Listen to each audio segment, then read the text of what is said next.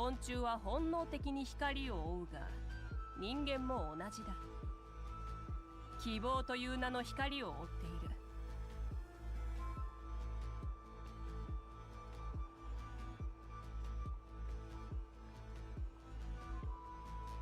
探索に挑戦。冒険者の Hey, what's up, Sleepy? How's it going, man?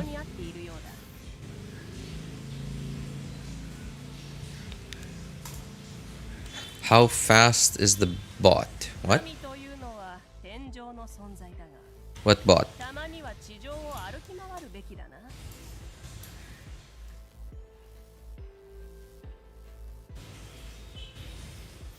Got the Discord notification before the YouTube one.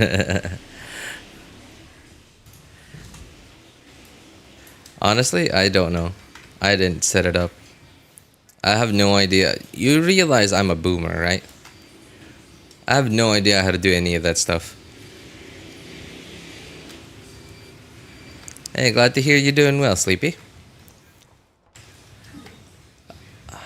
I gotta say, I'm feeling anxious already that I haven't done any of the things that I'm supposed to be doing.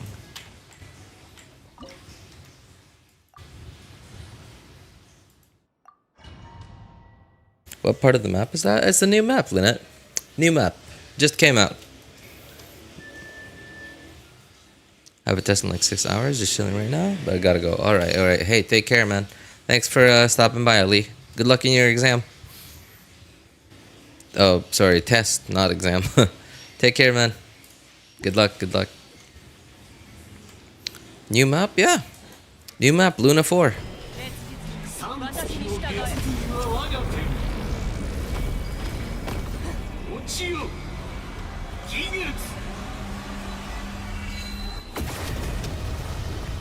I had no idea there was another part of the map. Have you not done any of the new stuff?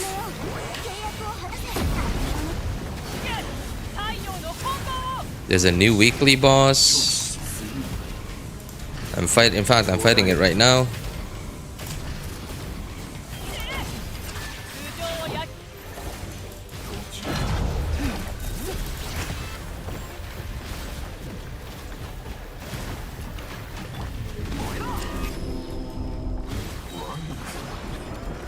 Oh, come on. There.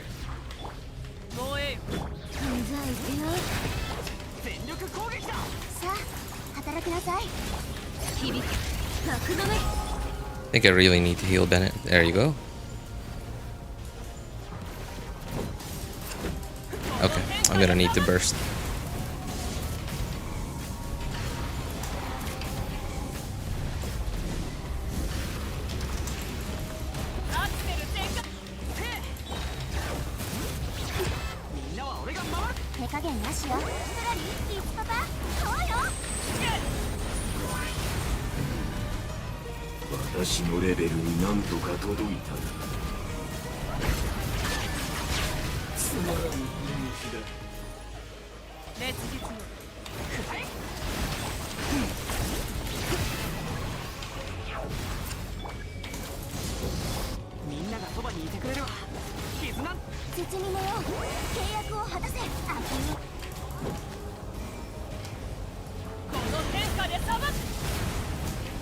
You know, I'm still kind of vague on the mechanics of this new boss. All I know is that when those red things come out, I'm supposed to interact with them and fight those like frozen dudes.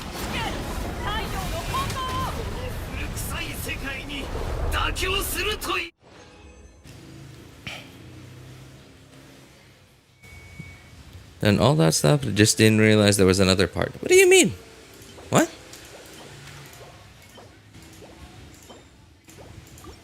What do you mean you've done... Oh, wait.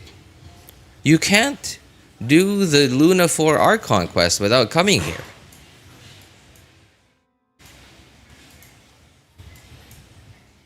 The Luna 4 Archon quest starts... Well, it starts here in town, but then they ask you to go all the way here. Well, actually, you know what? I'm an idiot. I just I played this on stream when when the patch came out last week, and I walked all the way there. And then later that day, or I think it was the next day. The next day, I played the Art Conquest again on my friend's account and on my other account. And apparently, I don't know how I did it, but they just teleported me here. And I was just standing right here in front of this teleporter.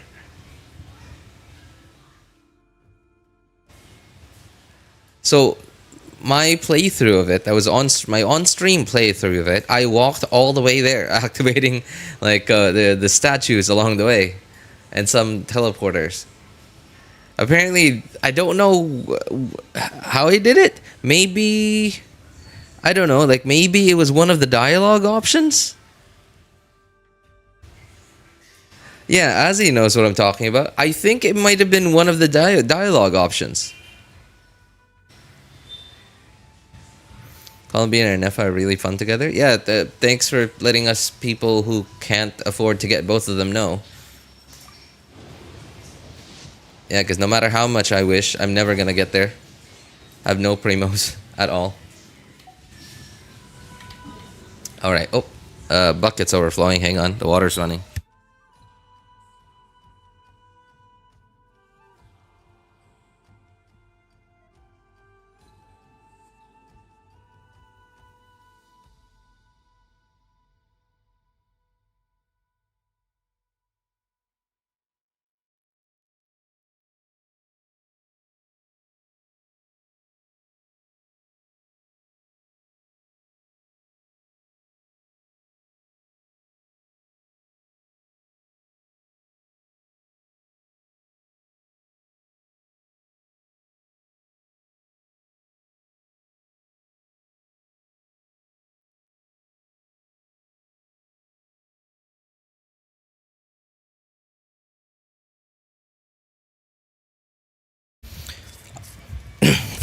Yeah, anyway, I have no idea what I did to not get teleported there. I don't know. I really, really don't know.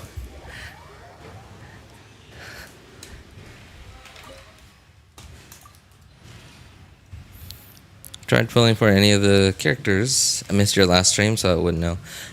Yeah, I did. Wasn't much of a try, though. Wasn't much of a try. Didn't have any primos.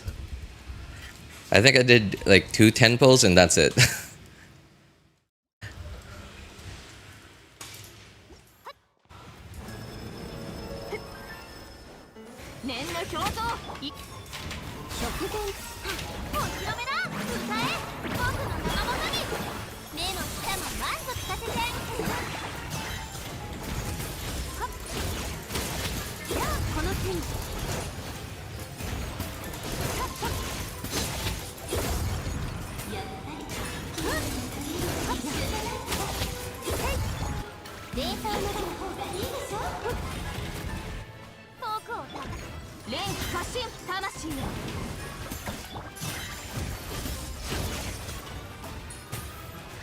I don't think I needed to use Skirk's skill there.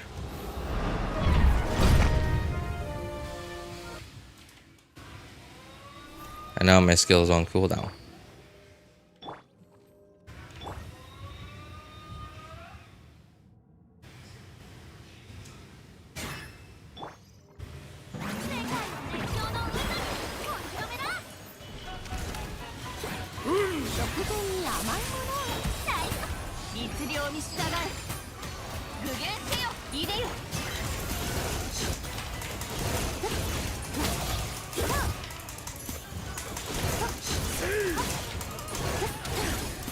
Oops.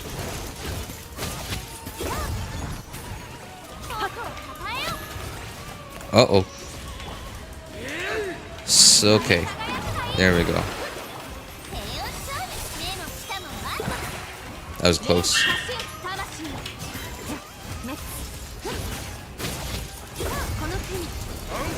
Wow, that was fast. Usually the king takes a second to react to to the queen going down. This time you just reacted like instantly.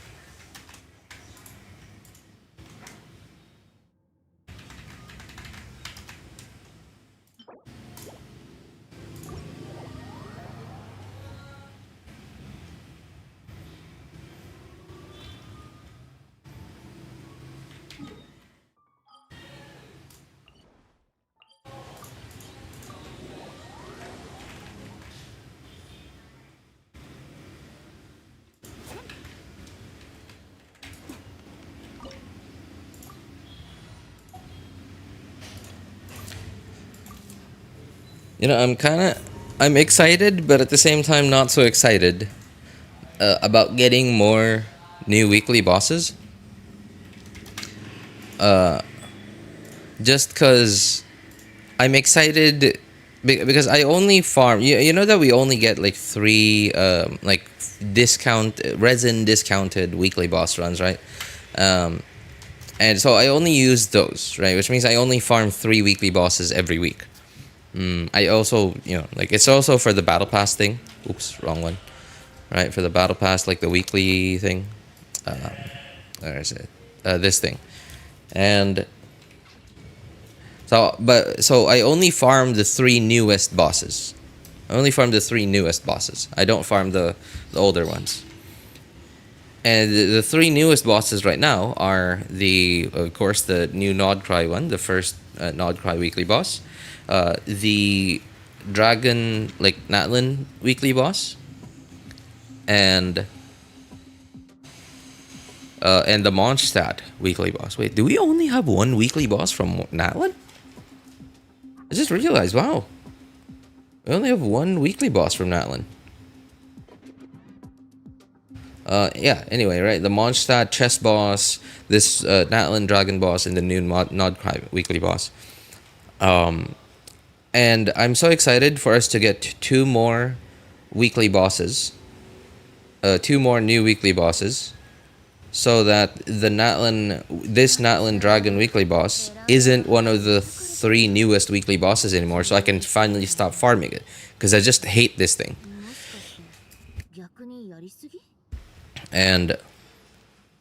But at the same time, I'm nervous because what if the new weekly bosses are worse than this thing?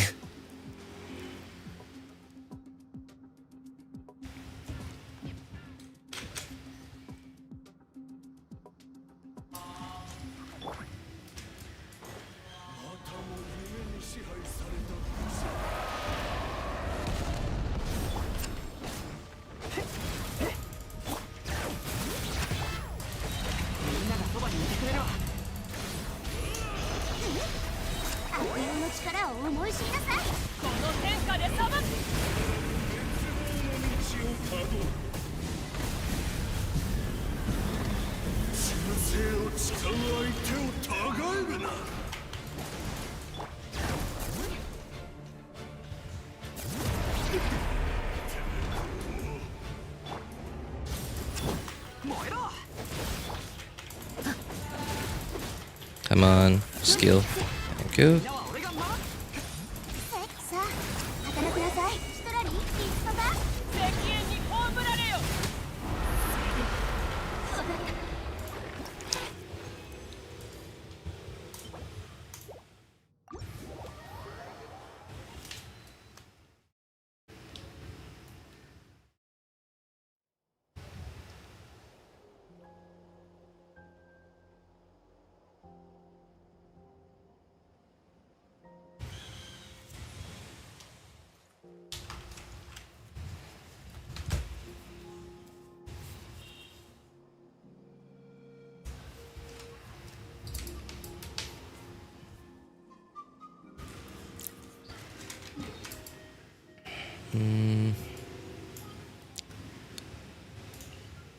Okay, yep. Alright, I guess that's for dailies and weeklies on this account.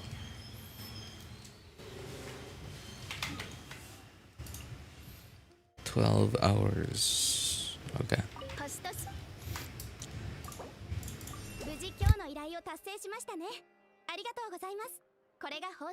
Is there another Archon quest before the one you where you defeated Dottore?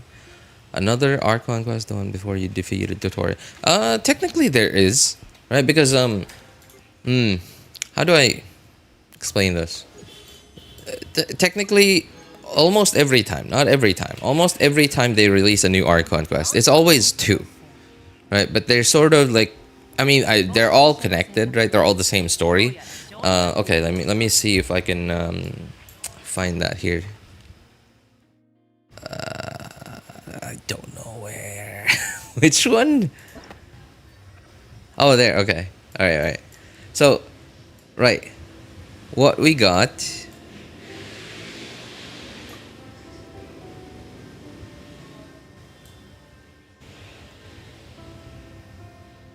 Wait, what? Wasn't it 2?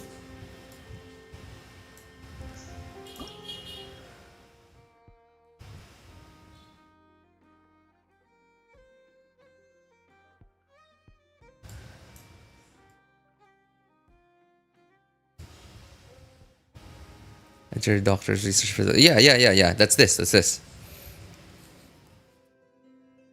Yeah. So these 2 are the newest ones. So technically, most of the time when they release an Archon quest, technically it's 2 Archon quests. It's 2 acts. So in Luna 4, we got Act 7 and Act 8.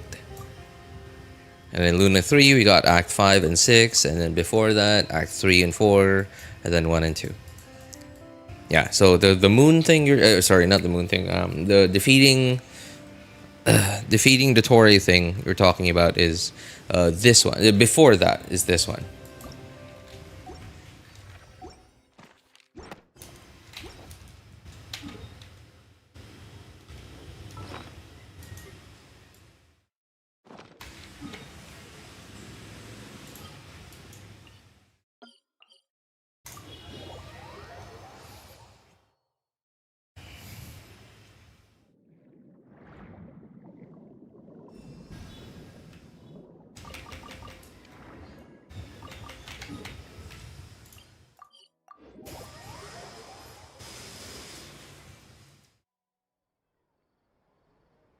Did Catherine just clap when you did your idol as Mawika and not cry?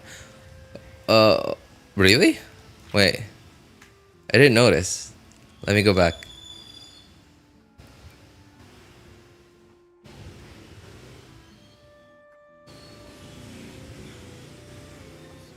Did I even...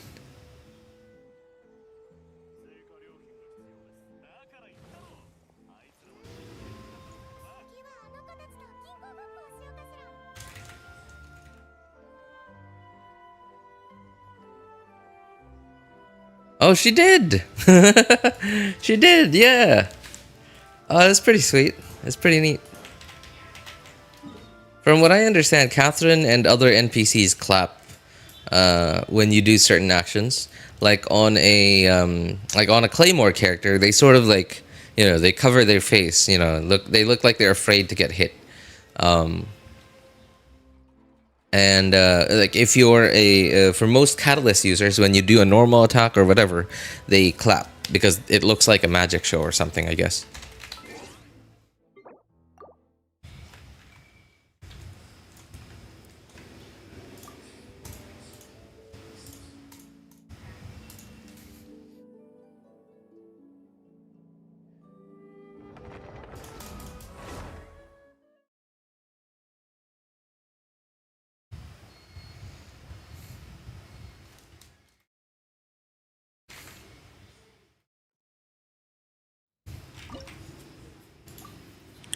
Wow, resin's almost capped.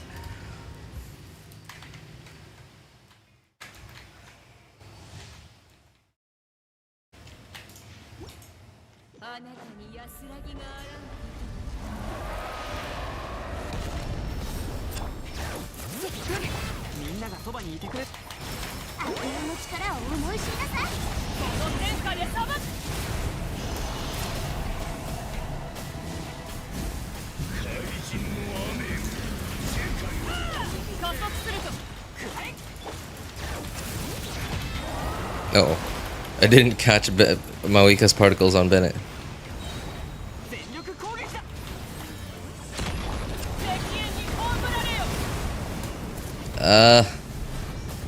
Come on. There we go. Good. Oh, that was smooth. Hey, what's up, Collie? How's it going, man?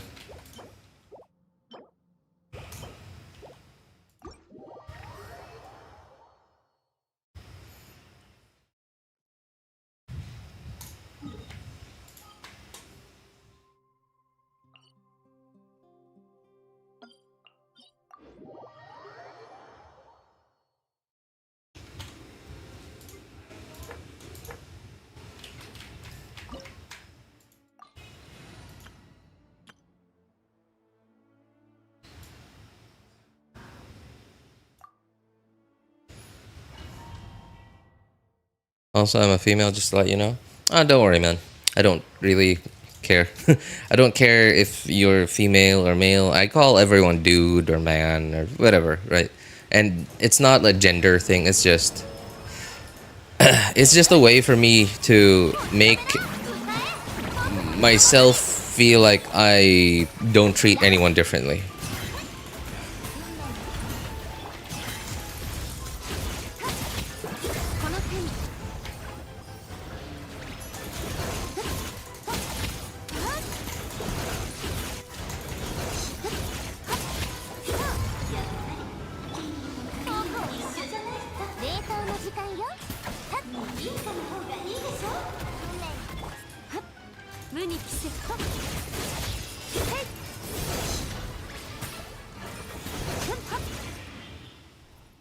Yeah. Anyway, how's it going, man? How are you enjoying the Luna 4 stuff? Luna 4 Art Conquest, new map, the new characters. You got any of them? I don't know if you already had Ineffa.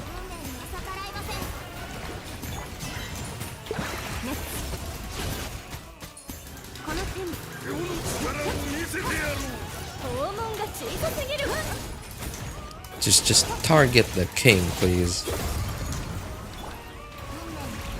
You know, this is one of the things that I don't like about this weekly boss is because there are two of them. Auto-targeting just doesn't know who to lock onto.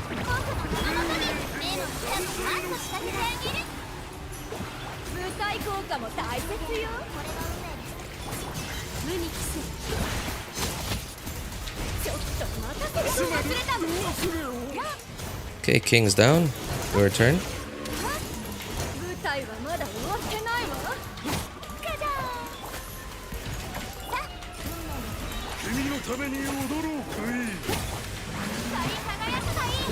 Can't believe it. I'm gonna have to burst again.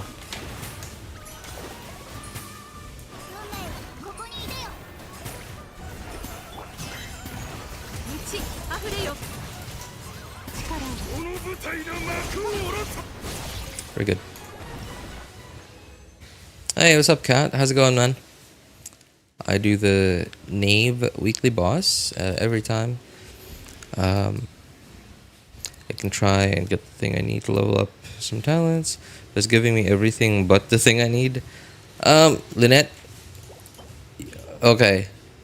Earlier, you said you didn't even...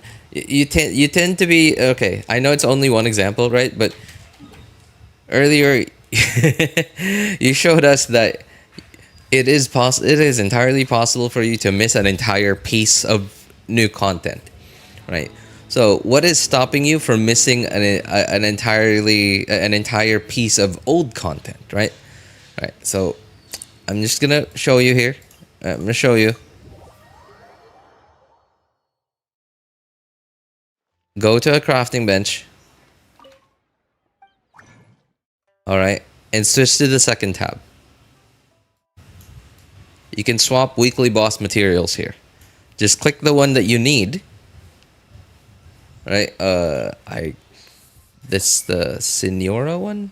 No, yeah. That's Senora. Okay, here. Right? If you need this thing, just click it, and then pick whichever the other weekly boss materials from that same weekly boss you have the most of, or you want to swap to the one you want,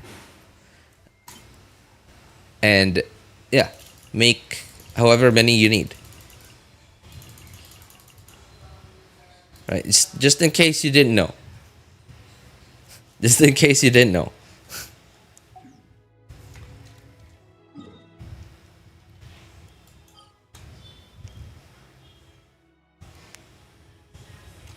Just came to check in, but I'm fine. Hey, good. Glad to hear that, man. Got Columbina. Oh, really? Nice. Congrats, man.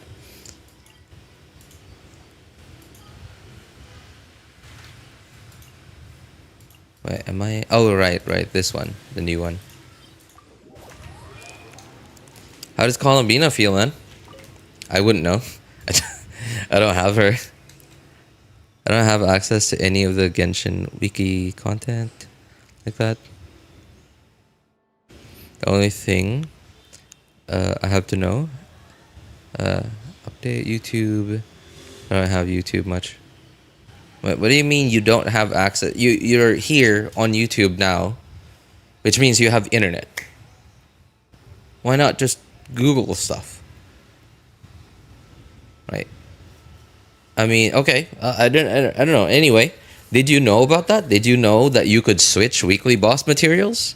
You could no, not switch. What's the word I'm looking for? You can trade weekly boss materials from one type to another.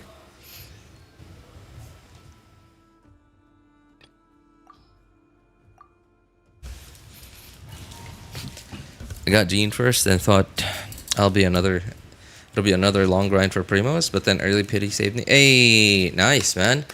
I lost pity, or sorry, I lost 50-50 on my second account too. No more Primos. The only thing that's gonna save me is getting an early Columbina. Yeah, getting my 5-star early. I'm on guaranteed right now, but still really low pity and really low on Primo gems. So I don't know. Early 5-star doesn't happen for me very often, so I'm not hopeful. I'm not expecting. On this account, I'm getting close, I believe, to soft pity, but I am on 50-50. Oh no. Apparently not. Apparently not close to soft pity at all. Oh wait, this is the second account. Okay, I forgot. This is my second account.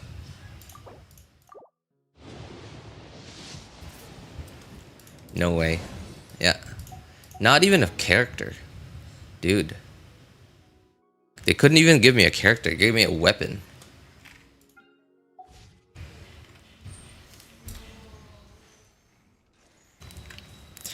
I lost 50-50 on Columbina. Should I keep wishing or wait for a rerun? Well, a slick... okay. That depends on a lot of things. Waiting for a rerun isn't that bad, especially because Columbina is sort of the Archon-ish. I say ish because she's not an Archon, right? But she is the Archon figure. She is sort of the deity of Nodcry. So all the Archons in the past have all had a rerun, 2 patches, right after their initial release.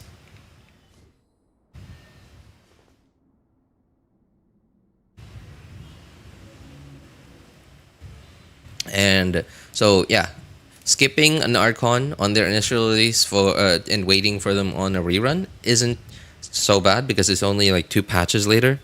The problem is if when they rerun together with another character that you really want.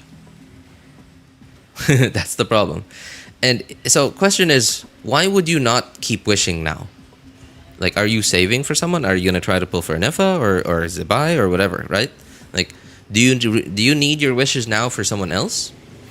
If you don't, then you might as well keep wishing. Might as well have Columbina and get that over with.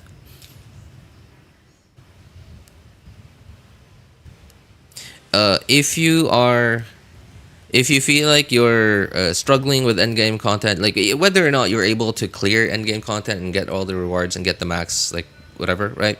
max endgame, but you just want it to be easier, Columbina is going to be the way to go, because all the endgame content now is going to be shilling for, it's going to make you feel bad for not having for not doing like the lunar reaction stuff. And Columbina is how you reach the max potential of lunar reactions. So are you in that situation where you feel awful because the end game content is making it really annoying and difficult to do without having Columbina? If yes, and you're not, you're not using your wishes on anyone else, you might as well keep pulling for Columbina, because now at least you can see the banners. You know what 5 stars are going to be here, right? Or here in Luna 4. If you know, then that means you can decide, do I want this? Do I want that character? Do I want Zibai? Do I want Neuvillette? Do I want Ineffa? If no, then okay, keep pulling for Columbina.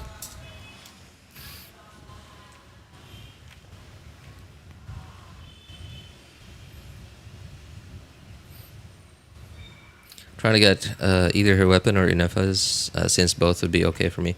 Yeah, the weapon banner, like both 5 stars on the weapon banner are actually not bad. Yeah, like wishing on this, I believe the 4 stars aren't great. Yeah, the 4 stars aren't good, but they're actually terrible. Yeah, the 4 stars are actually terrible, but the 5 stars are pretty good.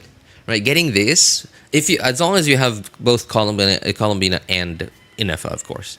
If you don't have either of them, the Fractured Halo is an okay static for many other polearm characters. It's also like the passive also works on other characters, not every polearm character, but a couple.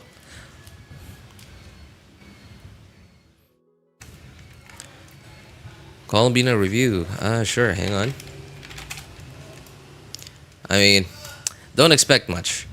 I'm not exactly a account reviewer. If I can see that you don't need help, then I'll just say, well, you know what you're doing. All right, let's see. Columbina. Okay, whoa. Jade Cloth Blender. That's Baiju's weapon. Why would you put Baiju's weapon? Because the HP? Hang on. So what's the passive do again?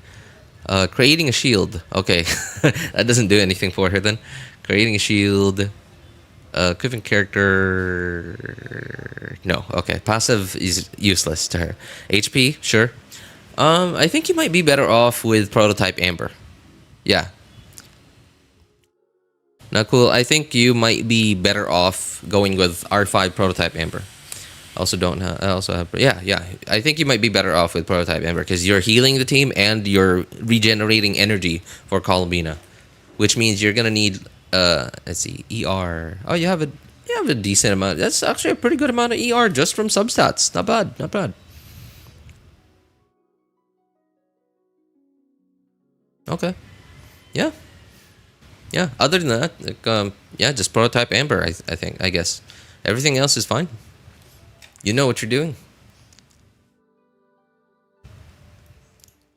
Is there any particular reason why we need to crown? I don't think Columbina needs any talents to be crowned, right? I haven't heard anyone mention anything about crowning Columbina's talents.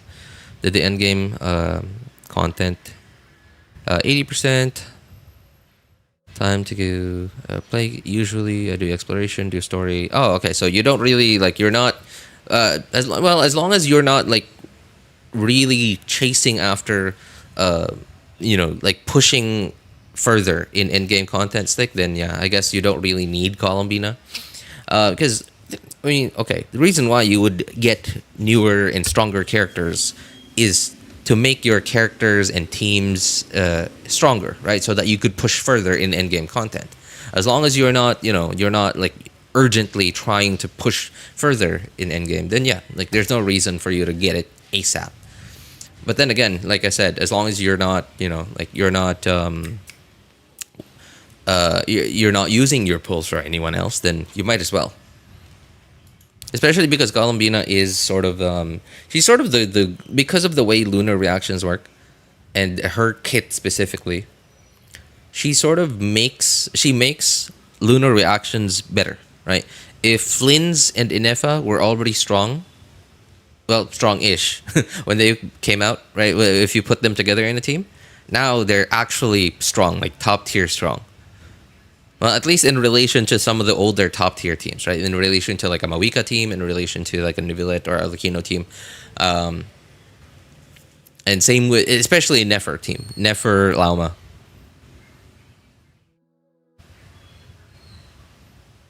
Every Archon except for Venti. Don't worry, man. You're not missing out on much. You're really not missing out on much by not having Venti.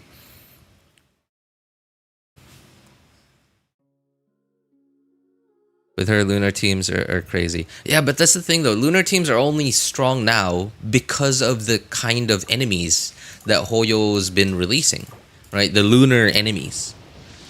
They're only strong now because of the lunar enemies. Other than the lunar enemies, they're whatever. Right? Like, okay, how? Yeah, I bet that once we leave Nodcry, we go to Snezhaya, wherever else we're going after Nodcry. Right? That place is gonna have its own gimmick. That place is gonna have its own gimmick, and all the lunar stuff is not gonna feel as strong as it used to when that time comes. So lunar is only crazy now because it deals with the mechanics.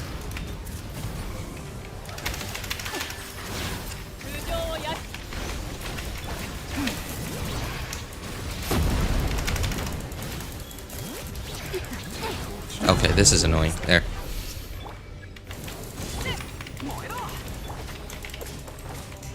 My skill isn't ready. There we go. Come on.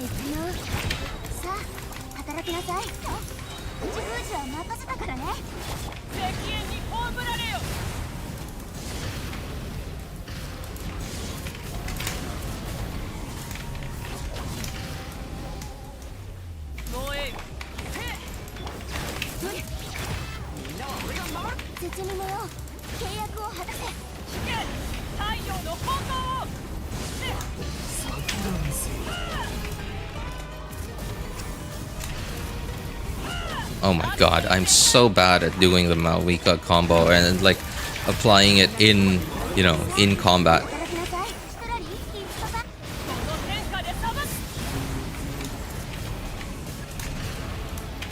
Okay, gonna have to go in here.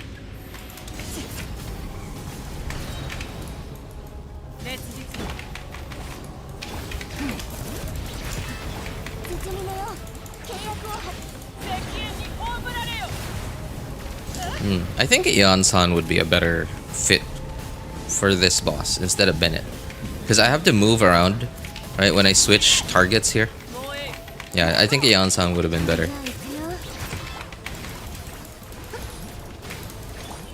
Come on. Don't make me have to use Mawika's burst here. Thank you. Oh, he's dead. Never mind. I thought I needed to... I didn't realize that did damage to him after defeating those things.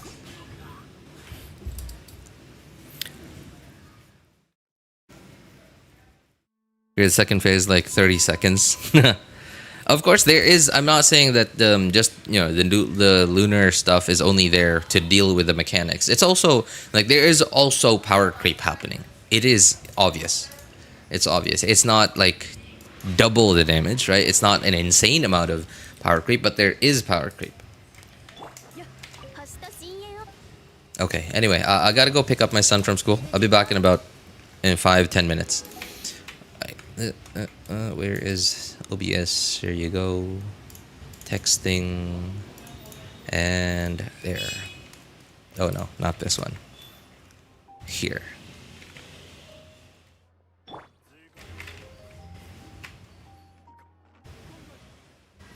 Okay, I'll be back in 5-10 minutes.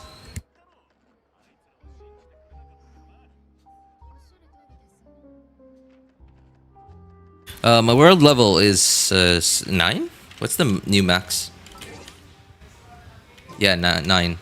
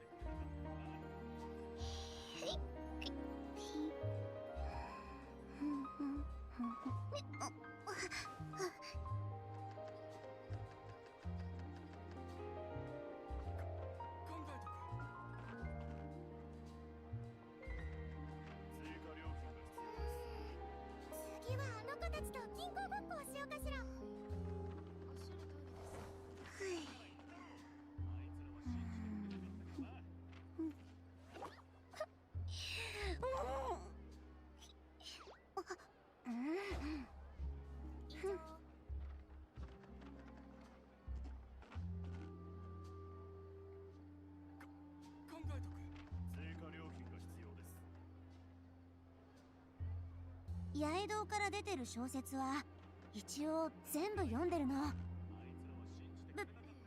別におかしくなんてないでしょ。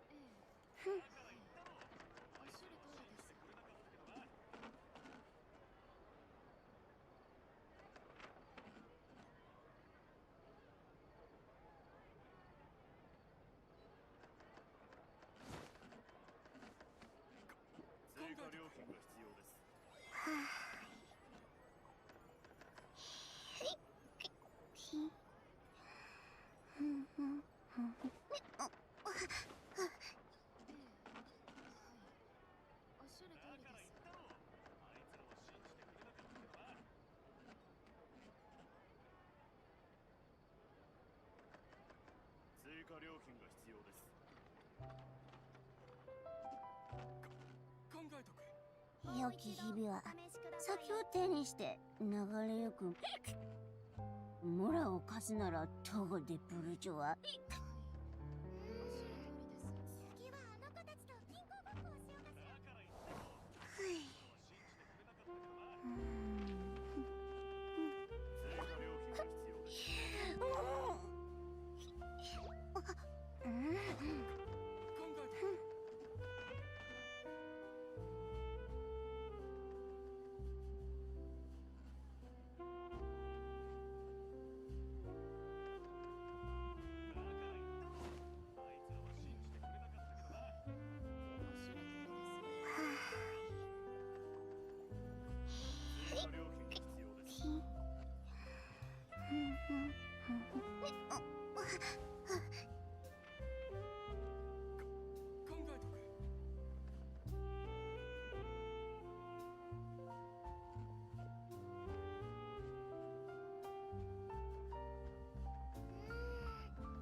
八重堂から出てる小説は一応全部読んでるの。別におかしくなんてないでしょ。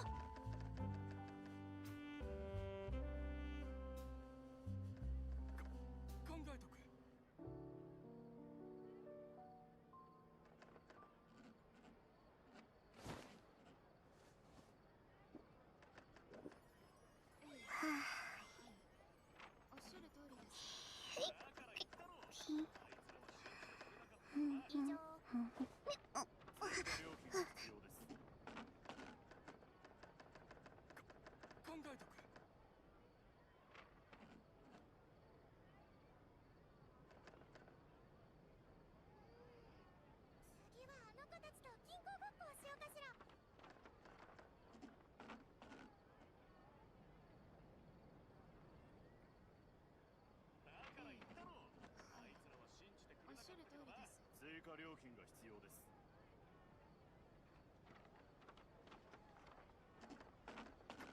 考えとく。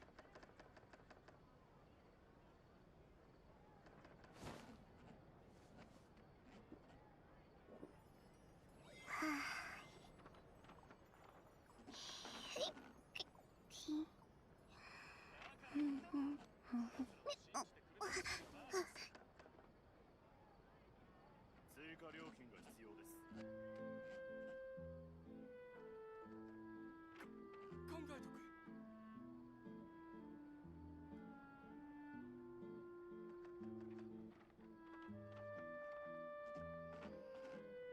次はあの子たちと銀行ごっこをしようかしら。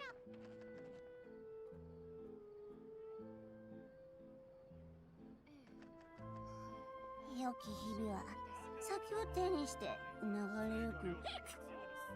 村を貸すなら徒歩でブルジョワ。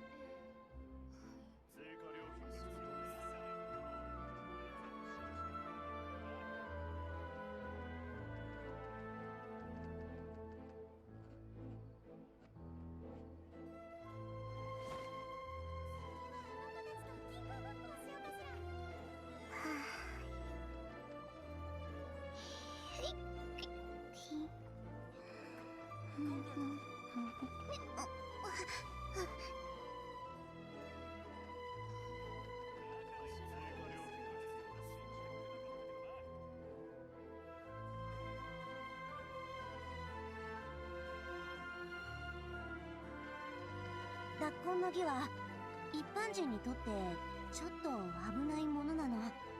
だからあんまり興味を持たないようにね。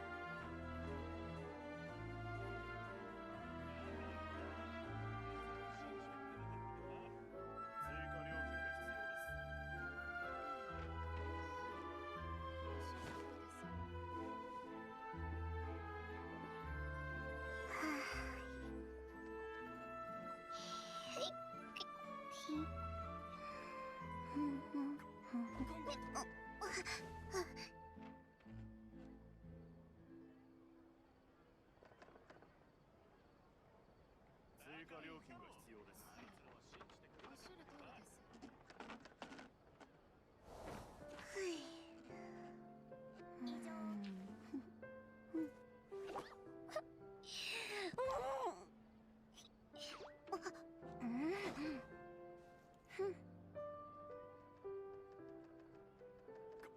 考えとく。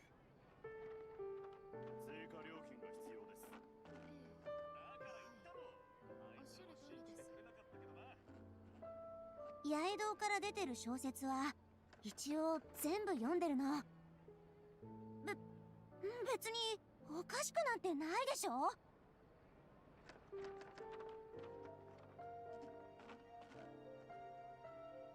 追加料金が必要です。考えとく。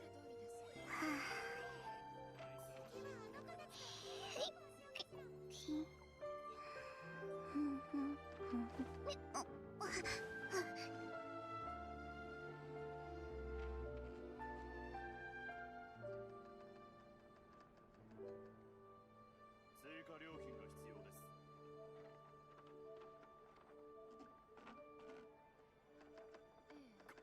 考えとく。おっしゃる通りです。良き日々は先を手にして流れゆく。村を貸すならトゴでプルジョは。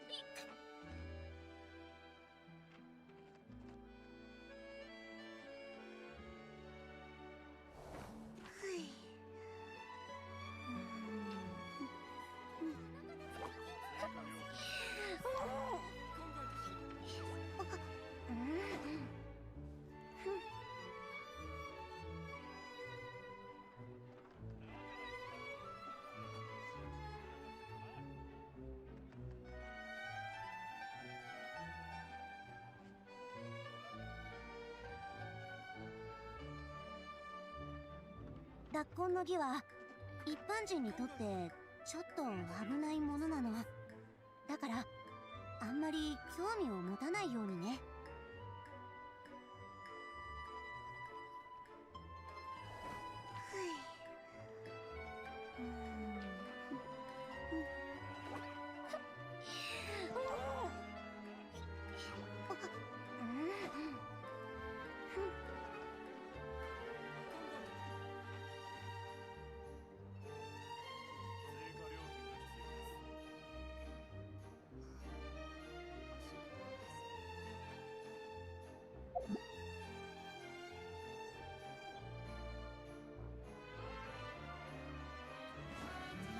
Hey, what's up, guys?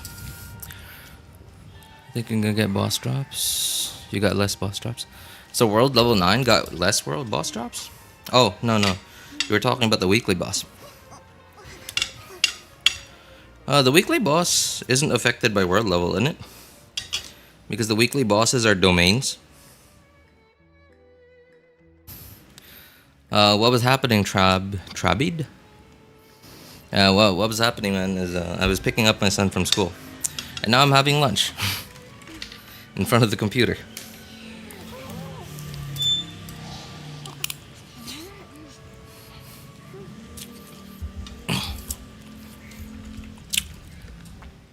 In about 20 minutes, I gotta take my son back to school.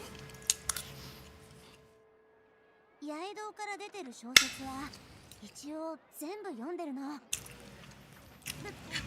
別におかしくなんてないでしょ。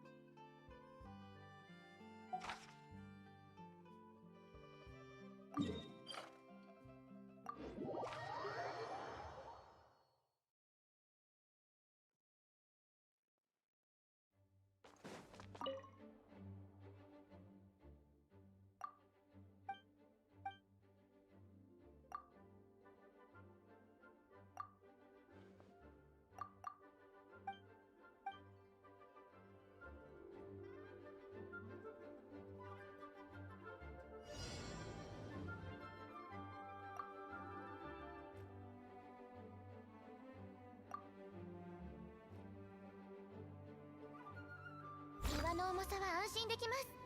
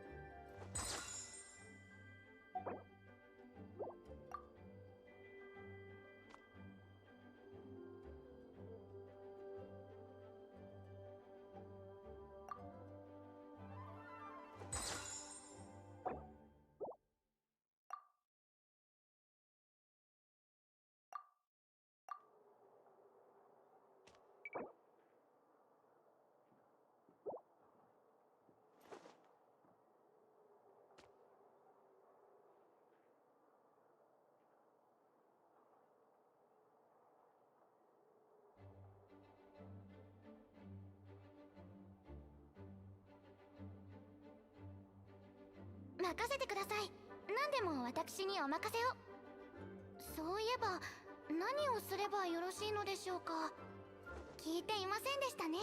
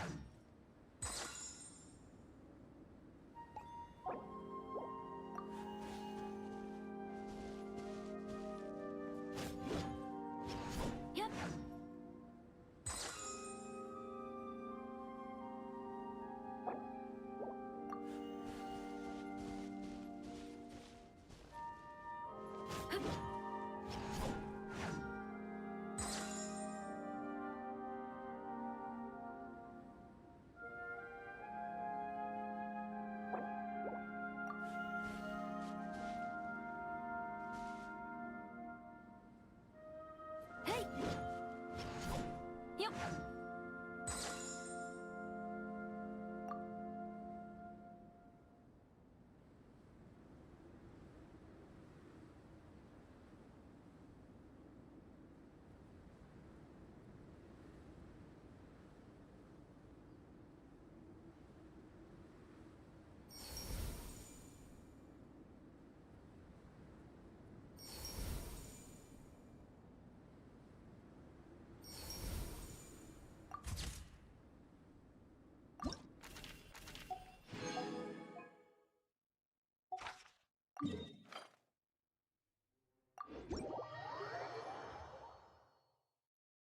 雲一つなし。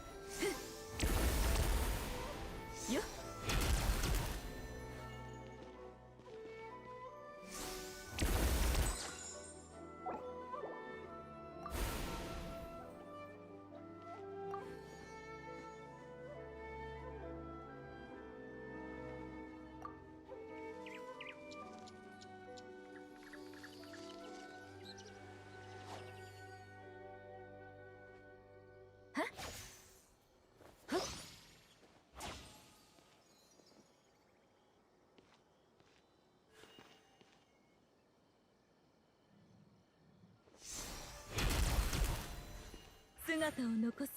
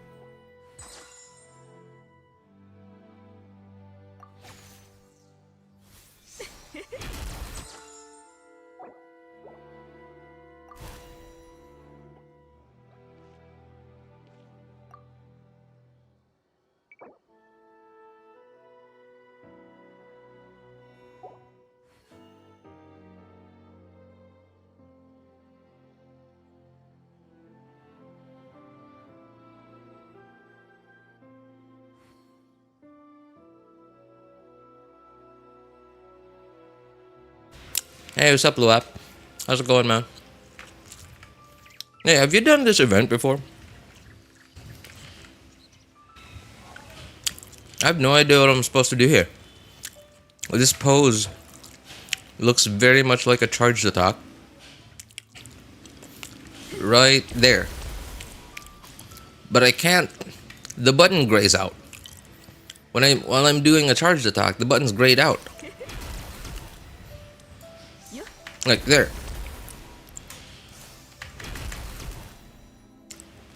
How are you supposed to do this? This is dumb.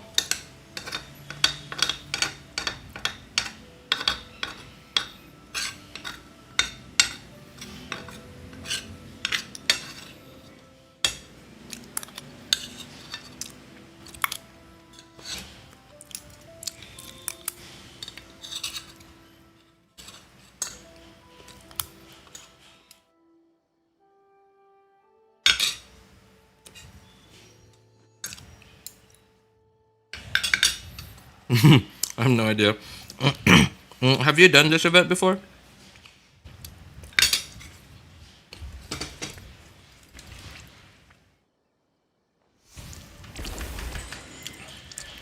Look, see, it's just... Wow.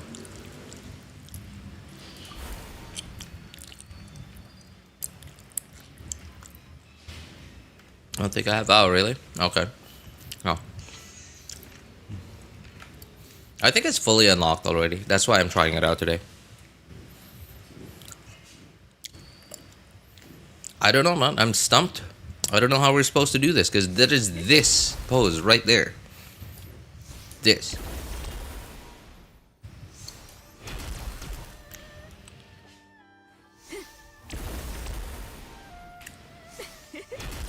But you can't, because the button's grayed out. Yeah, maybe it's a bug. I don't know. It's a stupid bug if you ask me.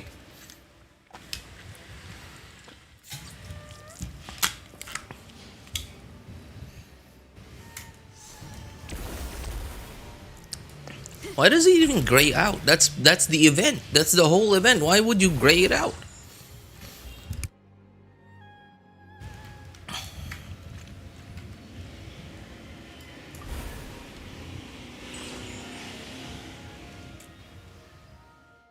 Oh, what? Oh, it's at the end. Okay. Oh, she does the same pose? Okay, let's try that again. Oh, look at her hand. Okay, it's a different... Oh, it's her right hand. Okay.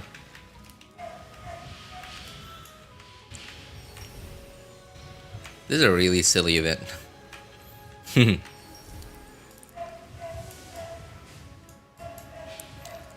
bet a lot of people would probably love it though.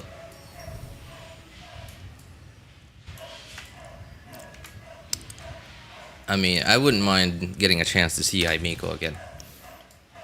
I'm still really sad that Yaimiko just isn't any good.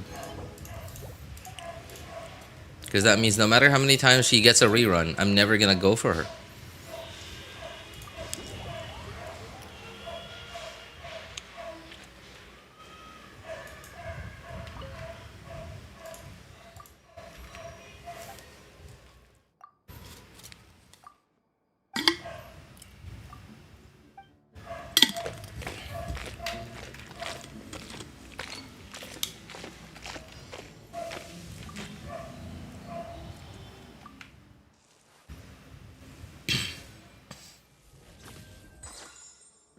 That was an easy one.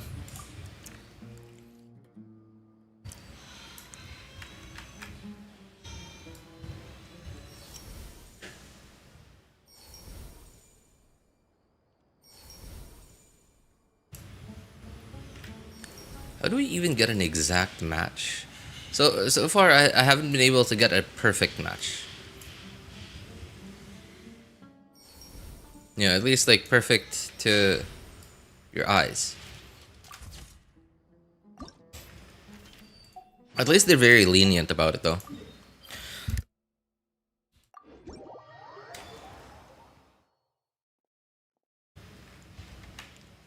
Oh, Nilu.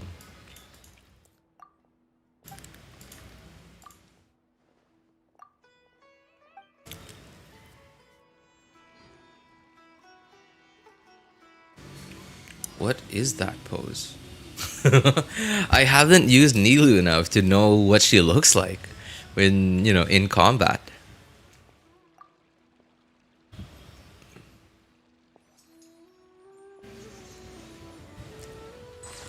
Is that it? No?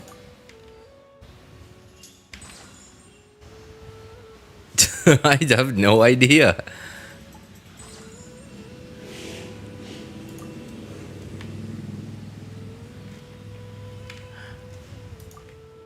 Charged attack? What? Oh, maybe that's why I had no idea what she looked like, because nobody ever uses her charged attack. Okay, which direction am I supposed to be in? Okay. Dude, they say this is the pose, but I'm not so sure.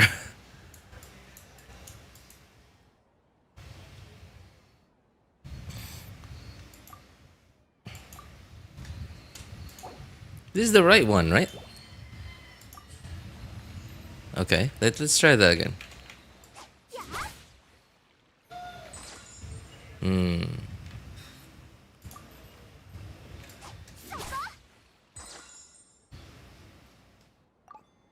Okay, they say this is the right pose, but I don't know.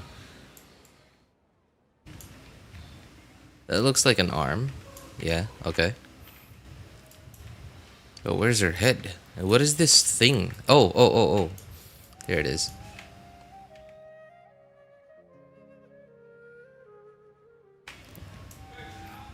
What the heck?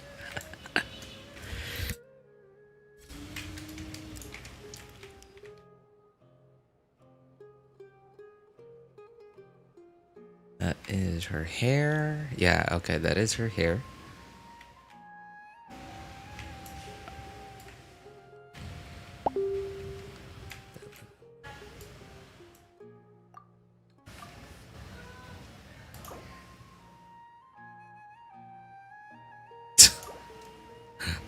So they're just willing to give it to me?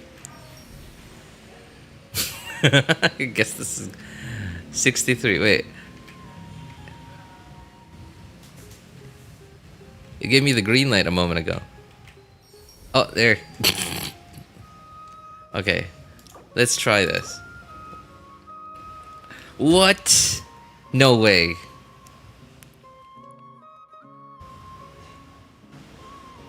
Okay. I'll take it. Whatever. That was a hard one.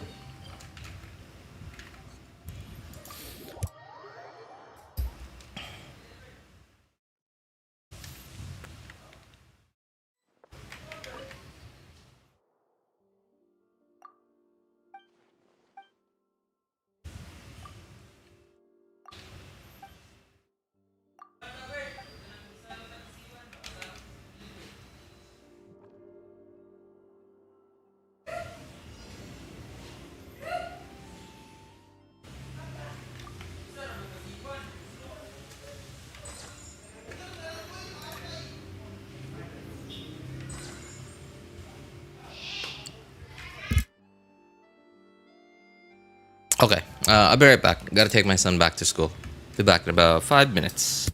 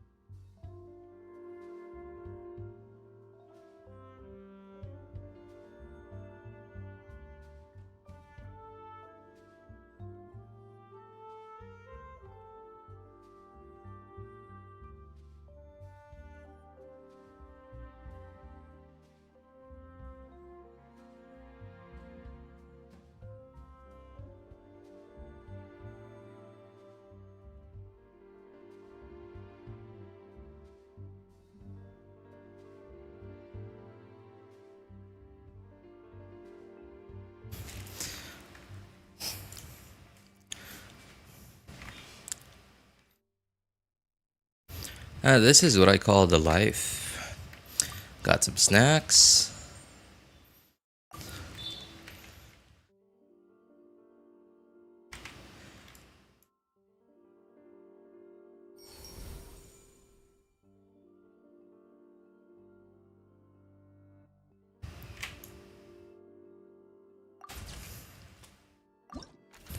Got some snacks, playing a game, got some Coke. What else could you want from life?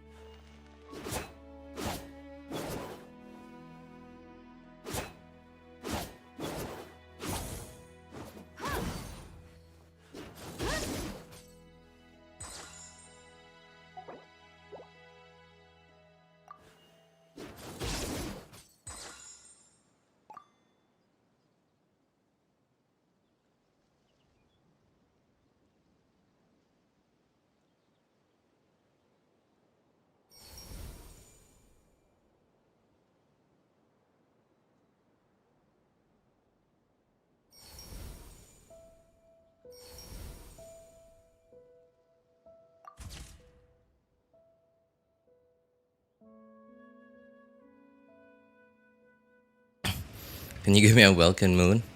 My dude, you're barking up the smallest tree you could be barking at, man. I'm sure you can see I'm like a tiny dude on YouTube. And I'm sure you can see how quiet my stream is, right?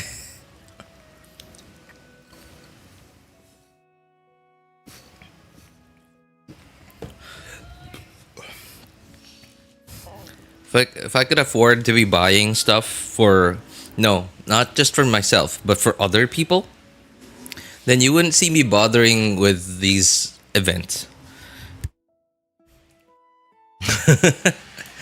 Oh, not fully unlocked yet. Okay, whatever. Guess that'll have to do. Yeah, I mean, like, I don't... Okay, I have to say, some of these events are fun. But when I don't have time, I wouldn't bother with them. If I could just afford to buy what I wanted. Like, let alone buy for other people.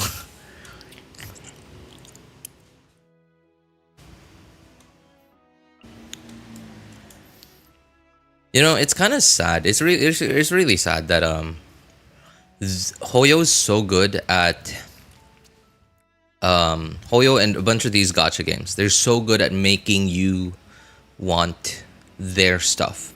Right? It's not even It's not even stuff that's necessary, right? It's not like food.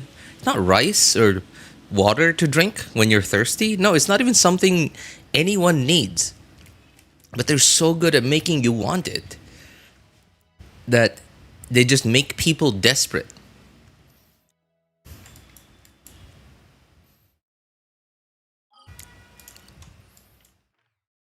It's really sad how how these companies are able to do that to people. And it's not even for something that they need.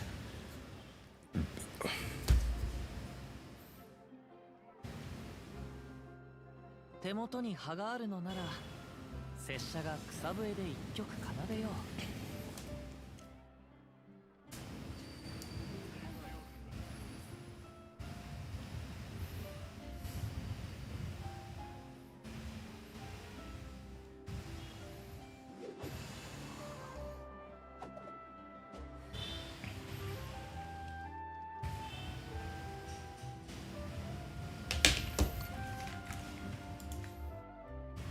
Hey Luap, do you know what Bing Bing is? It's a chocolate bar. Really cheap chocolate bar, but very good. Especially for its price.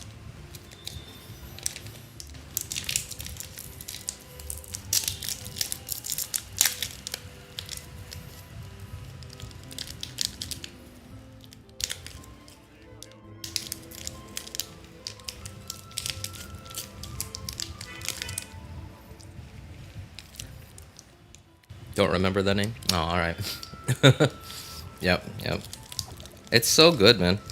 Chocolate is one of those things where, like, to me at least, it just doesn't make sense to spend more to get better. Because, like, chocolate is chocolate. Like, sure, there's different qualities of chocolate, right? But then, the floor, the floor in terms of its quality is just so low that no matter how low you go, it's really hard to reach that point where you go below the floor of what is an acceptable chocolate.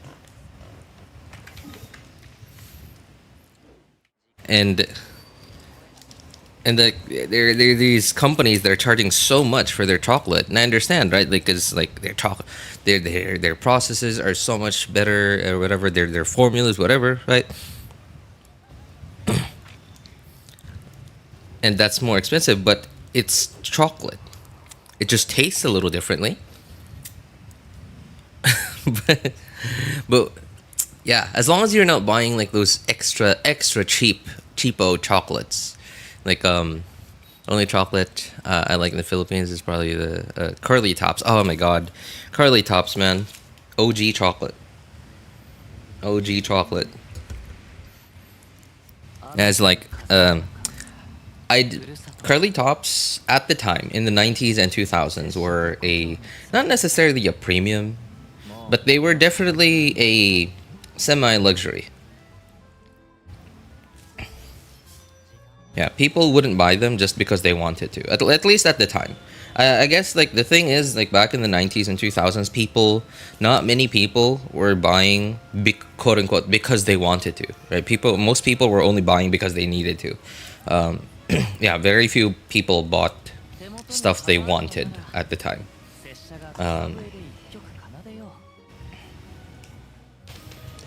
Yeah, so I didn't get to eat it very often, but whenever I did, man, that made my whole month. Like, my whole month was made just when my mom decided to buy me a box of it.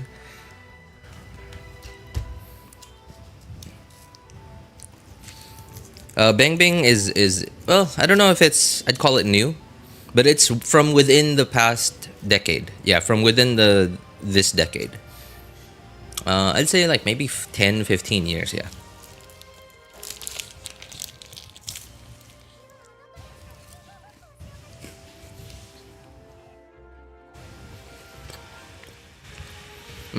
How about Choco Mucho, Luap?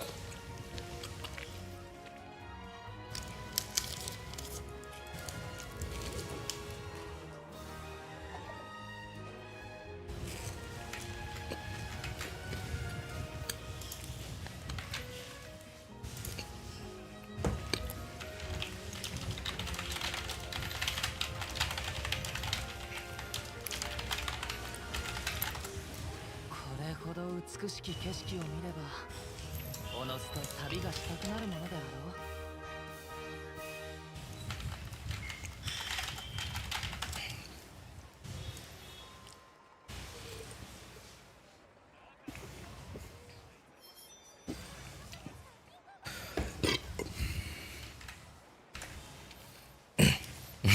It's fine, I guess. I mean, it's fine for the price. Bing Bing is sort of like a competitor to Choco Mucho. It's a little bit smaller, but it also tastes like, obviously the chocolate is a bit different. Right, where Choco Mucho has like crisps inside. Well, I guess Bing Bing also has crisps, but I think Bing Bing doesn't have caramel inside.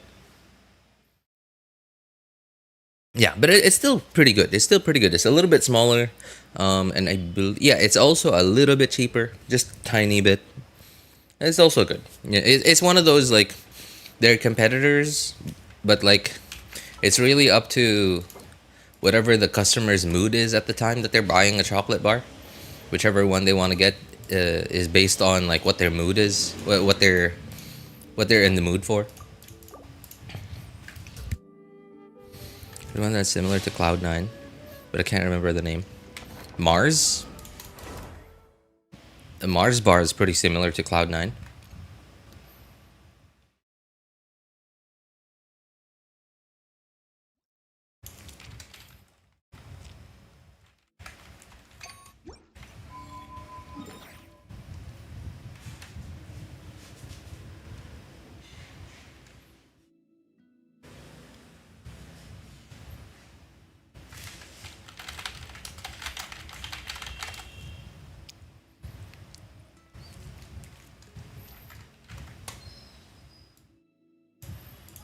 What day is it? Tuesday. Yep.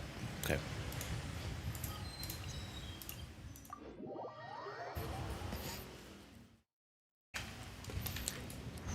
Yeah, other than Mars, then I can't think of anything else. Although Mars isn't like Filipino. It isn't from the Philippines. I believe it's also imported. I think Mars is American. I'm not sure.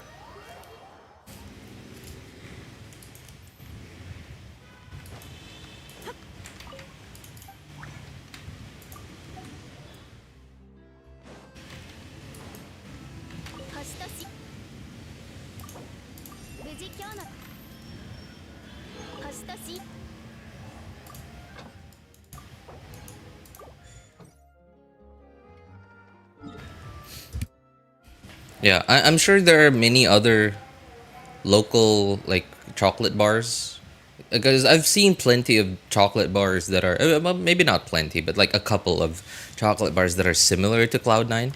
But I just like I've only ever seen them once or twice, and so that's why I guess I don't remember what they're called.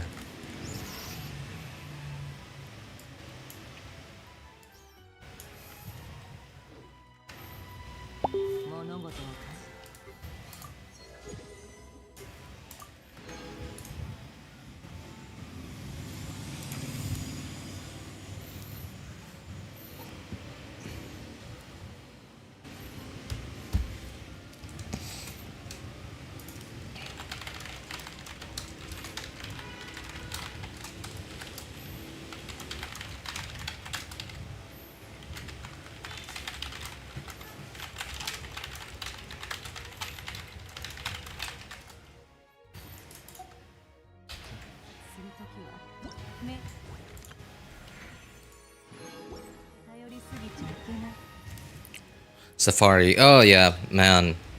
Dude, there was like a solid like 15 or 20 years that I did not see Safari anywhere. Of course, I wasn't looking for it, but like I didn't see it in stores. I didn't see it in Sari Sari stores.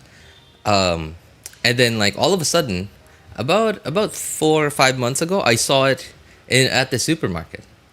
I was like, "What? Yo, Safari's still around?" I was so happy that they're still around because dude, Safari is actually a big part of my childhood. It's so good. They're so good.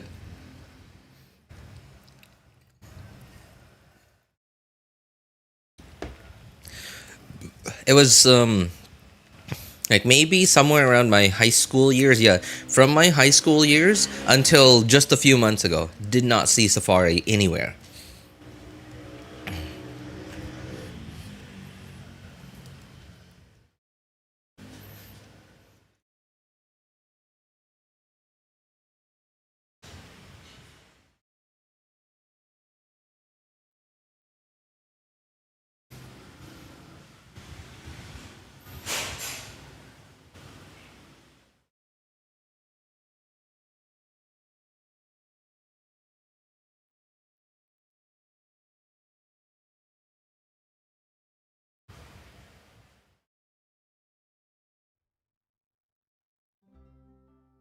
Luap, I'm sorry, I forgot by the way. Where are you?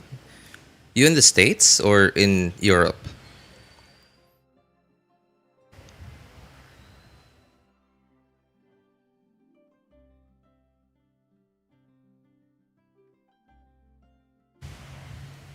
Europe. Oh, okay, okay. Uh, are I remember what? Why did I find those websites? About a year ago, I I found out about these like websites, and I'm pretty sure they were only like they only sold to the U.S. There were these like Filipino websites to be able to buy Filipino goods, right? Like products from the Philippines, like piatos or oh dude, Maggi, like noodles, instant noodles, pancit canton.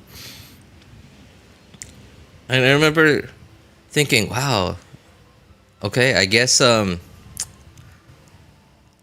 supermarkets and stuff don't sell those goods on their own because there isn't enough of a market in enough of a Filipino market in the US, but there's enough of a market for these like independent like websites or services to do it, but just not at a very large scale.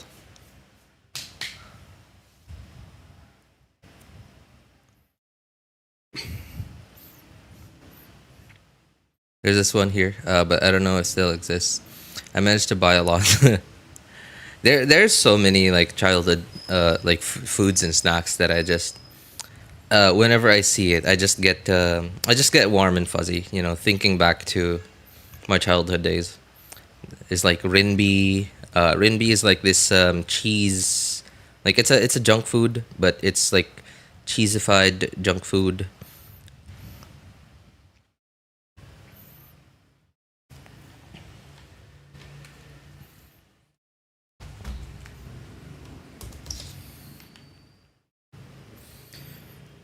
What else is there?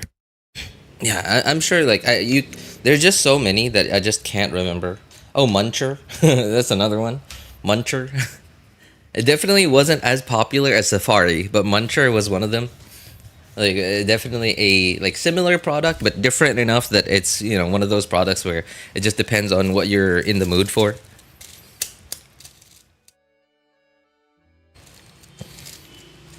It is a little sad, by the way, that here in the Philippines there are so many of these like traditional Filipino snacks that are getting really hard to find, and not just snacks, but like traditional Filipino goods that are getting harder to find because in the 90s and 2000s, like the people and the families and farmers and whatever that were like producing these, there were a lot more of them, but there were a lot more of them, and they were earning like enough. They were earning enough to give their families to give their families a life. Yeah, definitely not like middle class, whatever. Just a life, right? Just not starving.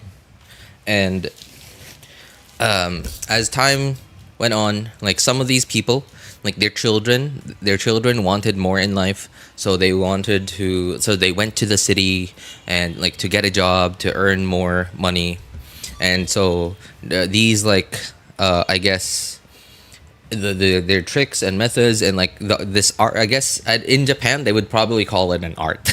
But here in the Philippines, the tradition, here we call it a tradition. I guess in the Philippines it's always tradition. In Japan they call it an art. um, in the Philippines there's no one to pass it on to anymore because Yeah, it just doesn't earn enough anymore. Like for example, so here in my part of the country, there's some we call, so suka is the Filipino word for vinegar, right? And there's a type of vinegar that we call tuba, which from what I understand, it's is it coconut or coconut? Yeah, it's coconut sap. It's coconut tree sap, but then like they turn it into a vinegar, and it is so good. It's man, it is so good. But then there's no store anywhere that you can just walk into and buy from. Like you have to you have to know a guy who is like directly like making it, or you get lucky that some, I don't know, like some salesman, or not just salesman, but like some farmer from the countryside decides to come down to the city and sell whatever he made. I don't. There is this. Last Friday, me and the family, we bought like a half. Was it a quarter? I think it was a quarter. Yeah, a quarter kilo of lechon, like lechon pig. Lechon pig. Lechon is the Filipino word for roast. Is it I guess it's roasted. Yeah.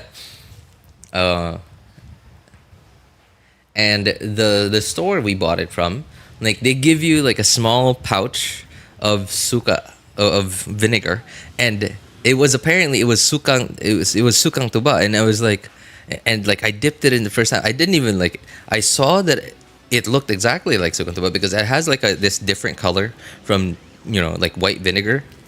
So it was obviously, but it didn't come to mind until like I finally like dipped the lechon in it and like took a bite, and I was like, oh, this is sukang tuba, and I was like, oh, I was so happy, and I talked to my wife about it. I asked her like, there's nowhere anywhere here that sells this anymore, right? Yeah.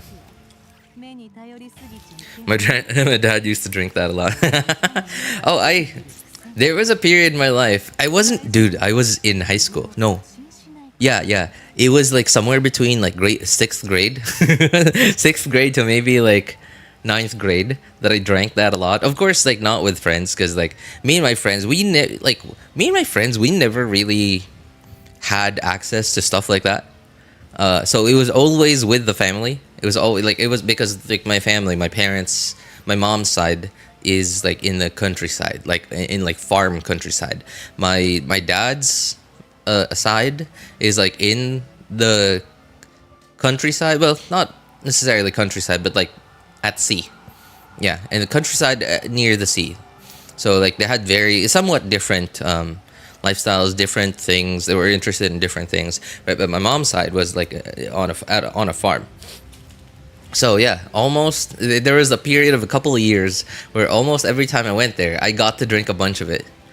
And I remember being really surprised that it was so easy to tell when tuba was fresh, like really, really fresh, versus if it's already been like a couple of days old. And like really fresh one is so good.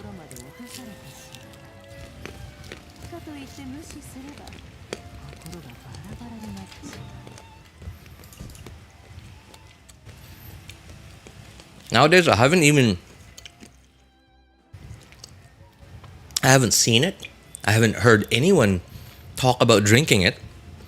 Nowadays, the only time I ever get to interact with tuba is just joking about it. Just people joking about it.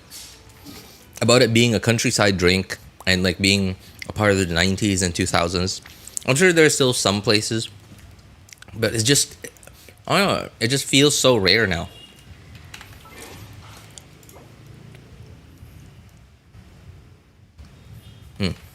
Wait, I might have forgotten my friend's account's teapot stuff yesterday.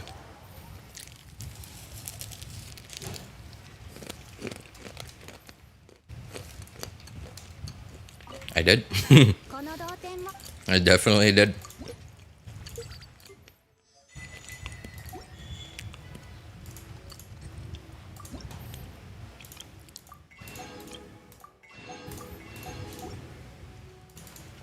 同点につ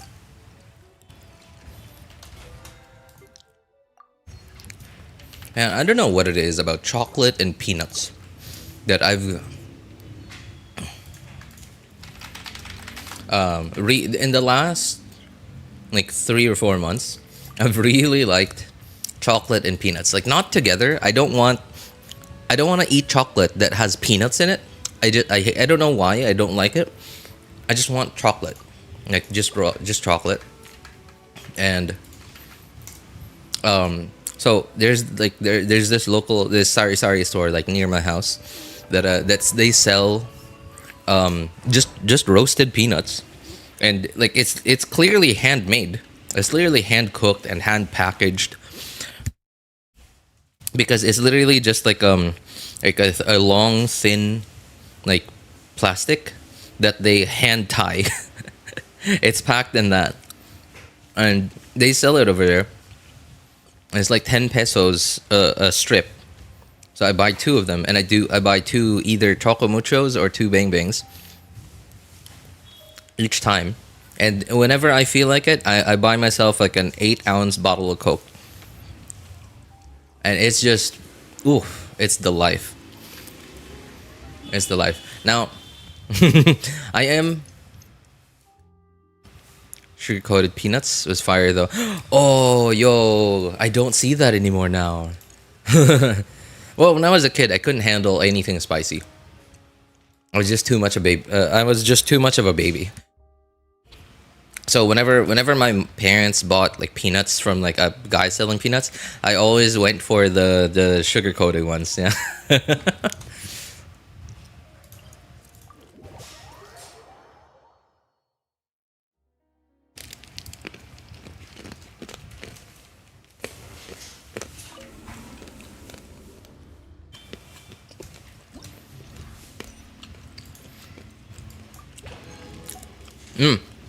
And sometimes getting on a bus. Yeah, getting on a bus. You can buy peanuts. They just the people selling peanuts and other stuff. They just reach for it. They just like they just reach for it. They have like these like small baskets with all the stuff that they're selling. They put it up to your face near the window, and then they say like, "Oh, I want this one. How many this and that?" And then like you just pay through the window.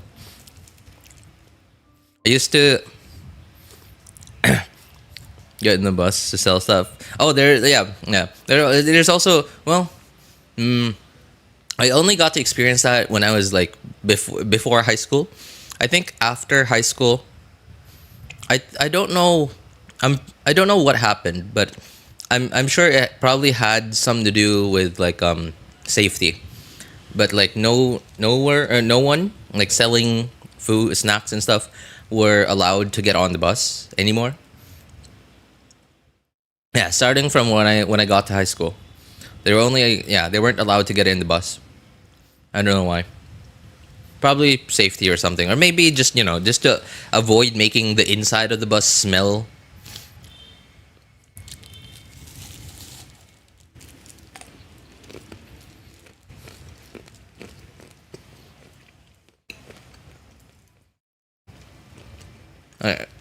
Especially because by the time I got to high school, there were more and more air-conditioned buses.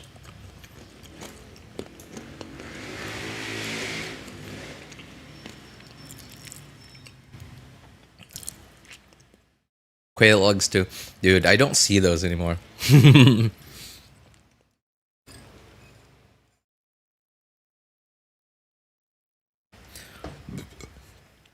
Yeah, I don't see those anymore. I don't see people selling them anymore. I still occasionally see them at the market, at the wet market.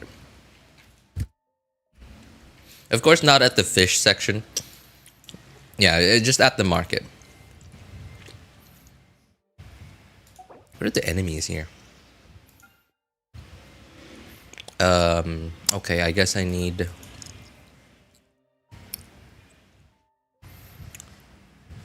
Yeah, sure. Okay. All right. So hydro, electro. Man, this sucks. I don't have Ineffa on this account.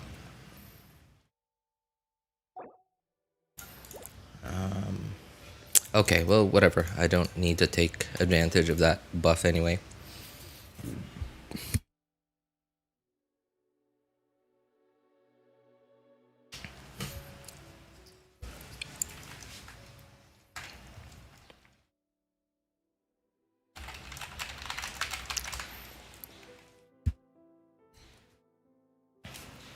Yeah, man. You know, I don't know why. I'm not that old. I'm not. I mean, I'm not young anymore, but I'm not that old. But the last, like, maybe 3 or 4 years, I've really found myself very often reminiscing about my childhood, and like my always every time my first like thought is always like, man, things were much simpler back then.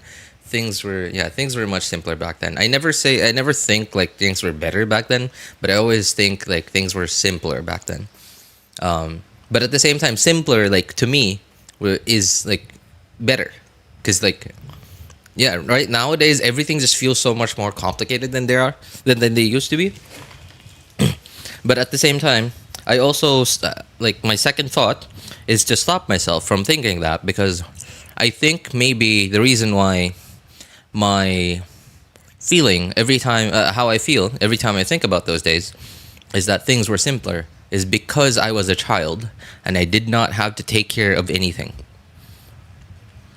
I didn't have to bother with bills. I didn't have to budget money. The only thing I ever thought about was what I wanted, telling my mom that I wanted it. And if I got it, great. If I didn't get it, okay. And when I woke up in the morning, breakfast was there. My uniform was already washed and pressed. When I came home for lunch, lunch was ready. When I came downstairs for dinner, dinner was ready. And I guess at some point, like, I got old enough to do dishes, but then other than that, I didn't have to do anything.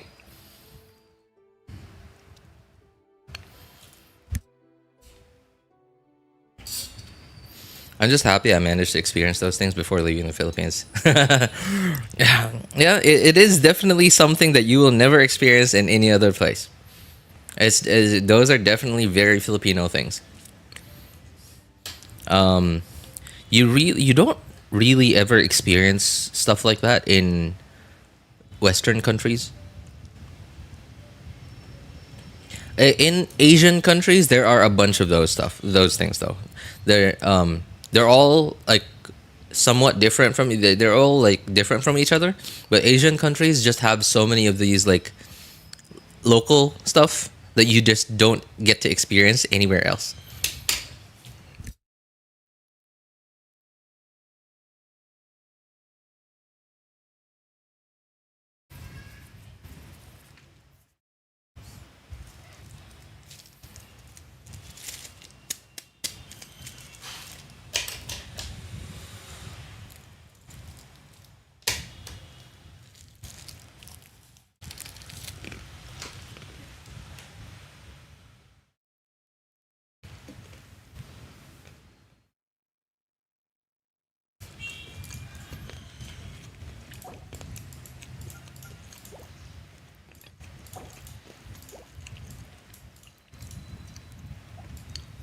Hmm.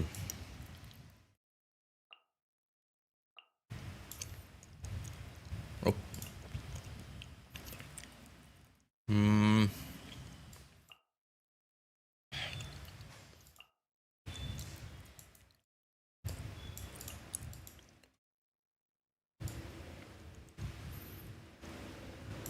There. Okay. Now, who should I use on the side? I guess Arlecchino will be fine.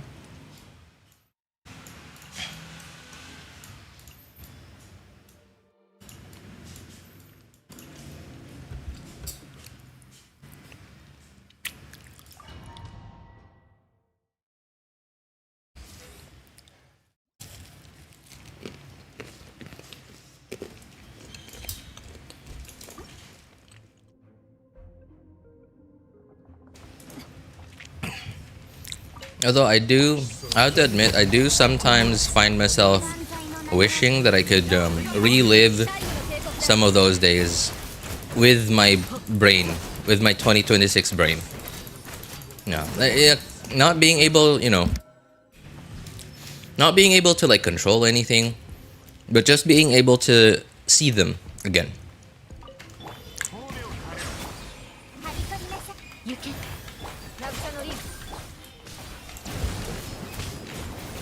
From my perspective at the time.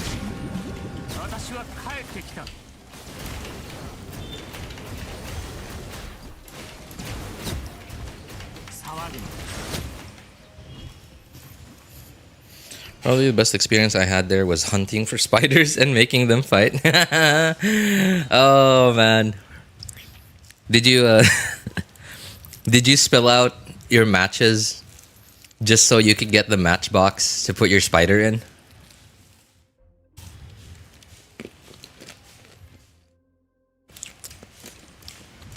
And just left them in the kitchen, like on the kitchen counter or something?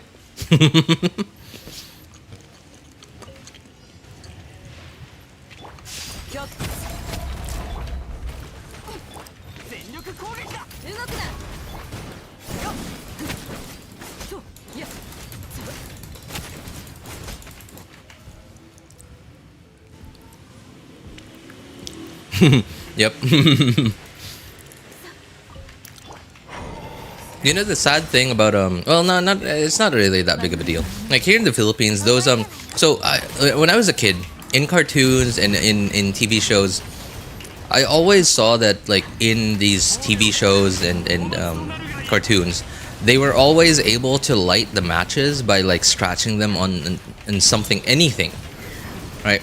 But I always wondered like why were our matches not like that? Why did we need to scratch them onto the box, right? Onto the matchbox. Why couldn't we just scratch them onto anything like the ones in the cartoons and TV shows? So before I took the matches, I always made sure that there was like one matchbox at home before I took one.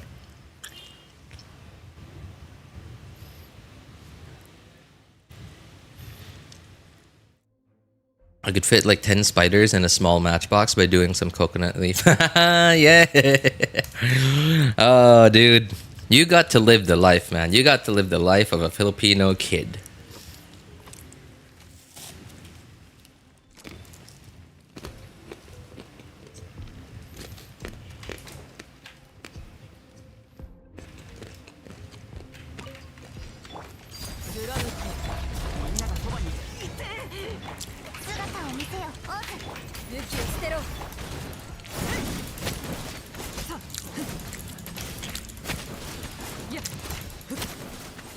At some point, I even got to make a ball using coconut leaf. That was pretty fun.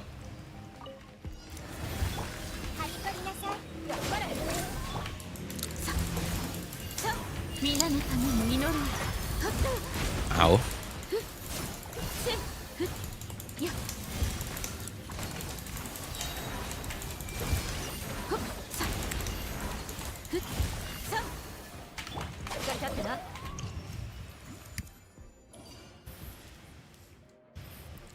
I'm just a little bit sad though that I never touched my own spiders. I didn't have that many.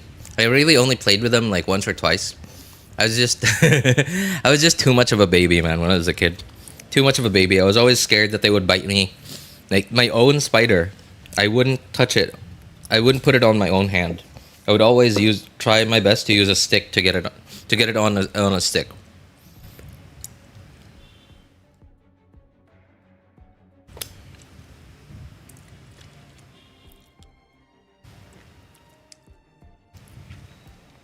I was bitten a lot, but I find them really cool.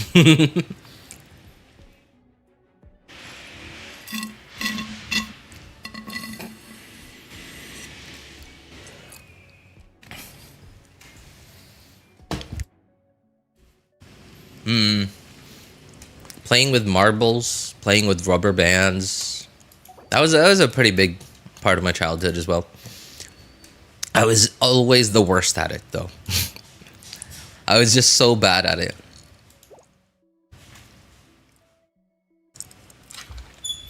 But I had fun anyway.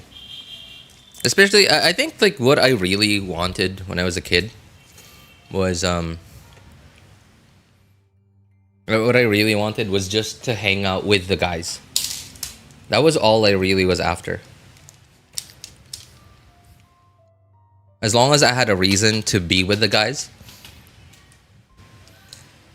Yeah, I was already happy. And the small cards, I don't know what they're called. Over here, we call them text. I don't know why.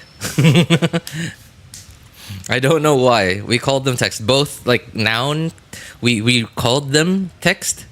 And, like, when we wanted to play with them, we also used the word text. We would say, texta, texta. Ta is like, let's. Let's text. It was so funny.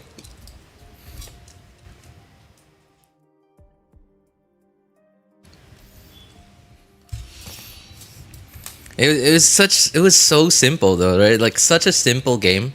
You just put your cards on your hands, like facing towards each other, and then you high five, and then whoever's card is facing down loses. Whoever's card facing up wins. Got those from Inside Snacks. Yeah, right.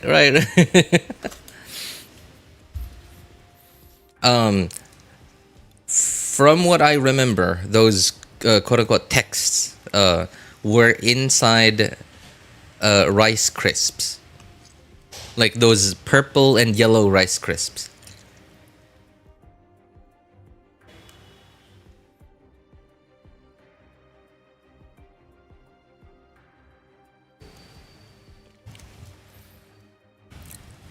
I still love those, by the way. To this day, I still love them. And I'm quite happy that they are still being sold at the market over here. I still see them, like, not every time, but most of the time I go to the market. I still see it there. And sometimes I find myself wanting to buy some.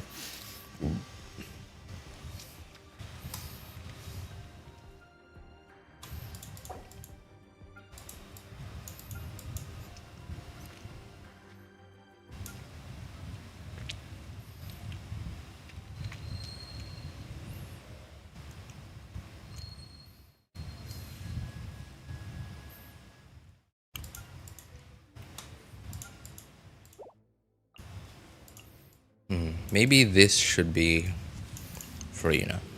Yeah. I think that's about right. First half though, no idea. So I'm guessing I need healing for this team. Who has good team-wide healing? A freeze team? Oh. Okay, sure. Oh boy, that uses Farina. What was my team arrangement here? Okay, I think... Nope. There. Okay. Now here. Who do I put here, though? I guess I put Nahida back in. Is it wave type content? No. Okay, we're good. Alright, so... Nahida. If I could just find her. There. Oh, maybe... Fischl? No. I don't have any normal attackers. Okay, I guess that's fine. That's cool. It's like seeing a relic. The marbles, you know, I don't remember where I got any of my marbles. I really don't. I don't remember buying them. And I don't remember them coming in like a snack pack. A pack of snacks. I just remember having some. And every like few weeks I would get like a new one somewhere.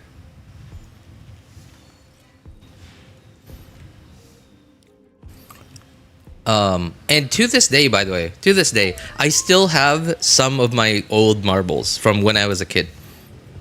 I don't know how they didn't disappear.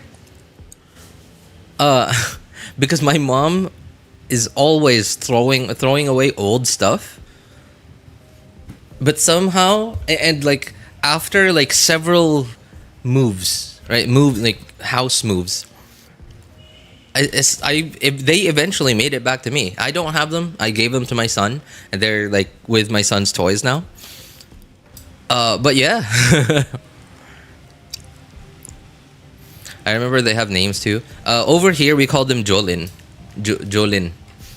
That's what that's what we called them. Jolin.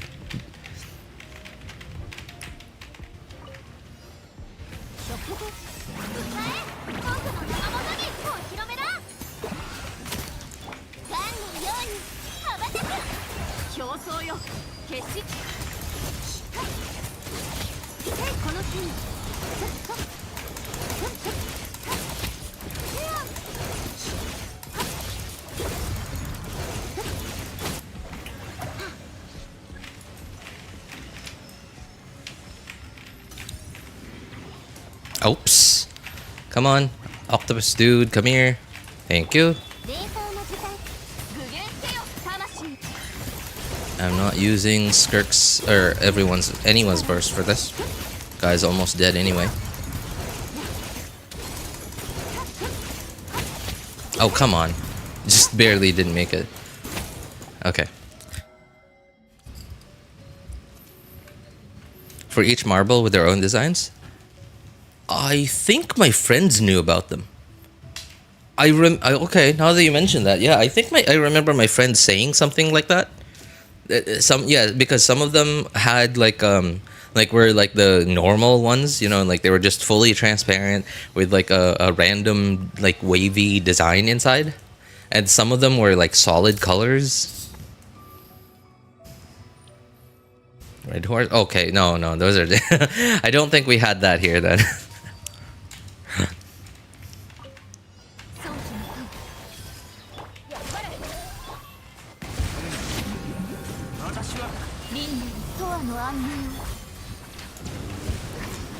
That's funny. Y'all were kids, and some of y'all probably didn't even know what red horse was, but then like y'all used the words anyway.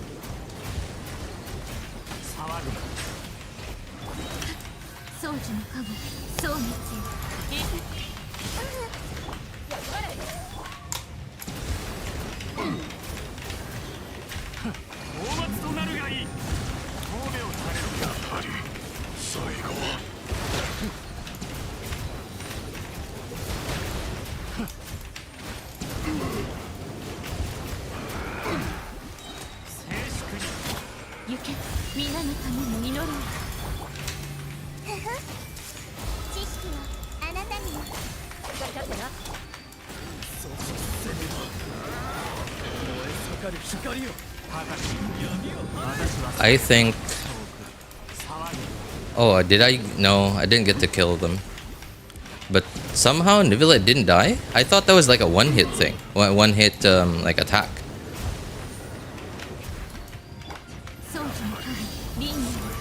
I just remembered. I'm supposed to be holding E on Lauma.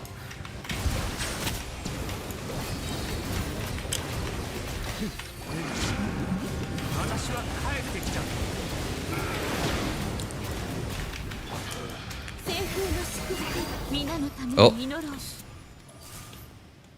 I just remember, I completely forgot to hold E on Lauma. I'm supposed to hold E on Lauma.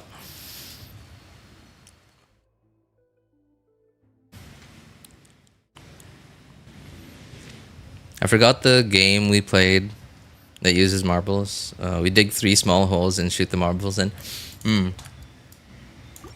We never, well, I never got to play a game like that over here. We just dug 1 hole in front of us, and then there were we drew 2 lines in the ground, like one where we would stand, and one line was like a marker right before the hole. I didn't even remember the rules though. I don't remember what that other line was for, the one near the hole. All I remember is that we had to hit one marble, someone's marble, just once, and then we had to shoot our marble in the hole, and then that's it. Like we were out. We were out, and whoever was left last lost.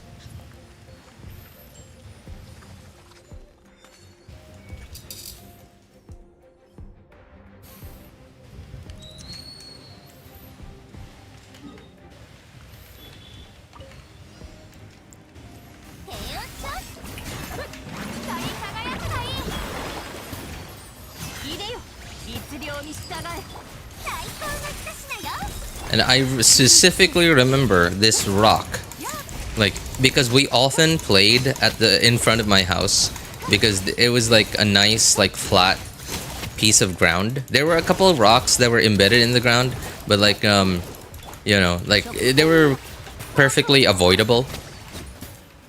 All of them were avoidable, except me. For me, I just for some reason would always like when one of my friends' marbles hit or it was like near that hole, that rock, like I never hit their marbles. I would always hit that rock. And my marble would just bounce into the street.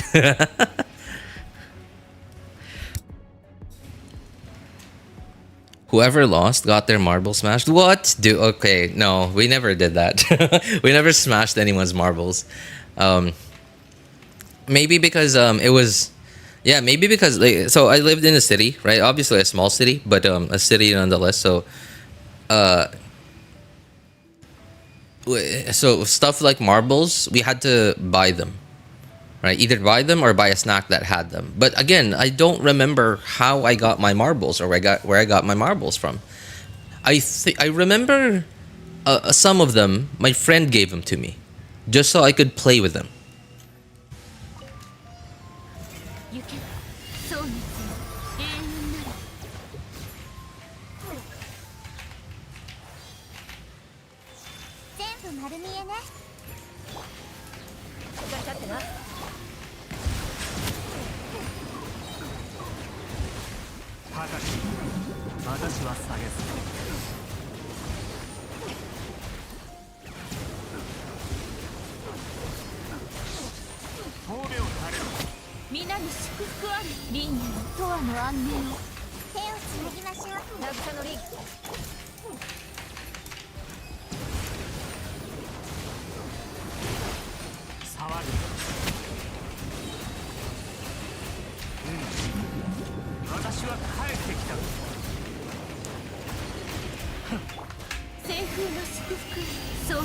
I think my friend gave me all my marbles. I really don't remember anymore.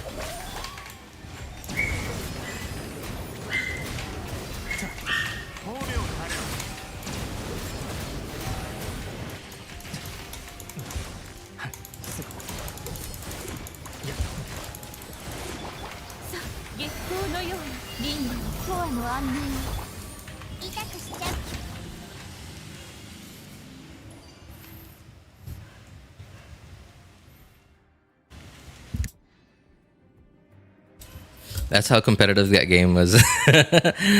That's also the reason why reason marbles have their own names. Oh, okay. I see. Whoa, dude. Y'all took it seriously. Took it real seriously. Still good at throwing the marble and spinning it back to me. Oh, dude.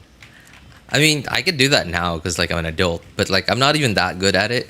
When I was a kid, I just could not do it. I just always thought like, wow, my friends are so cool, they know how to do it.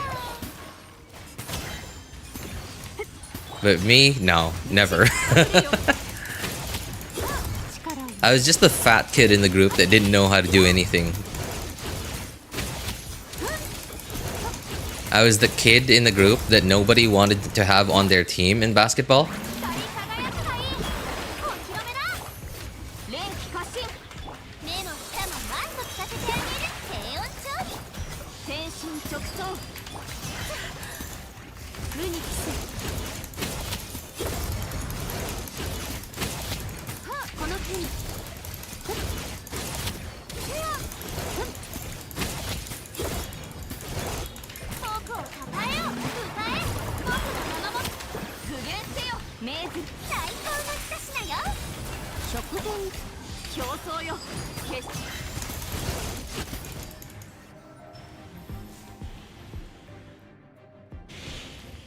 I think it's from the snack called lumpia. Lumpia. I think that's what I was referring to earlier when I mentioned purple and yellow rice crisps.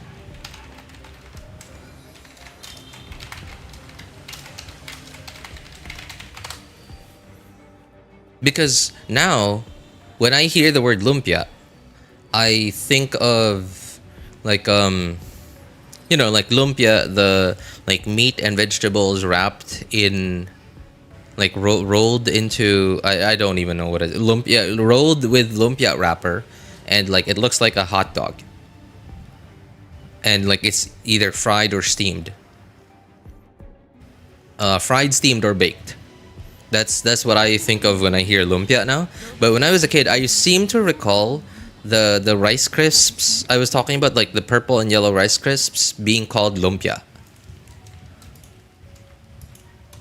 But my like older people, I never heard them call that snack as lumpia. I don't remember what they called it, but they called it something else, and it was only me and the other kids that called it lumpia.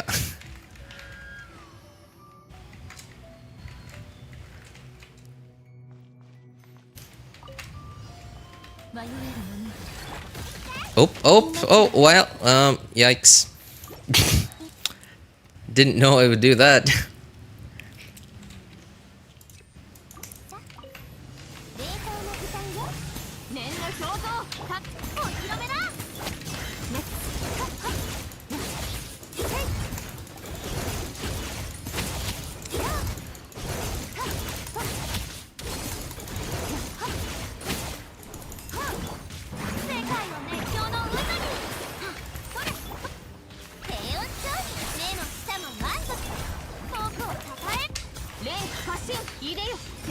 直送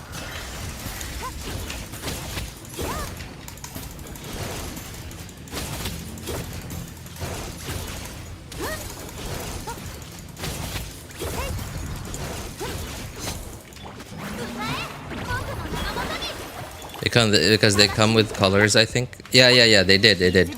Oh, I think I remember there was a green one too when I was a kid. Yeah, I think I remember a green one. Nowadays, I only see the yellow and purple ones.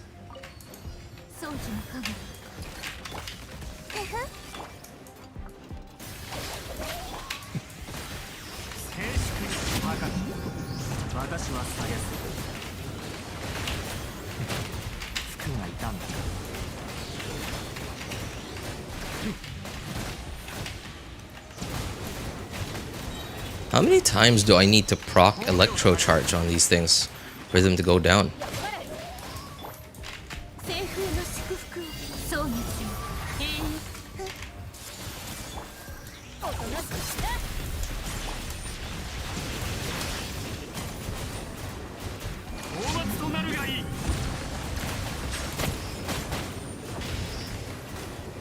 Why are these things not going down? I thought I was only supposed to need to proc electro charge on these things.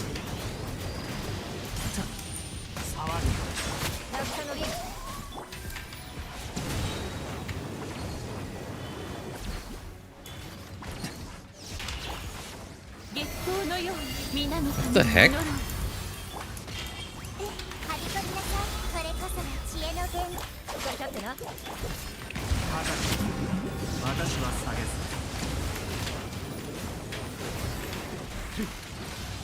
Does electro charge not work on them anymore?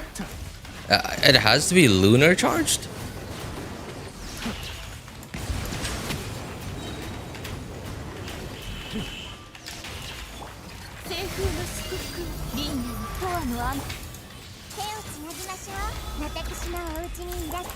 Oh.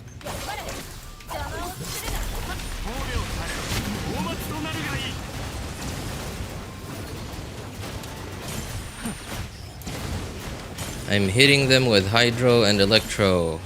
What more do I need?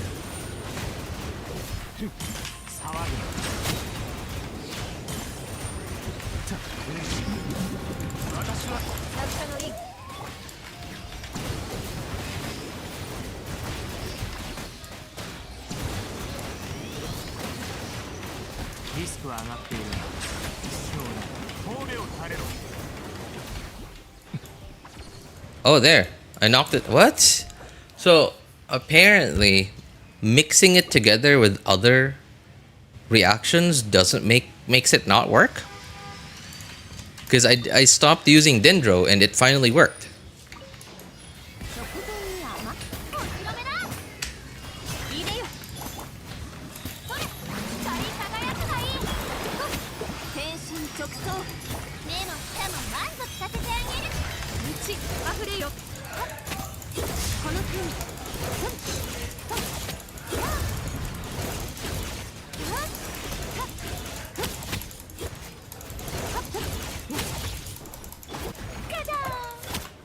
念の表像う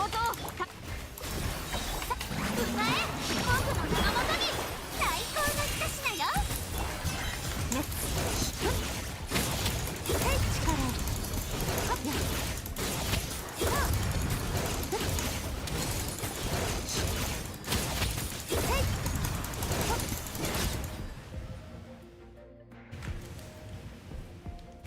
Pop rice is different, no? Pop rice. Hang on.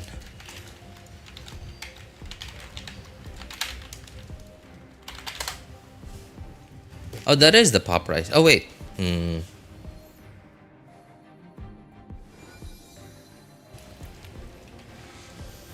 I think this is it. But, oh. Okay.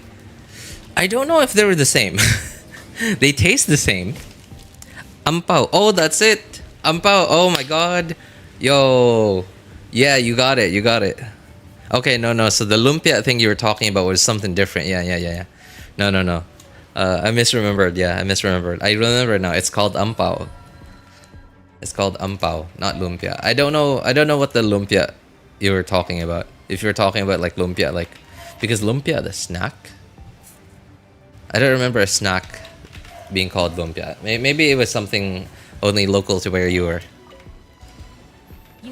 Okay, no, don't do that. Don't do it like, don't do dendro. It's shaped like lumpia. Oh, okay.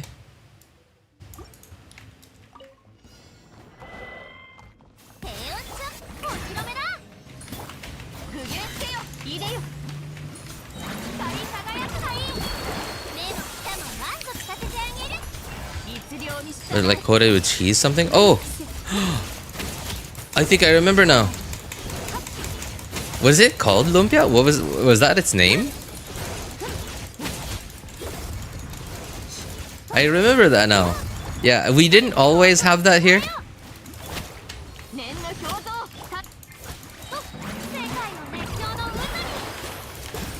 Yeah, we didn't always have that here, but it was good. It was good.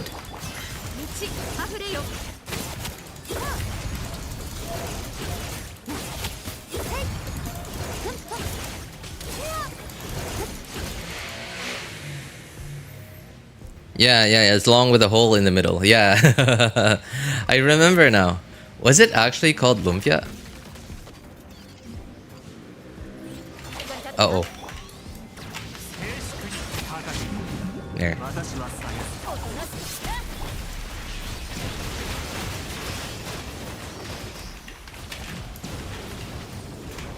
Oh, dude, that knocked it out super fast.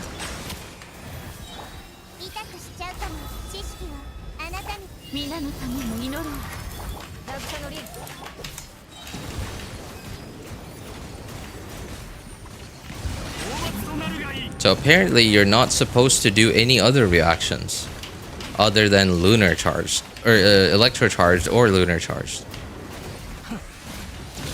Otherwise you end up not knocking it out, not knocking out the small robots.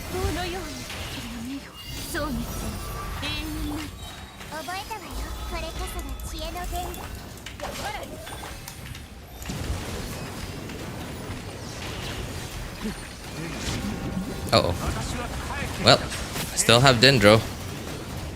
I hope this thing turns off. Oh god. Oh god, thank goodness for Kuki C6.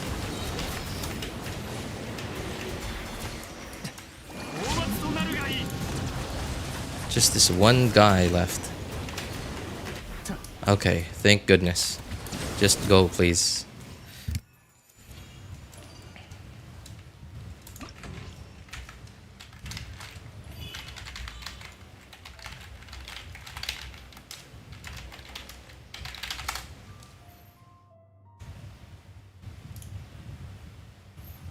Oh, okay. It's yep. I see it. I remember now. Yeah, there.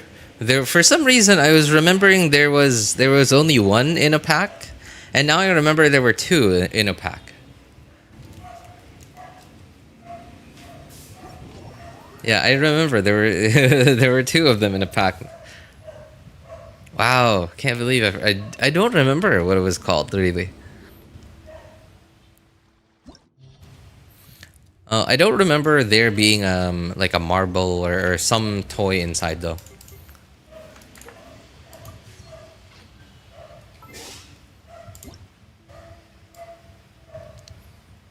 It's Lolly's birthday.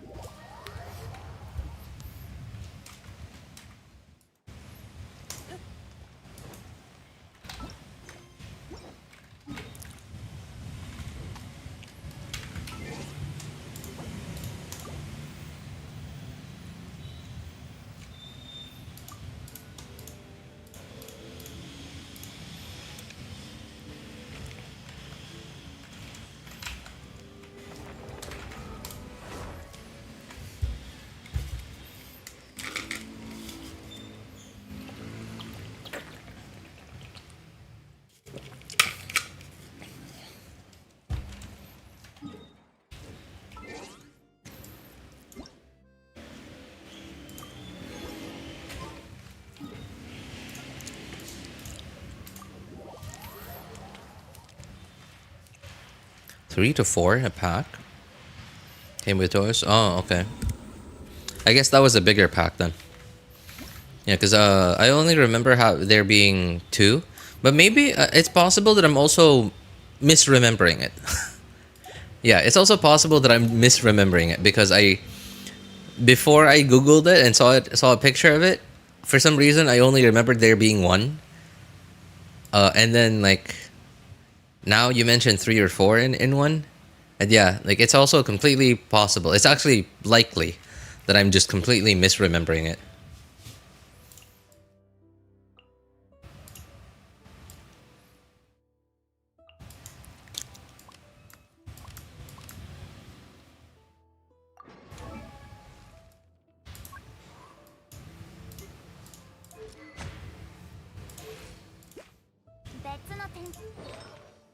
Ooh,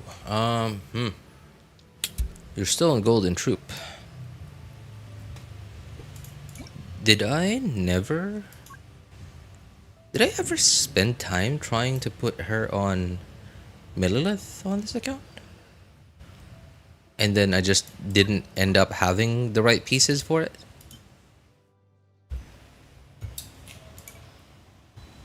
Wait, did I click Marchese? Oh no, that is Millilith. Okay. So Millilith. Okay, oh right there. Alright, Millilith. Okay. I guess I never took the time to switch Fischl to Millilith on this account.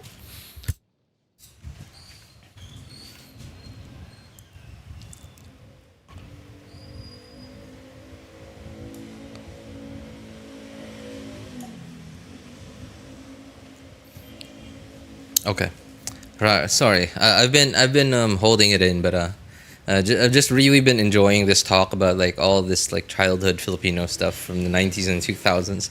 I've been holding it in a little bit. I gotta go take a toilet break. I'll be right back.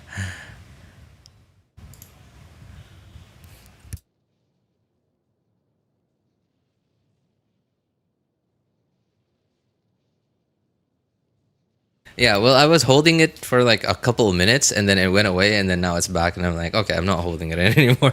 All right, I'll be right back.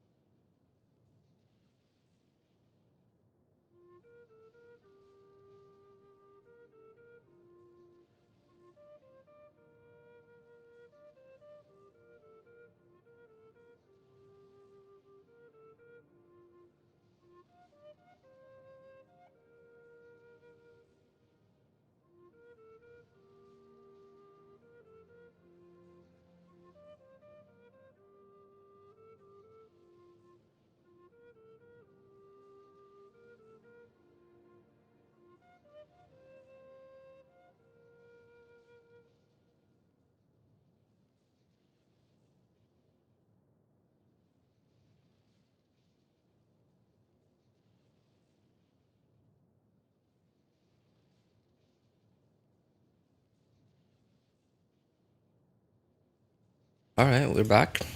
Anyone still here?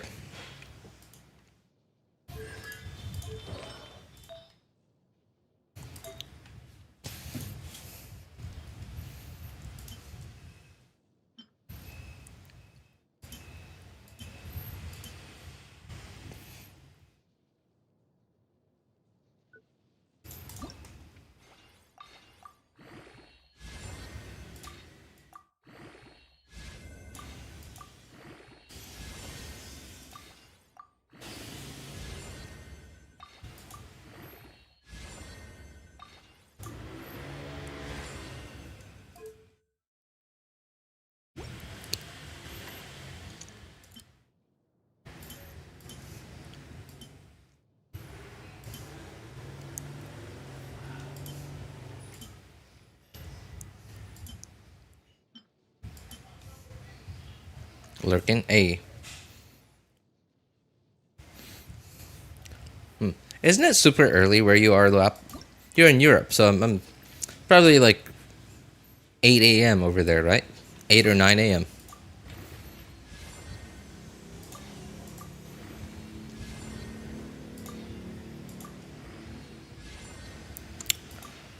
Wow, really? This could not get any worse.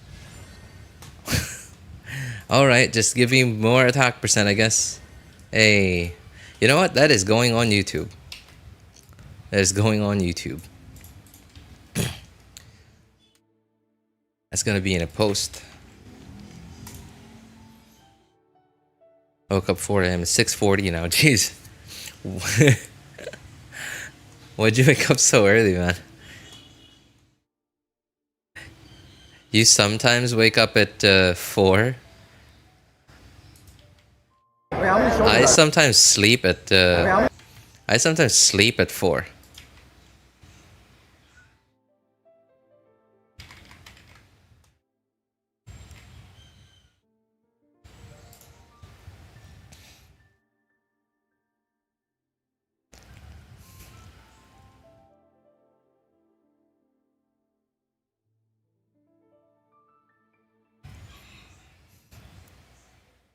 But when I have work, I want to sleep forever. Dude, that is the worst, right?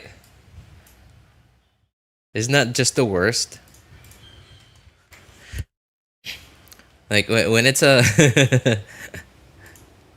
when it's a work day, when you're supposed to get up early, you just don't want to get up.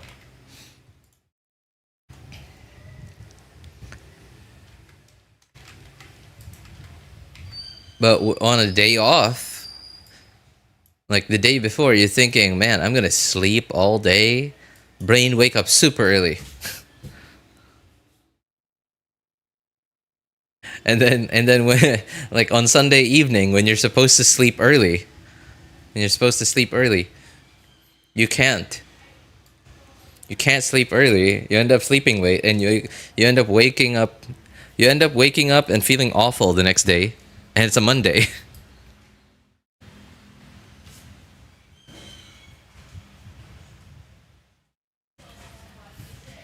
I just hate it.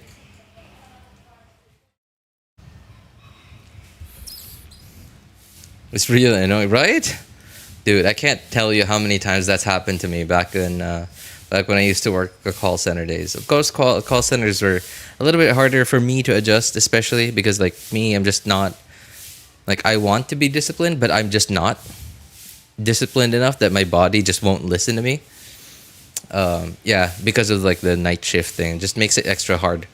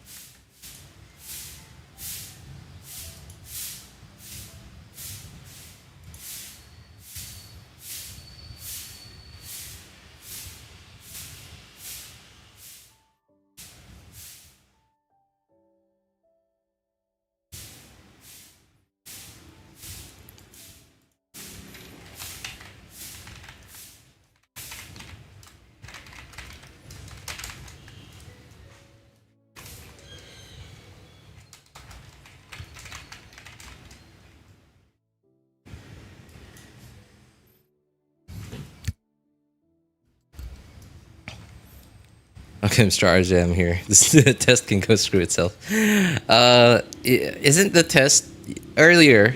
You said it was in a few hours. It is now a few hours since then.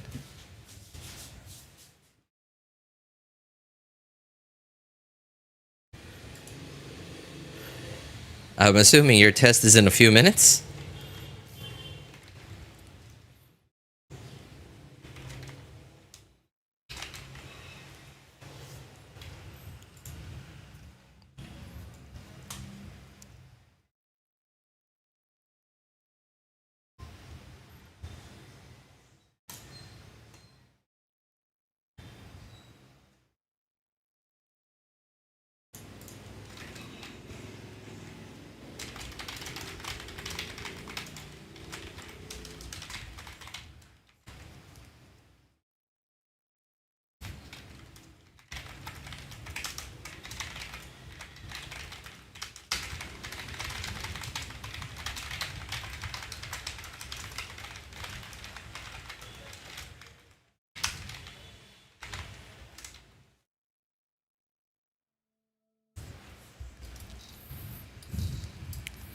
It's currently 11:15. The test is at 2. Jeez, okay. So it wasn't just a couple of hours. It's actually in several hours. The test was supposed to be yesterday, but they delayed it. Kind of annoyed. Why are you...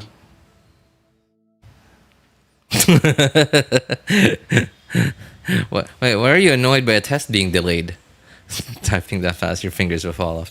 Yeah. Yeah. Oh, dude, that's so funny. My wife, well, my wife isn't childish. Oh, hey, what's up, Anoko?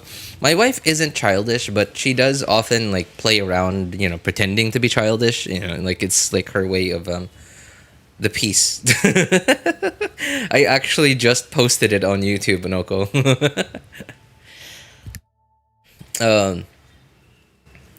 Yeah. So, three-liner. Is it a three-liner? I think. Yeah. It was a three-liner. Yeah, it was a three-liner. So my wife sometimes pretends to be childish, just to like make fun and stuff. So a couple of months ago, I helped her type that. I helped her type out so much stuff. It was like basically an entire book. It was like, how many pages was it? 70? Almost 70 pages. Yeah, an almost 70-page document. And it wasn't all in one day though. It was like within in like 1 or 2 months. But every time I like started typing, I was like, my wife was also working on the laptop. She was also doing something else, and then she just she could not ignore me typing like. So my wife suddenly said, let's see who can type the fastest, and she was just smacking the keyboard with her fingers. She just went like, let's see who can go the fastest. She kept telling me she just couldn't ignore the sound of the keyboard. You just couldn't ignore the sound of the keyboard whenever I started typing.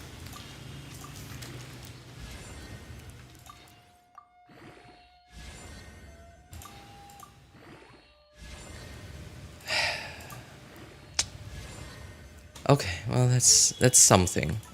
All right, I can use that. It's worse though than what I'm using right now. But I gotta switch to millilith. Yeah, I gotta switch to millilith. I can't stay on this thing. I just lost like I don't know, 3-5 crit on this. I'm losing another 1 crit by switching to this one. I don't think I have any good electro damage goblets. No, I do not. I had one that wasn't even good. So crit rate, crit damage. Okay. Oh, that's a good one.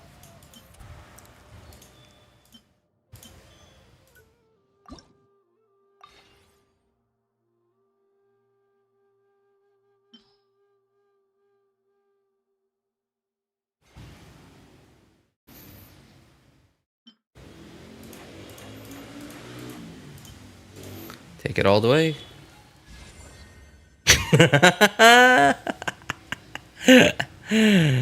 Oh boy. Well, I'm gonna take a guess. We're not gonna get defense percent on the last roll. Yeah.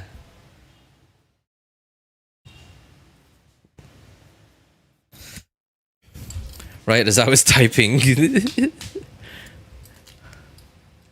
it all goes into defense, I'm gonna die. I mean, you know, it didn't all go into defense. So you just almost died, I guess. It almost went all into defense, so you almost died. Come on, we gotta see it. Do I? I don't think I've used the reshape thing much on this account. Man, it's only got one usable stat. Okay, whatever. Alright. Yeah, I haven't used my feathers on this account much. Gave me the bare minimum.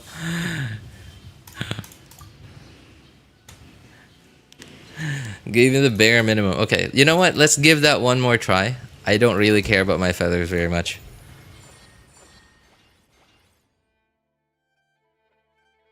What?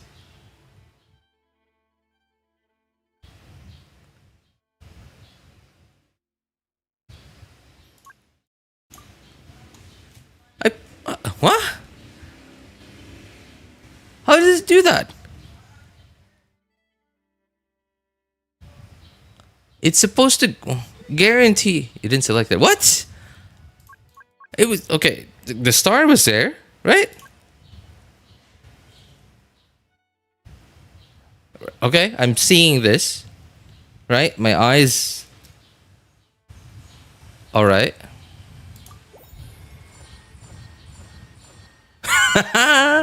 Of course, of course, of course. Whatever.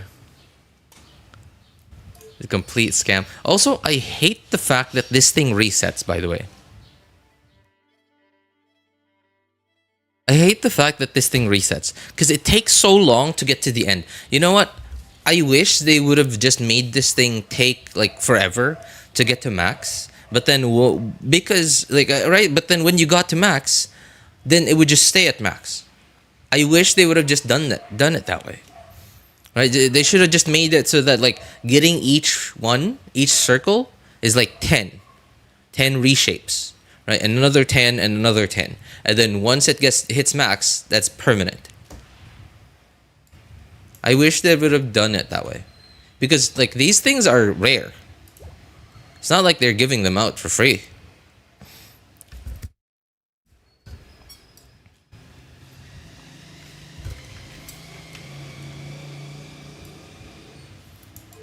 Whatever. This thing's a complete scam. This is really why I did... for the first time in forever... for the first time in a really long time... I couldn't help myself. I had to take that detour. For the first time in a really long time, I didn't care about getting max results in endgame. In Stygian Onslaught for, I believe I'm pretty sure it was 2 seasons.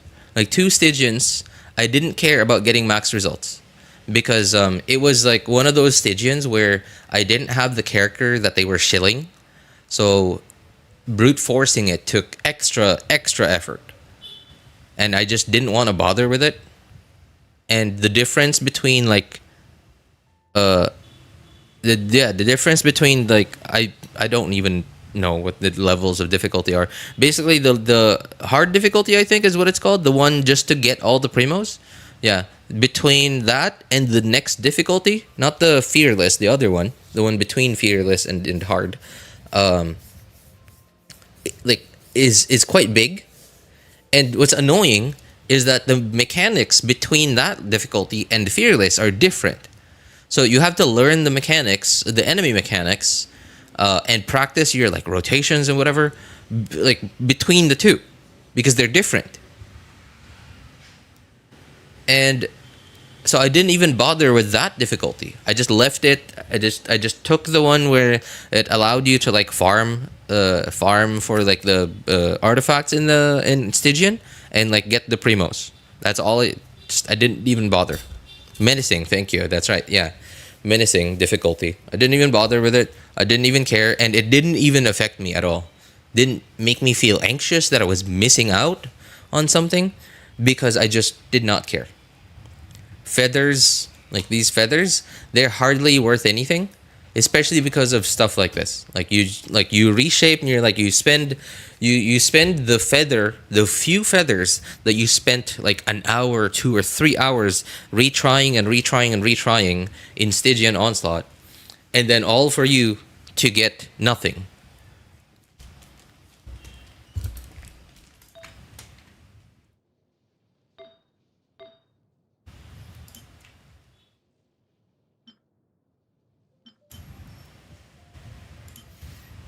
Do I not have any more crit record damage ones? I guess not. Alright. What could go wrong, right? What could go wrong? Do I have any here that I can trash? Man, I don't even know if this is, like... It's okay, I guess. Yeah, okay, but yeah, this is another thing too, that another reason why I hate the reshape thing. Because now I can't feed any of these. Because of the thought that one day I'm gonna be able to reshape these.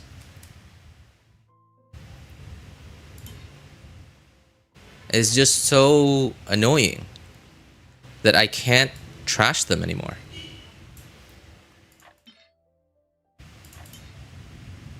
Physical damage. It's a good piece though. It's just physical.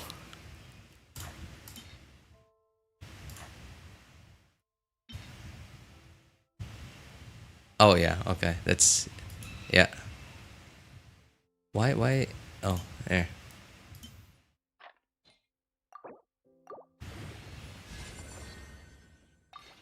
What will it give me for the last roll? Yay, basically the same thing. Just, you know, 2% better, I guess.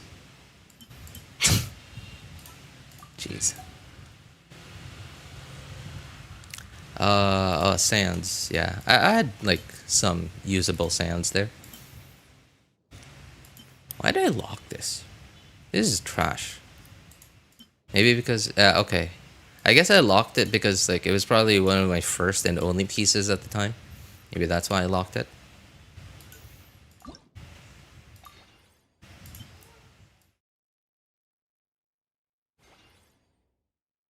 I'll play HSR while watching. Alright, alright. How is HSR nowadays? I've pretty much unsubscribed from not all, but most of, yeah, well, all except for Iwan Deleuze. All content creators that I used to be subscribed to for Genshin content, and then like they started making HSR content, and then they were still making Genshin content that I enjoyed, and then at some point they started making almost no Genshin content and mostly HSR and like other game content. Now it's like, okay, just unsubscribe from them. So I don't ever really know what's going on with HSR. And all the content creators that I used to be subscribed to for their Genshin content that started doing ZZZ content, I guess they've fully stopped Genshin, so they haven't been making Genshin content, therefore I just unsubscribed from all of them. So how are they doing, by the way? I haven't heard anything about those.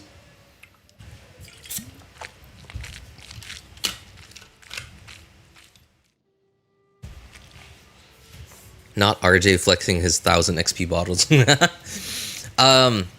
Okay, I know that was a lot of bottles, but I actually don't think it was that many. Because that's not... Okay, ratio... not great, not great. Well, the crit damage is okay. But sub 60% crit rate is yikes.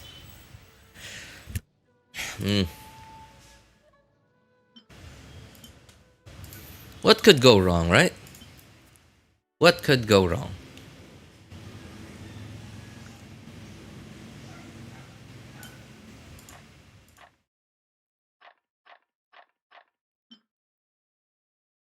Not the crystal core. Still haunts me. How is the horse girl? What? Horse girl. What? Horse girl. Much better. Much better.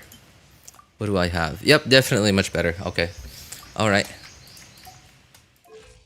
That is a piece. Piece of all pieces.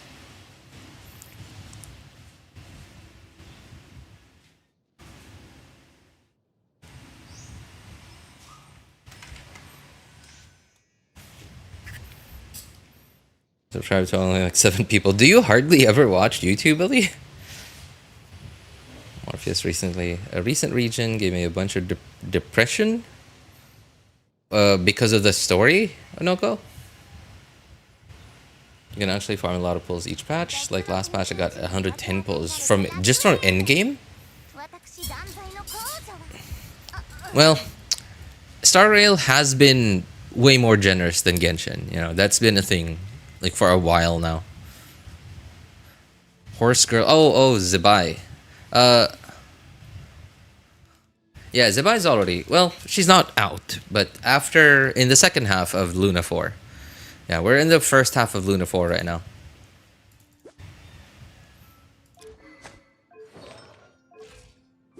Yeah, we're in the first half of Luna 4 right now, so, I think everyone's got the right stuff. Okay, just, okay. Luna stuff, where is... Okay, there she is. And...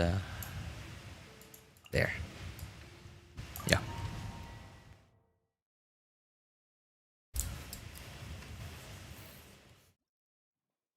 The story gave me depression. And events? How do events give you depression? Yesterday my screen time on YouTube was 3 hours, so yes. Well, that is certainly a lot less than mine. Wait. Well, recently I've had a lot less YouTube screen time. I've watched a lot less YouTube. Just I don't know how to explain it. Look at the channels I'm subbed to are mostly like channels that don't upload very frequently. And the ones that do upload frequently are sort of like they're the types of channels that upload frequently, but then like not all their content is like they're not like super like hyper specialized channels. So not all of their content is stuff that I like, that I care about, but sometimes the stuff that they do make, part of the things that they do make are like stuff that I do like. So I'm just sub to them for, you know, in the eventuality that they're gonna upload content, the content that I care about. So I haven't unsubbed from them. So I mostly just scroll past their stuff. Is Mawika still top DPS? I actually don't know if she's still the top DPS. I think that might be up in the air right now. So yeah, I think that might be up in the air right now, because I know that Nefer Lauma Columbina is like really strong. In fact, just Ineffa Columbina is like a wheelchair. Yeah, just Ineffa Columbina is like a really strong wheelchair apparently. It's like somewhere around the 100k DPS mark. Just Ineffa Columbina.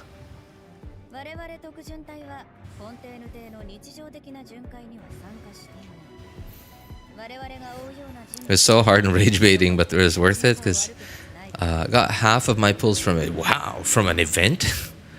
Like 50 pulls from an event? Jeez. Genshin could never. All the channels I'm sub to. Haven't uploaded in a month except you and Veritasium. Ah, man. Yeah. You know, I've stopped watching Veritasium stuff. I haven't unsubbed from him, but I've stopped watching Veritasium stuff. There, I'm afraid that it is possibly because my attention span is just now too short to watch Veritasium content. Because they haven't made a video that's been less than 30 minutes long in a while. And it is really cool. Like, I really like their format, and I would love YouTube to keep going, to keep headed towards that. Because it is just actual, like, real content. Right? Because, like, the types of content, at least, like, to me, okay? Types of content that are, I think, worth making are either entertaining, right? Just pure entertainment. If you're just funny enough, if you're creative enough to make an entertaining piece of content, or informational, right? If you are smart enough, or if you've put in enough time and effort into gathering enough information that most other people don't have, right? And then in that case, you would be able to come up with informational content, or both, right? You're both informational, a mix of informational and entertaining.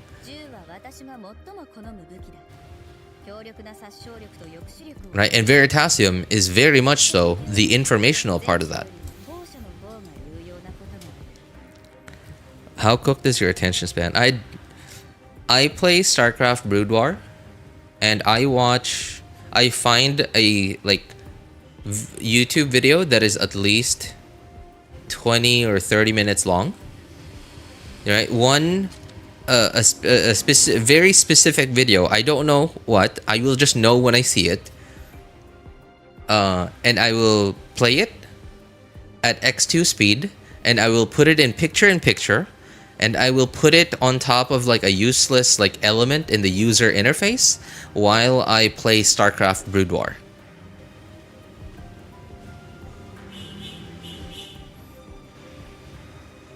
It's not the worst anyone's ever seen, probably.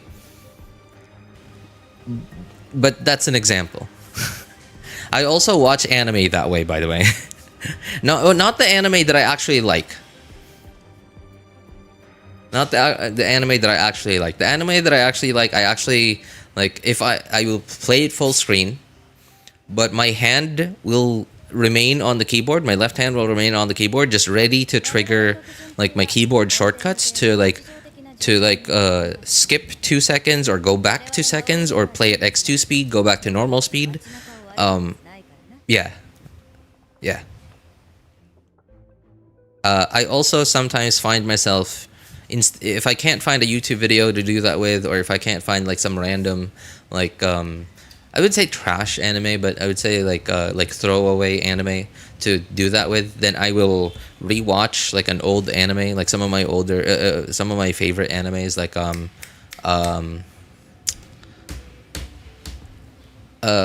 Frieren. I did that with at some point. Mushoku Tensei, Tensura. What else have I done that with? I've done it with Shadow Garden. What was that anime called? I don't remember. Sid Kagano.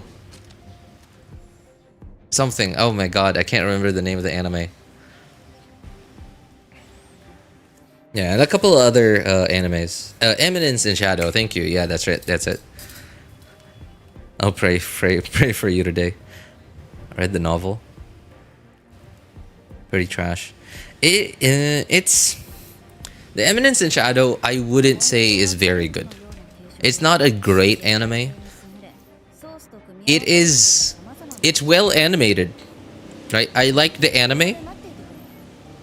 I like because of the way it's animated. It's like the anime is yeah, there it is. Good slop. Right? It's good slop, like actually really good slop. But I really like the animation. Animation's like it is not the highest quality animation out there, but it's just good enough for what it is. It is good enough for what it is. That I like. It's cool. There you go. It is cool. It is like one of those animes that like every low self-esteem introvert out there fantasizes to be. Yeah, there you go. Right, fantasize. Every low self-esteem introvert, single introvert, outcast, fantasizes to be. I heard introvert.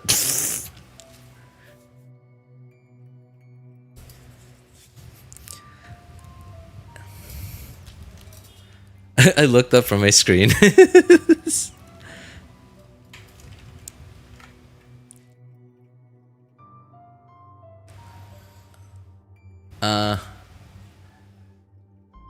You know, like, because of, so I don't know, something I noticed about Sid Kagano is like he often like does stuff and thinks like, oh my god, I didn't mean to do that, and then like everyone seems to think like, oh, this is genius, and then like it ends up working out in the end, and then like Sid just has no idea that of like what happened.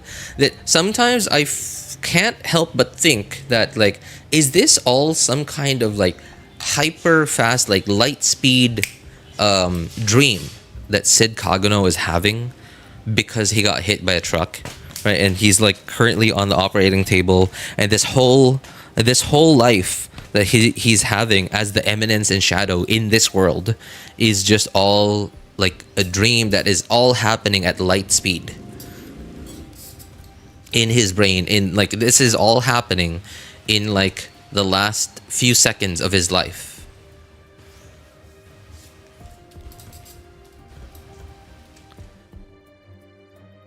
That would be a stupid ending. Everyone would be super mad. Yeah, I know, right? But it is a possible ending, right? Because it is just, everything is just too perfect for him, right? Like, it is just too perfect. And remember, he had this like fixation on becoming the eminence and shadow, and then like everything in this world, it just seems to be happening so perfectly, regardless whether he feels like he did it perfectly or not. Even though like to him, he's just like playing around. He's not even taking anything seriously. He doesn't even have any ambitions or whatever. Pretty sure that ain't the case. Yeah, I'm pretty sure that's not the case too. Right. Especially because I read the manga a little bit, and the manga is definitely ahead of the anime. And at some point, Sid gets to like, spoiler alert, by the way, spoiler. Sid and the writer girl, Delta. I don't think it's Delta. No, Delta's the dog. Delta's the Chyanthrope, I guess is what they're called. Beta. Yeah, thank you. The Beta. Beta. Sid and Beta get transported back to Japan, but Japan, some stuff seemed to have happened in Japan. So, I guess that part fully throws out. Well, it doesn't fully throw out my like. I don't know. I don't think it's a I don't really consider the thing that I just mentioned a theory. I sort of see it as something that I wonder about. Yeah, something like that. It's not a theory. Yeah, I don't ever like think that it's true, but it is something that I wonder about. It doesn't fully throw it out because it's still possible that all could be within like this like last few seconds like light speed dream right before death thoughts that I've had.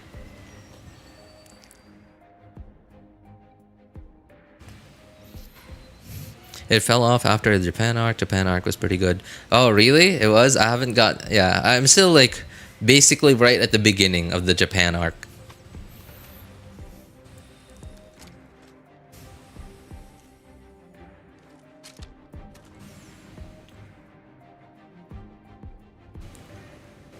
Volume 5 is just predictable. Yeah. Okay.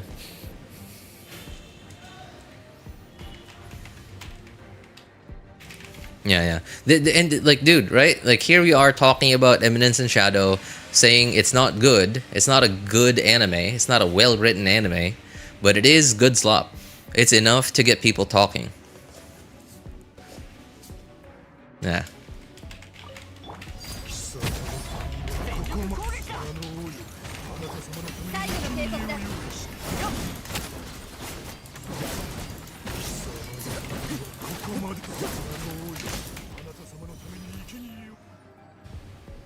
I was heard that the author ain't releasing more volumes because he doesn't like popularity and is waiting for the thing to die down a bit. What? Yo, that is very different. So is he I'm assuming he's just writing for the fans at this point. Right, he's just writing in order to not disappoint fans. That's kind of sad, honestly. Kind of sad. I mean, I appreciate the guy. That's actually like giga chad of him. But a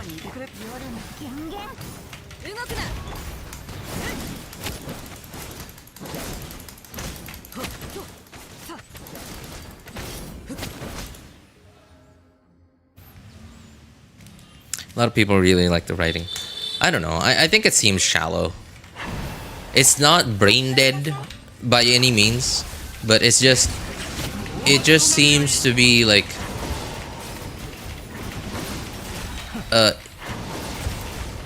low self-esteem. Low self-esteem ego feed. It's like an ego feed, like a fantasy for a visualized fantasy for low self-esteem introverts.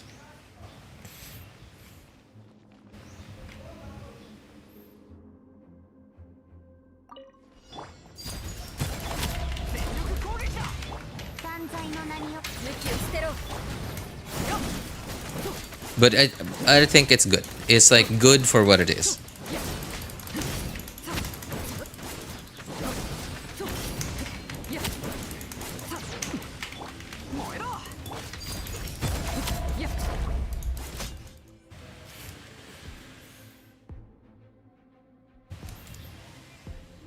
A lot of people really like writing. Even wrote a bit, but not a fan of it. Writing's amazing, RJ. Oh, writing. Oh, writing. Like, okay. I know what you mean. Okay. I think it's cool. It is time consuming though. It's time consuming, and I think it's a nice way to like let out your thoughts, especially if you're the kind of person that has a lot of thoughts all the time. It's a way to like channel all those like, I guess, brain cells. Yeah, all those brain cells into like something productive. Right? Instead of like your thoughts, instead of you just sitting down and like your thoughts are just going a few steps in all directions, instead of doing that, right? Like putting it all into writing, focusing your attention and efforts into writing, makes it so that all those thoughts, like you put them all into a line, and this line just goes straight forward.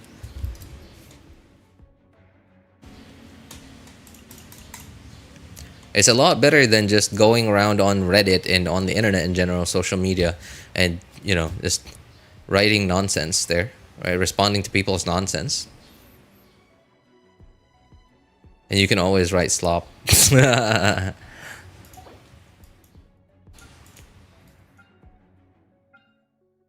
It is unfortunate though that when these writers become famous, when their work become famous, they're not always able to just write what they want anymore. At some point, they get to the point where they're trying to please as many people as possible, everyone if possible. But then what ends up happening, especially after they put in so much effort to try to please everyone, and then they end up not pleasing everyone and displeasing some people, if not a lot of people, and then they end up, feeling really disappointed in what they wrote, and then like they hear all these ideas from people, and then they second guess themselves, and They second guess themselves, and then they feel bad because they could have done it better, whatever. It's yeah, writing rom-com slop.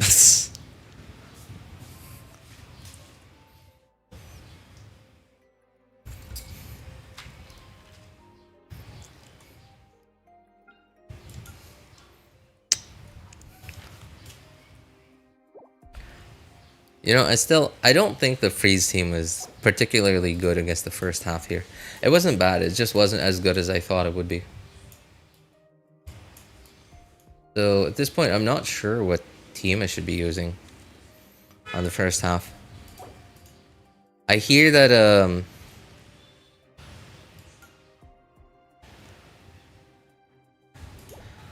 whatever, I'll just brute force it with Mawika. Bennett is up here. Okay.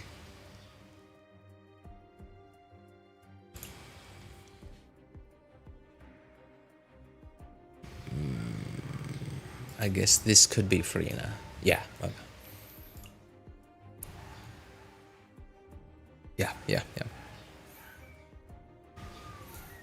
Active charged attack. Character charge. Oh, that's for Nefer? Who is this for?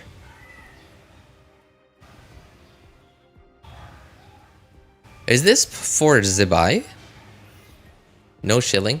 There's some shilling. Look, see, lunar reaction. This thing, ascendant gleam. Lunar charge. Although don't really need lunar charge for this thing, just electro charge. Same thing for this. Same for this. Okay. Oh yeah. Neuvillette on the second half. Yeah. Phase 2. But then this isn't even a very good one, right? It's not very good for Neuvillette. Oh wait, no, these things are. Yeah, because apparently I heard that these things they apply a debuff to you. And then when you fully heal the on-field character, the debuff disappears, and instead you get buffs. Okay, yeah. I think you're right. Yeah, it's for Neuvillette. But because I don't have any strong lunar teams, I don't have Nefer, I don't have Flynn's, whatever. So that's why I often have Neuvillette with my lunar team, the one lunar team I have.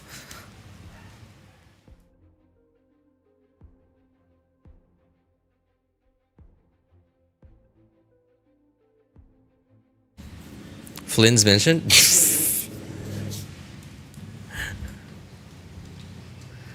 I did mention Flynn's. I mentioned that I don't have Flynn's, yes.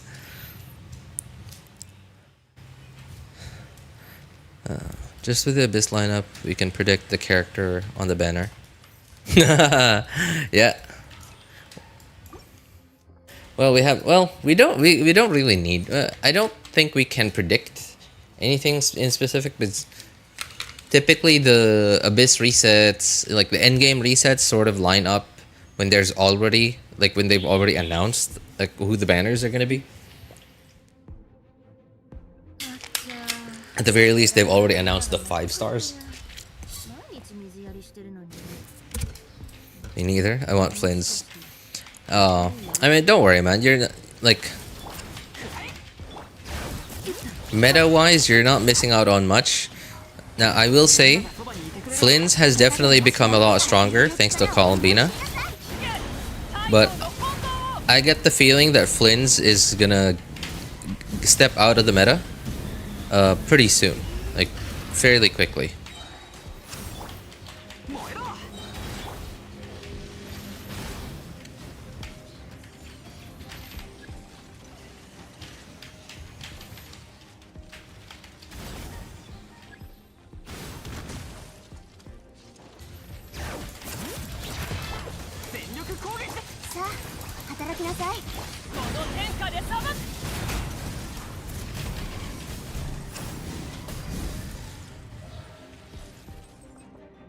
I don't have any Night Soul characters or Luna. What? How did you manage to do that, Onoko? Did you stop? Okay, you took a break from Genshin, right? If you didn't take a break from Genshin, I can't see how one could possibly do that. 皆のために祈るんだ。じゃじゃーん、光り輝くがいい。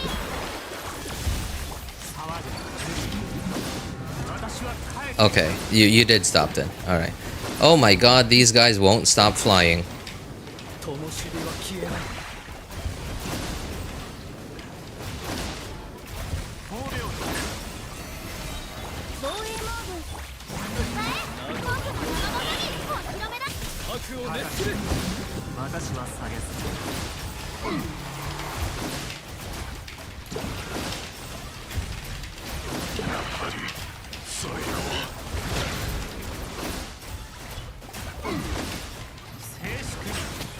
旋風の祝福。そう熱よ。掃除隊長。光り輝くがいい。じゃじゃ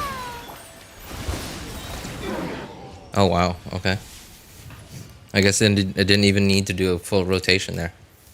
It definitely goes a lot faster with Ascendant Gleam. I also just realized I did not have Ascendant Gleam on my first account when I did this about half an hour ago. I was wondering why. Yeah, I was wondering why the. What are they called again? Those types of enemies? Wild Hunt. The Wild Hunt enemies, like their HP bars weren't going down the way they were supposed to with Ascendant Gleam. Yeah, I didn't realize until just now that I did not have Ascendant Gleam about half an hour ago when I did this on my first account. Worst part. This Neuvillette business law team only deals 39% damage in this team. Yeah, power creep, man. That's what it does. Stop playing. I have Farina. Was Farina's release the last patch you played, Onoko? When did you stop? Do you remember? Every Nefer main celebrating right now needs to suffer. No Sil Ali, no Zalona, no Escoffier, no Bins? Oh, Bina, Columbina, yeah. Luna 1. So, if you stopped in Luna 1, then how did you skip all the Night Soul characters? How did you skip all of Natlan?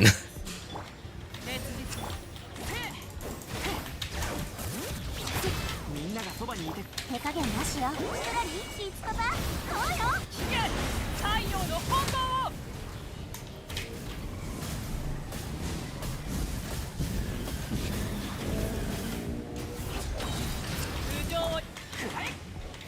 Burst! Yep. Oh my god, that just barely made that. Thanks to low ping, or high ping rather, I just barely was able to burst on Bennett.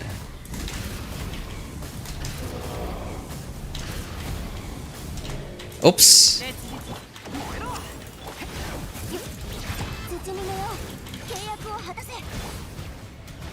Come on, just die. Die. Die. Okay.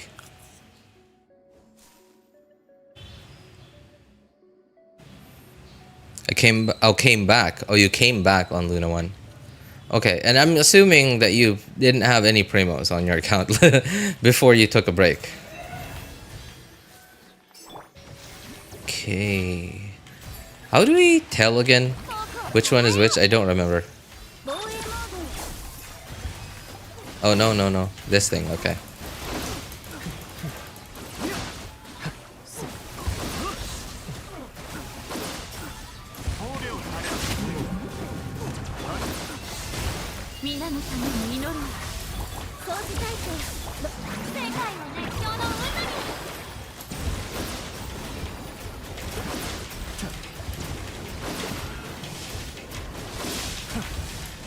Oops.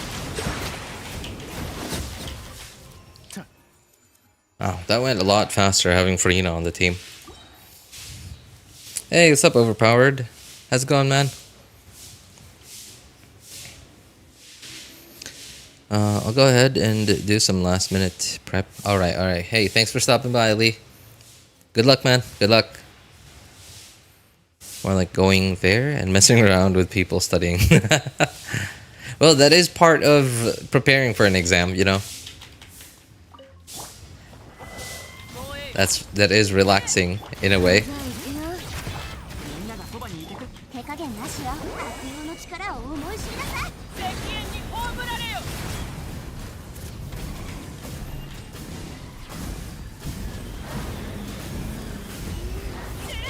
加速する。よし。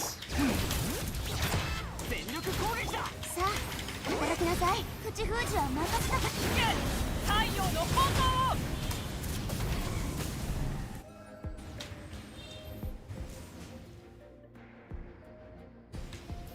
Sure, I got a broken piece for Lauma. Oh, really? Well, what kind of piece was it? What was it like? 絶縁障壁展開。大松となるがいい。光り輝くがい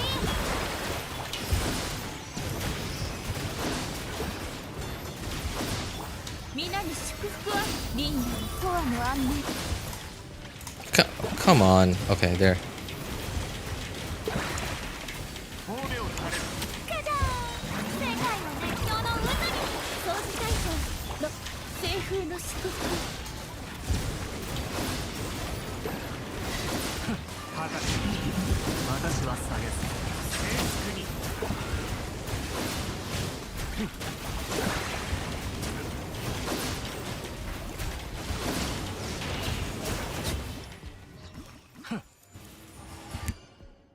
That definitely went a lot easier.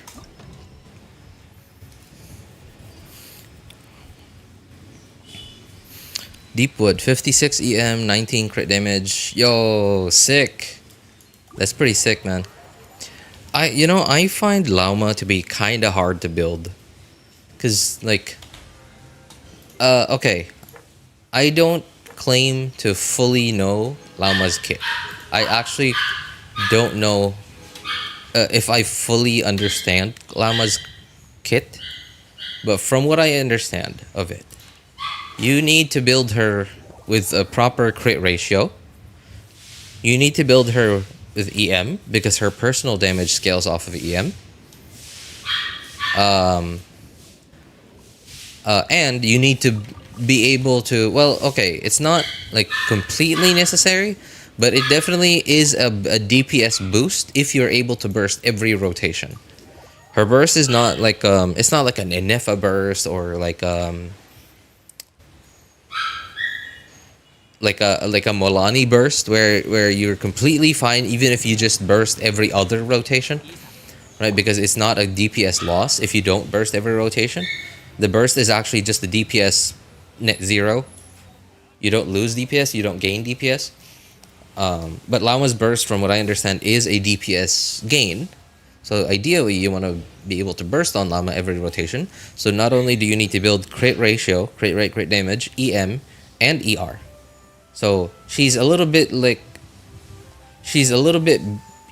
easier, tiny bit easier than Xiangling. That's what I understand. Please, like, somebody correct me if I'm wrong, but that is my understanding of Lauma. Is that you have to build her with a proper crit ratio because of her personal damage is not amazing. It's actually good, but not like insane, not like top tier. I don't fully understand though. I'm not, again, I could be wrong. My Lauma's I haven't touched Lauma's build in forever. My Lauma is whatever. What did I do with my Lauma? I think what I did was, I just threw artifacts on her to get her 4-piece of this thing. A 4-piece set of this thing. ER's... Oh, I somehow have enough ER. How did I get that? Okay. Right. I did my best to get as much EM on her and enough ER that I think is enough to allow her to burst every rotation. But the thing is, like, quote unquote, enough ER to burst every rotation is team dependent. It's team dependent. It's somewhat enemy dependent. So that's why, like, a lot of my supports that have really like significant bursts, like Farina, for example, I build with like extra ER. On this account, I somehow don't have it. Is 200 enough? But my main account, my first account, actually has like 250 ER. Just to be sure that she is able to burst every rotation in any team that I put her in. But sometimes even 250 isn't enough. Yeah, because her, again, ER requirements are very different depending on teams. It is team dependent and it is somewhat enemy dependent.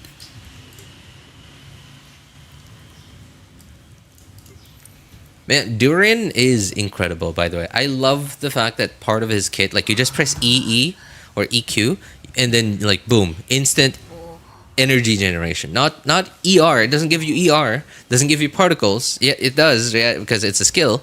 But it just, you just see your energy go up. Like you see the burst meter fill up when you use a skill. And that is one way, definitely one way to make a burst-dependent character way easier to play. And I do appreciate that Hoyo has been clearly trying to help us out with like making it easier to build these burst-dependent characters. Right. So one way that they've been doing that is giving these characters crit rate or crit damage ascension stats, and their signature weapons have crit rate or crit damage. Now, unfortunately, the signature weapons, right, free to plays, it's not a F2P friendly thing. But at least the ascension stat is definitely helping out a lot. The ascension stat, also another thing, a lot of the artifact sets, dude, how long did it take for, alright, what was the first artifact set that we ever had that gave us crit rate or crit damage? That was Blizzard Strayer, right? And how long was it from Blizzard Strayer until we got the next one that gave us crit rate? It was like, Blizzard Strayer, launch that thing. We went through like all of phase 1 of all of 1.x. We went through all of Inazuma, all of Sumeru, and it took us all the way to Fontaine before we got our next artifact set that gave us crit rate. And then right after Fontaine, immediately in Natlan, we got another artifact set that gave us crit rate. And now in Nodcry, now it didn't come out immediately right as Nodcry came out. Oh wait, no, it did. It did. This set just straight up gives crit rate, right? And now the next Nodcry artifact set also gives crit rate. Is this one, yeah, right? It is so. I do appreciate that Hoyo's been doing that. It helps out a lot. It helps out a lot with character building. Man, can you guys remember trying to build Shangling, Beidou, Qingqiu, Yelan, Mona, and Mona all those years ago? Yeah, right, back in the day. All of them wanted Emblem. Now granted, the Emblem domain wasn't a terrible domain to farm because like the other set had at least like attack percent as a 2-piece stat on it. But Emblem really didn't help out that much. It at least gave us some ER. So that helped out a bit. But the other passive is damage percent, which is good, right? It helps out with dealing damage, but it really does not help out with building the character.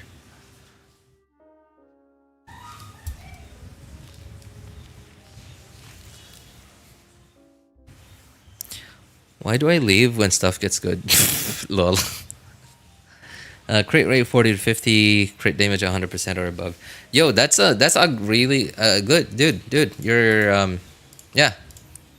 Okay, well, you seem to know what you're doing. Yeah, that is actually a good like starting point, right? Like a good starting point for me. Like if I ever like make a new account, my first like goal for the character on my team that is going to be dealing the most amount of damage on the team. My first goal is to get their crit rate to above 50%. In that way, every other hit, at least on average, right? Obviously, crit critting is random, but at least on average, every other hit will be a crit instead of every 3 hits or every 4 hits, right? So at least every other hit will be a crit, and then once I get to 50% crit rate, then I can focus on a little bit of crit damage, making my crit deal a little bit more damage, so I can get to because like every character has a base 50 crit damage, right? That's just their stat. So I can get to like 60 or 70 or 80 crit damage, and then once I get to that point, I try to go a little bit higher on crit rate. I try to get to 60, and then once I hit that, I try to go for like 100, 110, 130 crit damage, and then once I get that, then I try to like 70%, 75% is like end game crit rate for me, right? And then once I hit that, crit damage all the way. But of course, like as soon as like I hit like super high crit damage, I get close to like 200 crit damage. I try, of course, depends on the character, right? Like there are some characters like Neuvillette, for example. If you have his signature weapon, it's like super easy to get to 200 crit damage because it's like an 88 crit damage signature weapon. But once I hit 200 crit damage, I try to go for the crit rate. I try to get close to 100%. Getting 100% isn't really like a goal for me, right? It would be nice if I could reach 100% crit rate, but still have a good amount of crit damage, like 200 to 230, 250. But I'm not gonna. I'd prefer like somewhere around like 90 or 90 to 30 is like a maximum for some of the characters that have like really high crit rate, crit damage.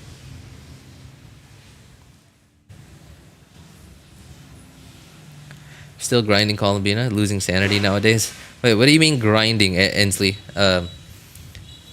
You're grinding for primos to try to get Columbina, or grinding for her materials? What? 50 crit rate is fine for F2P. in early game, yeah, in early game, 50 crit rate is fine.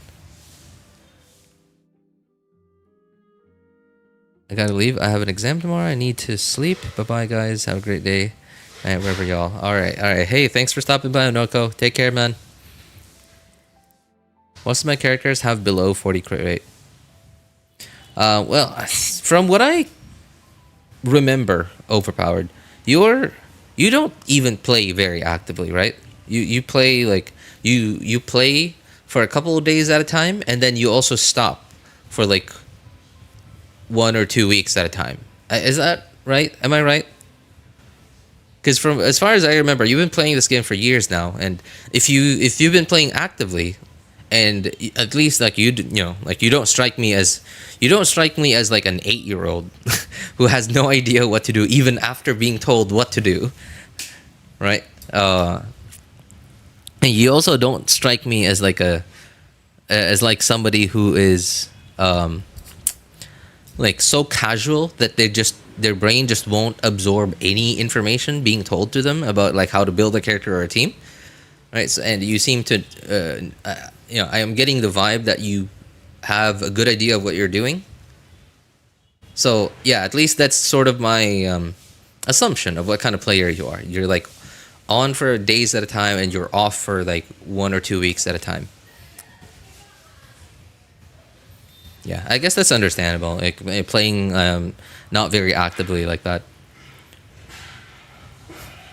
Primo Gems grinding, just doing Archon quest, story quest, bored to explore. So bored to explore, dude. Sorry, by the way, can you please teach me how to read your name? Is that ENI, or is that a lowercase L and then ZY? NEZ, N. You know what? I'm just gonna call you N.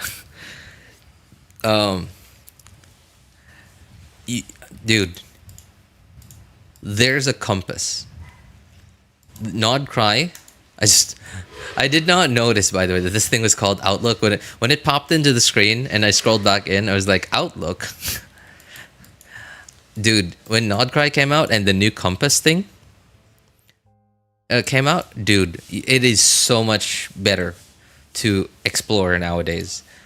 So all you really have to do, right? Like what I've noticed is you just need to do the big quests, like the big world quests, like especially these ones, right? Especially these ones. Could like go to them and then like go talk to interact with the thing and then look at like the quests there and then try to find them around the map if you want to Google them, you can Google them.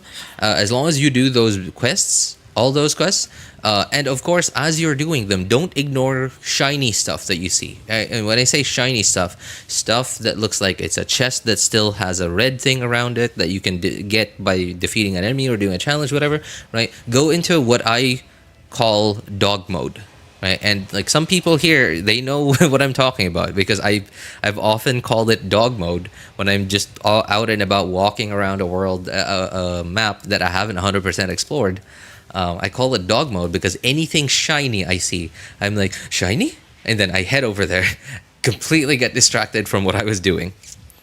Just go into dog mode as you're doing these quests, and by the time that you finish all these quests, your exploration will be somewhere around like 70-75%, and 70-75%, that is getting pretty close to getting pretty close to 90%, right? Which is in 90. By the time you get to 90%, you can go back to the thing here. You can go back to the thing here, and then like upgrade the thing, and then your compass for that region will upgrade to its like final form, and then you just press once, and then it highlights everything in that region. Dude, it is so much easier to do exploration now, and I really hope that they keep this style of compass forever, for the future regions. And honestly, I wish that they changed the compass in other regions as well, like to that kind of compass, like Inazuma, Mondstadt. Like, dude, if they did that for all these other regions, Sumeru, I probably still wouldn't do it. Very likely, I still wouldn't do it. Sumeru is just too messy, and just, man, no thank you. Sumeru is just too messy for me. Too messy, too big, too much verticality, and like there's just not enough mechanics in Sumeru that helps out with like moving around. Yeah, and the underground stuff is just like a mess. Especially in the desert. It's like a friggin' maze down there.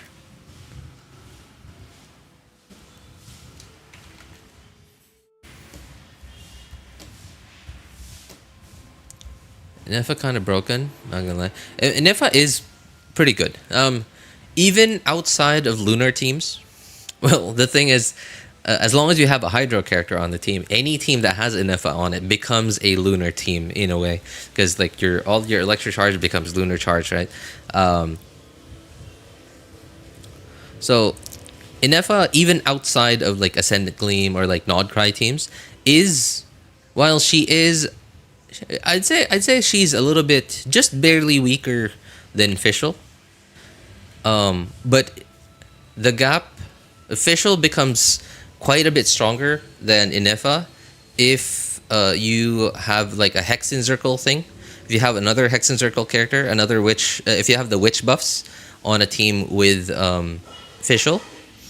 But in a Nodcry team, Ineffa definitely outclasses Fischl. Not by a lot, but she definitely outclasses Fischl in a Nodcry team. But that's the thing though, because so the Nodcry thing is also partly enemy dependent, right? It's partly enemy dependent.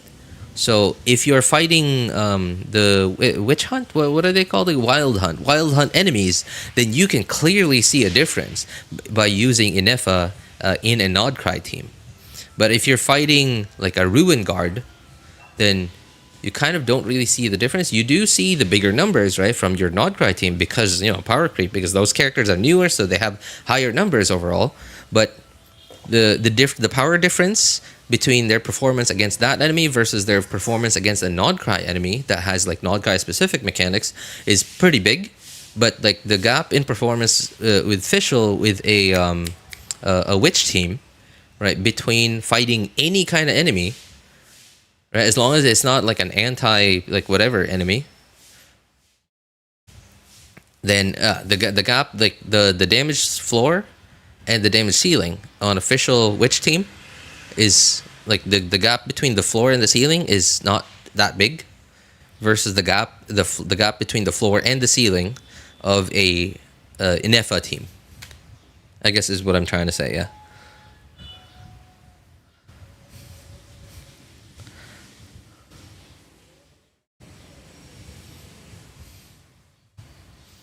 I'll try to be more active since I used to play on the PS4, though I was only allowed to play weekends. And weekends I'm usually busy, but since now they stopped Genshin on it. Now, since they stopped Genshin on it, I'm playing on a laptop. Wait, what do you mean they stopped Genshin on it? On the PS4? There's no more Genshin on the PS4? I still have all the portals, waypoints unlocked. It's still a good one pull. It's a hassle. 14, 15-day banners. Not yet 50 pulls. That's alright, man. Don't worry. Like, we still have a couple of weeks for the banners. Dude, I haven't even gotten my Ineffa yet on my first account. I'm so happy. I didn't even mean to get Ineffa on my second account, but I just got super lucky. It was just a random 10 pull. Yeah, and I got Ineffa. Very happy about that. Now I only need to get Columbina. I don't see it happening anytime soon, though. If I get super lucky, then great. But I probably won't because I never do. And first account, no Ineffa, no Columbina, low pity on 50-50. It's not looking great. And no primos.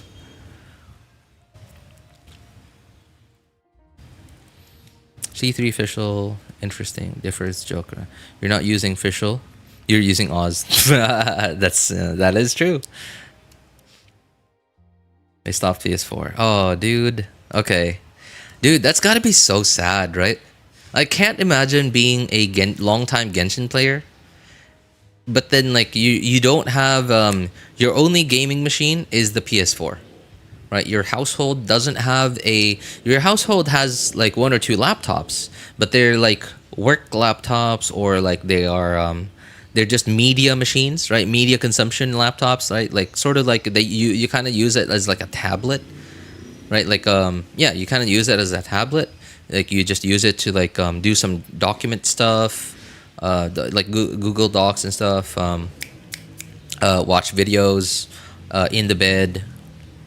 But you don't. None of the people in your household use it for gaming.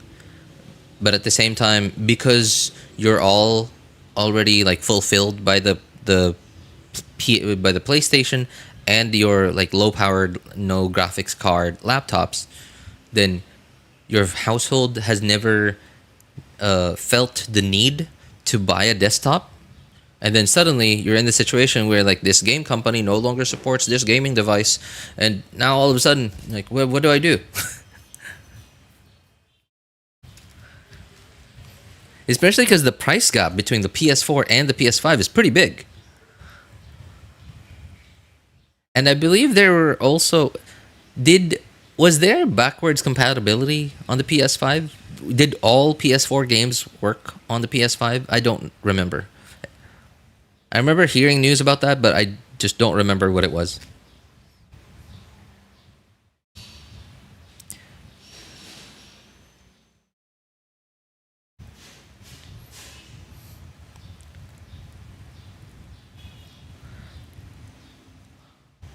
was about to lock in on Genshin, so I turned on my PS4 and searched for Genshin, but thought I deleted it, so I went to the store. It just didn't show up. Oh, dude, you didn't even hear about it on like game news or stuff. You just, it just happened for you.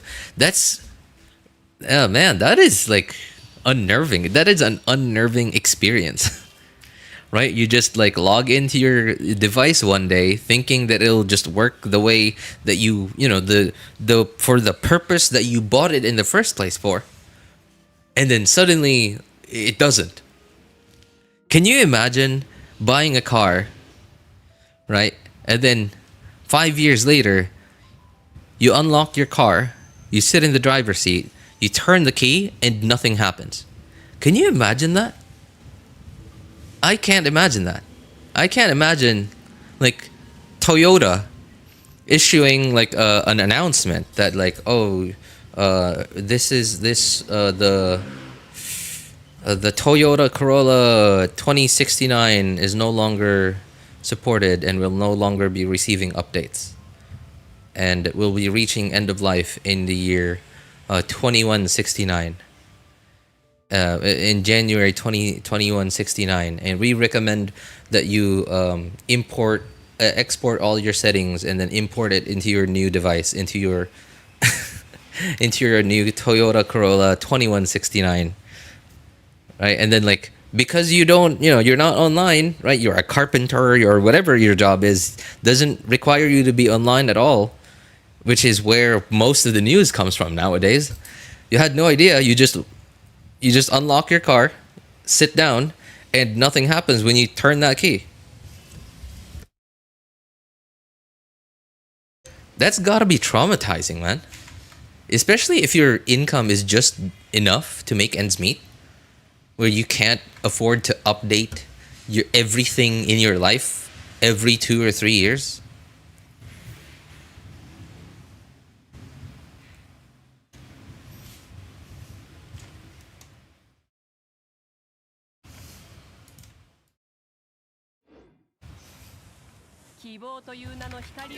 Okay, well, I still have time to do stuff, and I'm not really in the mood to explore right now, so I might as well finish my friend's Imaginarium Theater.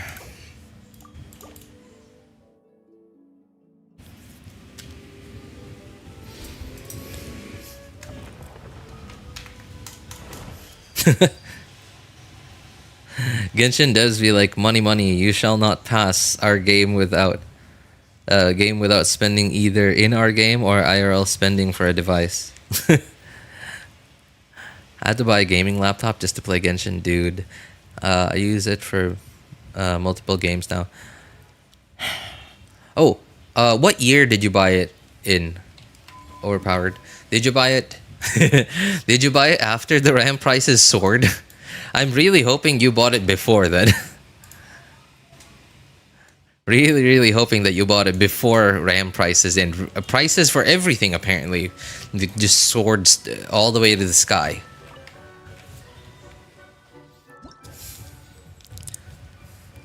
Just about. Oh, okay. Well, at least yeah. About that. Oh. What are what are we about to hear?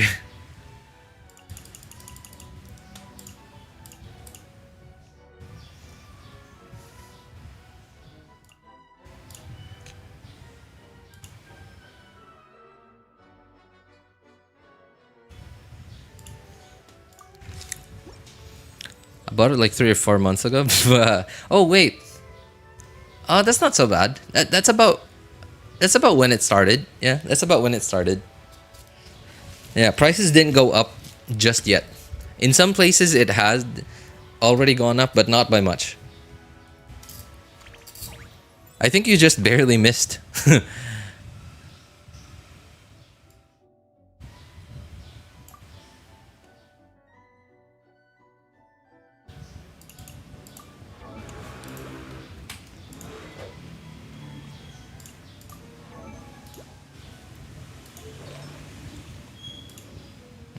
I'm sure she's geared. Wow, dude, 250 ER. That's a lot. My friend sure can build a character.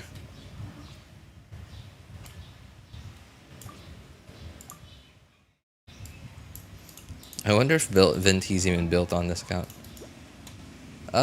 He's, well, somewhat. He has stuff. Okay, I'm sure Genuine's built. Trying to think, which of these characters might he unbuild?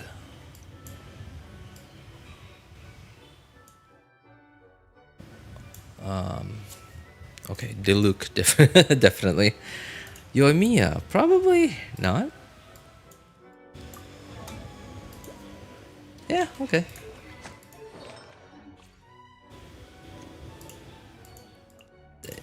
You know what? Willing to bet Diluc isn't built. Yep. Definitely not. Definitely not. Okay, I don't think he would unbuild Hu Tao. Yeah. Yeah.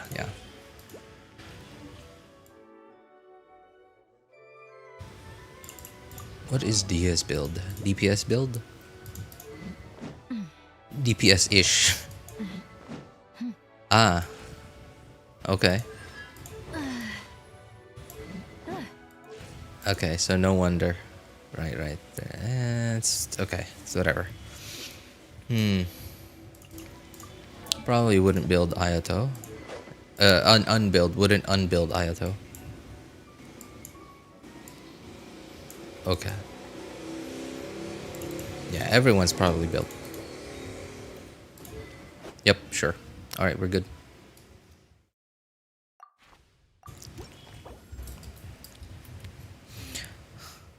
Still was around $700 though.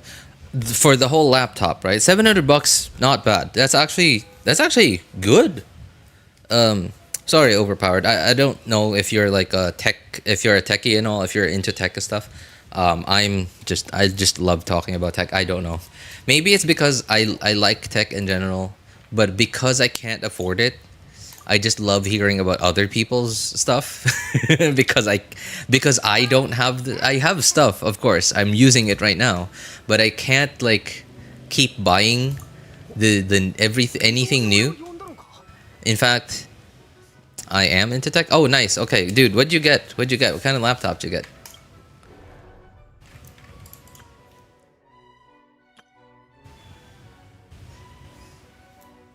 I'm just a huge fan of Acer's laptops. They just pack so much value most of the time. Yeah, Dell, no thanks. They make great stuff. They're higher end stuff. Yeah, they're higher end stuff. Like Dell and Logitech, like mostly the American companies, like HP. I hate HP. Anything like, dude, their HP Spectre lineup when they came out, like I don't know, like 7 years ago, I think 8 years ago.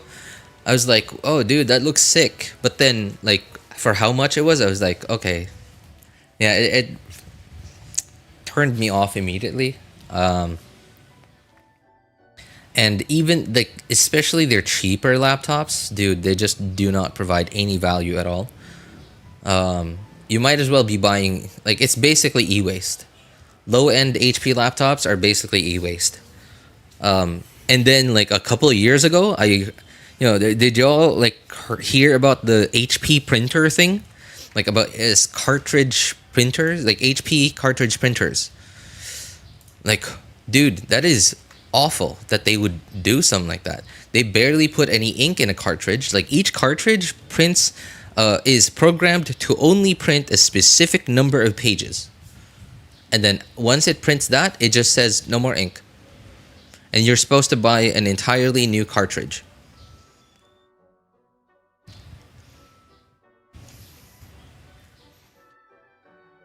Same with Dell. You know, Dell, I think this year at CES, what I think was a Giga Chad move. They pulled a Giga Chad move. That was actually really cool what they did. Everyone is like pushing extra hard on the AI thing. Dell dialed back AI. They said like, well, we noticed no one was buying for the AI. So they didn't say anything about AI in any of their products. Yeah, and they dialed back on, like, they tried changing their like laptop naming scheme. I believe it was last year or 2 years ago. And then they decided to go back to the XPS, and like now it's just like, dude, Giga Chad very like they listened. It looks like they listened.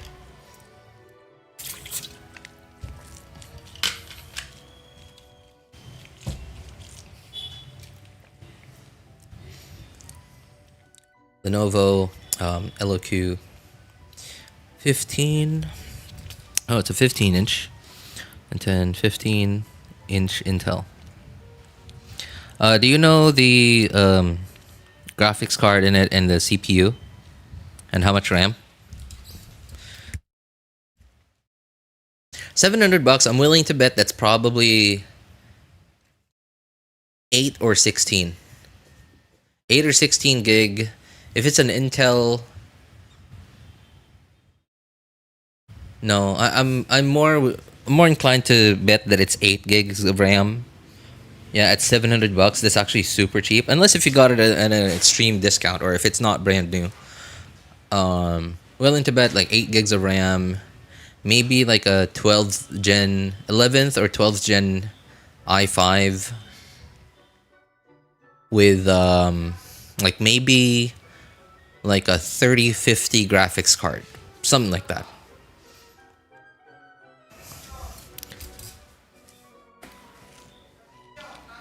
Oh, dude, 50-50? Not bad. That's okay. It's okay. 50-50. 16 gigs of DDR5. 800 mega transfers. I'm willing to guess that that's probably 8,000 mega transfers. But I'm probably not expandable. I'm guessing. Okay, 512 gig SSD. I wonder what kind of SSD it is. QLC SSD. Okay, QLC is okay. It's yeah. What is the CPU though?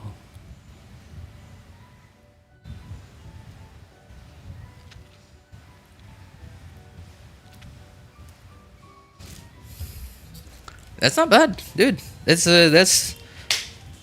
pretty future proof. It's pretty future proof. Now I'm just hoping it's not a thick boy. Is it a thick boy?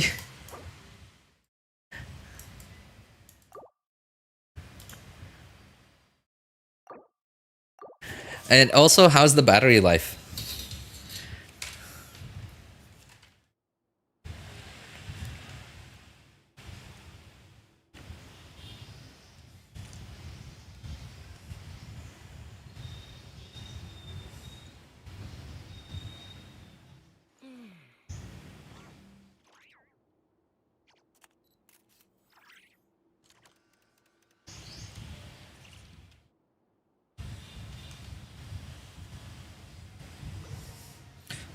Gen. Oh, 13th gen. Okay, it's okay. 13th gen.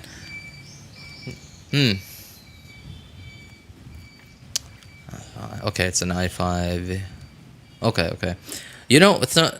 I don't know about laptops, but Intel CPUs had a problem with its. I don't claim to fully understand the problem. But the terminology I'm always hearing is that Intel, was it, I believe it was 12th and 13th gen. Yeah, 12th and 13th gen. I don't know if i5s were included as well. I'm often hearing about the i7s and i9s.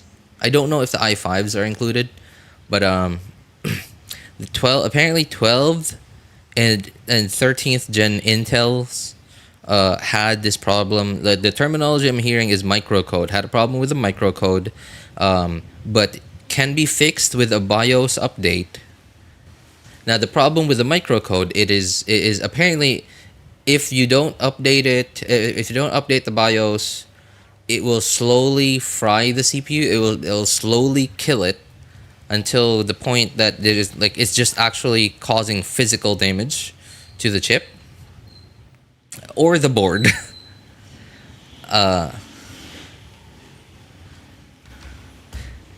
And then once, I guess you just RMA at that point. Once it's like the damage isn't irreversible anymore. Again, I don't know if it affects laptops. I don't know if the i5s were included in it. Pretty thin. It takes about 3-4 hours of playing Genshin to get to 15%. Oh, dude, you got a winner right there. $700? US dollars, right?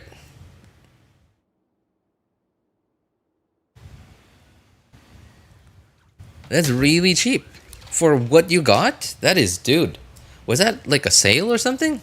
Was it brand new or used? It is like super cheap.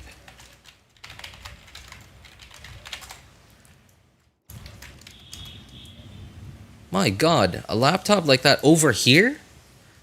Over here, if I convert like Google, Google's conversion, USD to Philippine peso, a laptop like that over here would be somewhere around $1,100 or $1,200.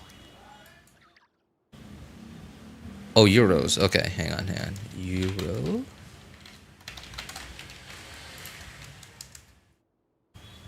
Okay, that's an expensive-ish laptop, but over here, that's still, those specs still would have been somewhere in the €1,000 range.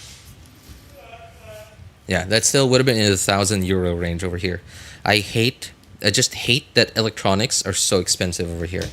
I appreciate that smartphones are like the same price over here, if not cheaper, than they are in US pricing. But laptops and PC stuff in general, they have like a, I don't know, like an almost 50% like tax or something.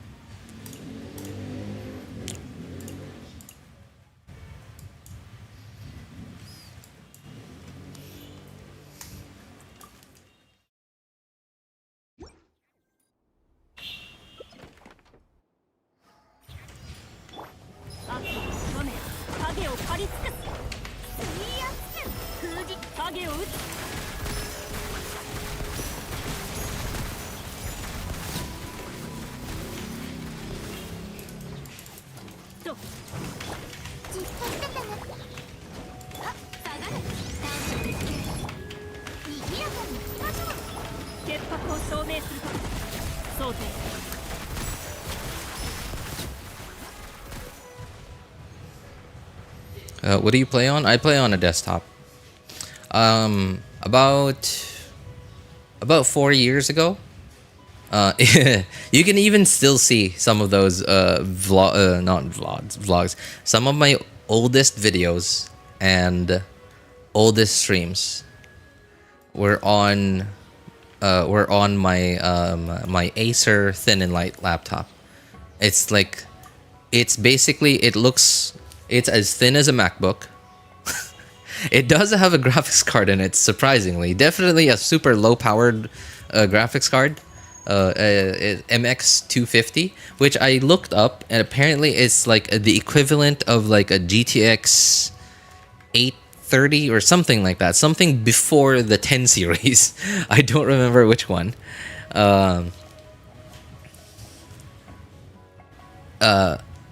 A CPU was pretty okay, 10th gen i5. But of course, low powered one, like maybe like a 10 or 15 watt CPU. And now that's not the problem. The components themselves are actually like pretty good. The problem itself is because it's so thin. It's just like when it ramps up the what's it called? Frequency. What was it called? Oh my god, why are these words escaping me? Boosts? When the frequencies boost up, no, there's like, yeah, when it turbos, there you go, something like that. I can't remember anymore. When the frequencies go up, the gigahertz, whatever, yeah, the gigahertz, the megahertz go up, because it's so thin, it just can't keep itself cool. Just can't keep itself cool.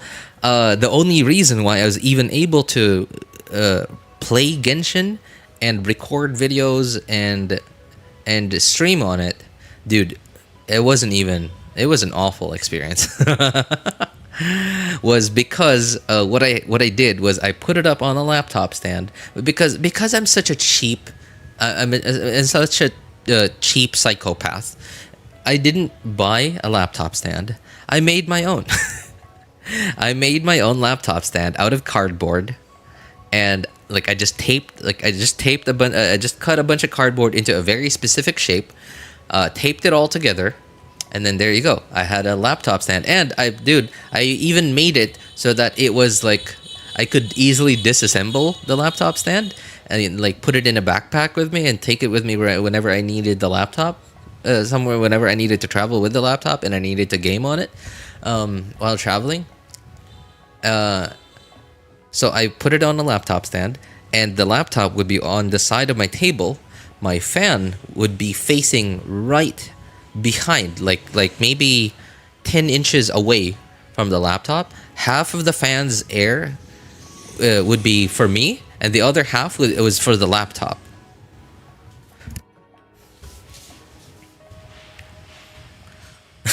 So, and it somehow worked like that. It definitely was a lot better when I turned the AC on. It was definitely a lot better when I turned the AC on. When I turned the AC on, oh my god! Now because of my table's location, right, like where it was in relation to the AC. The AC, if I pointed the AC down, I have like a window type AC. If I pointed the AC down, the wind the wind just barely would be hitting the top of the screen and not the body itself. So what I did is I took some cardboard and I I slided it into the fins of the AC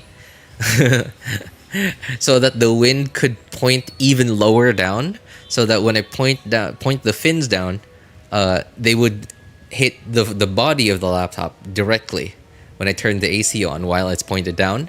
And in that way, when the AC was on, I didn't need to turn the fan on, because if I had the AC and the fan on at the same time, the fan was pointing at me and like the air is cold, and like it would just be awful. It would just be super cold, too cold for me. So I wanted it so that when I turned on the AC, I could turn the fan off.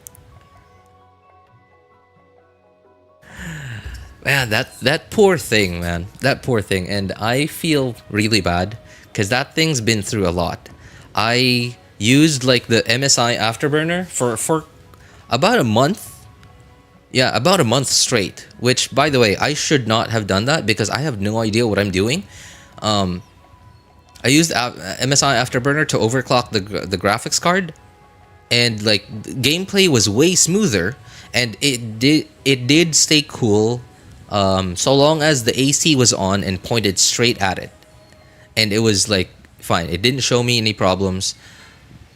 But I'm willing to bet that whatever thermal compound is like on that CPU is probably gone, and probably has been fully gone for at least 2 years now, because for the last 1 or 2 years that laptop, like even not running anything heavy, right, just watching a YouTube video at full screen at 1080p at x2 speed for maybe 10 minutes, laptop gets really hot.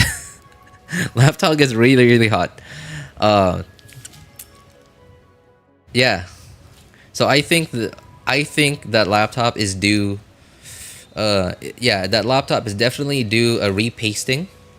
Repasting, by the way, I also, speaking of repasting, I recently repasted the CPU on my desktop, and because I noticed for the past like 6 to 9 months, my desktop, like the fans on it, have been ramping up a lot more frequently than they used to. And like the annoying thing about it is that because when they ramp up, they just blow out a lot of hot air all the time, and it just makes the room way hotter than it should be. Not to mention, of course, I would prefer that my components stay cool to like prolong their lifespan. Finally decided to repaste it. I bought myself some PTM 7950 because my desktop is really temperamental. That like I've only ever given it like a major cleanup twice. No, 3 times, including recently. The first time, I cleaned it up with love. Like I brushed every nook and cranny with it. I gave it a good blowing, which I also recently heard is not blowing. I gave it a good blow. Still, I'm not making this sound any better, by the way. This is not getting any better. I used my vacuum cleaner, the other end of my vacuum cleaner, to blow out any dust. There you go. Pause.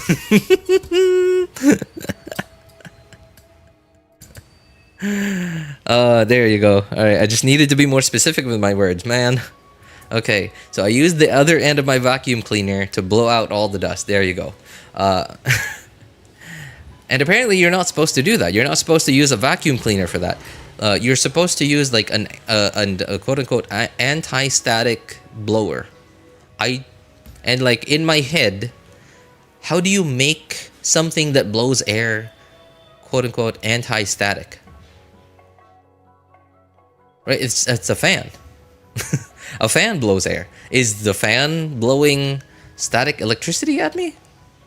Like I don't know. I don't know how that works. I never got the time to look it up. Anyway, so thankfully, knock on wood, it hasn't fried me. Like the 3 times I've done that, hasn't fried anything in my computer just from static. The first 2 times I did it though, I did not know about that I should have kept the fans from spinning. I should have like held on to them while I blew air at it to keep the fans from spinning super fast. This time I did. And now my problem with my CPU, with my tower, right, with my desktop, is why it's temperamental, is apparently the RAM, for some reason, I need to press down extra hard just to like make proper contact.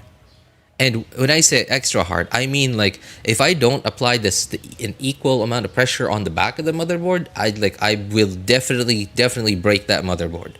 With the amount of pressure that I had to like press down on it with, just to make proper contact. First time I did it, it was awful. Took me like my desktop was down for like an entire 2 or 3 days because I just had no idea what I was supposed to do. I was actually ready to like call it in and like give up and just take it to a shop and have them like troubleshoot which of the parts were like broken. And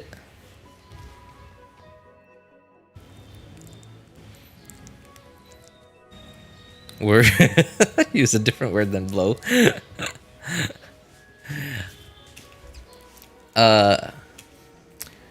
Now granted, this desktop isn't brand new. When I got it, I was, from what I understand, I'm the 3rd owner of this thing. I bought it from my cousin, and judging from the name on the receipt that my cousin's mom, because it was actually my cousin's mom that sold it to me, not my cousin. Judging on the name of the receipt that my cousin's mom gave me, it's not his name. So I'm assuming that he bought it off of that guy. So I am the 3rd owner of this thing.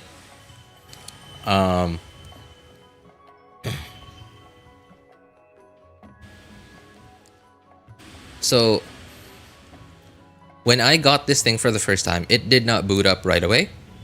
Took like I spent like half a day troubleshooting it until and then like, but my cousin's mom told me that it was working fine last time he used it, but she also told me that the computer had already sat like unused for like at least 3 months by the time that they got to it.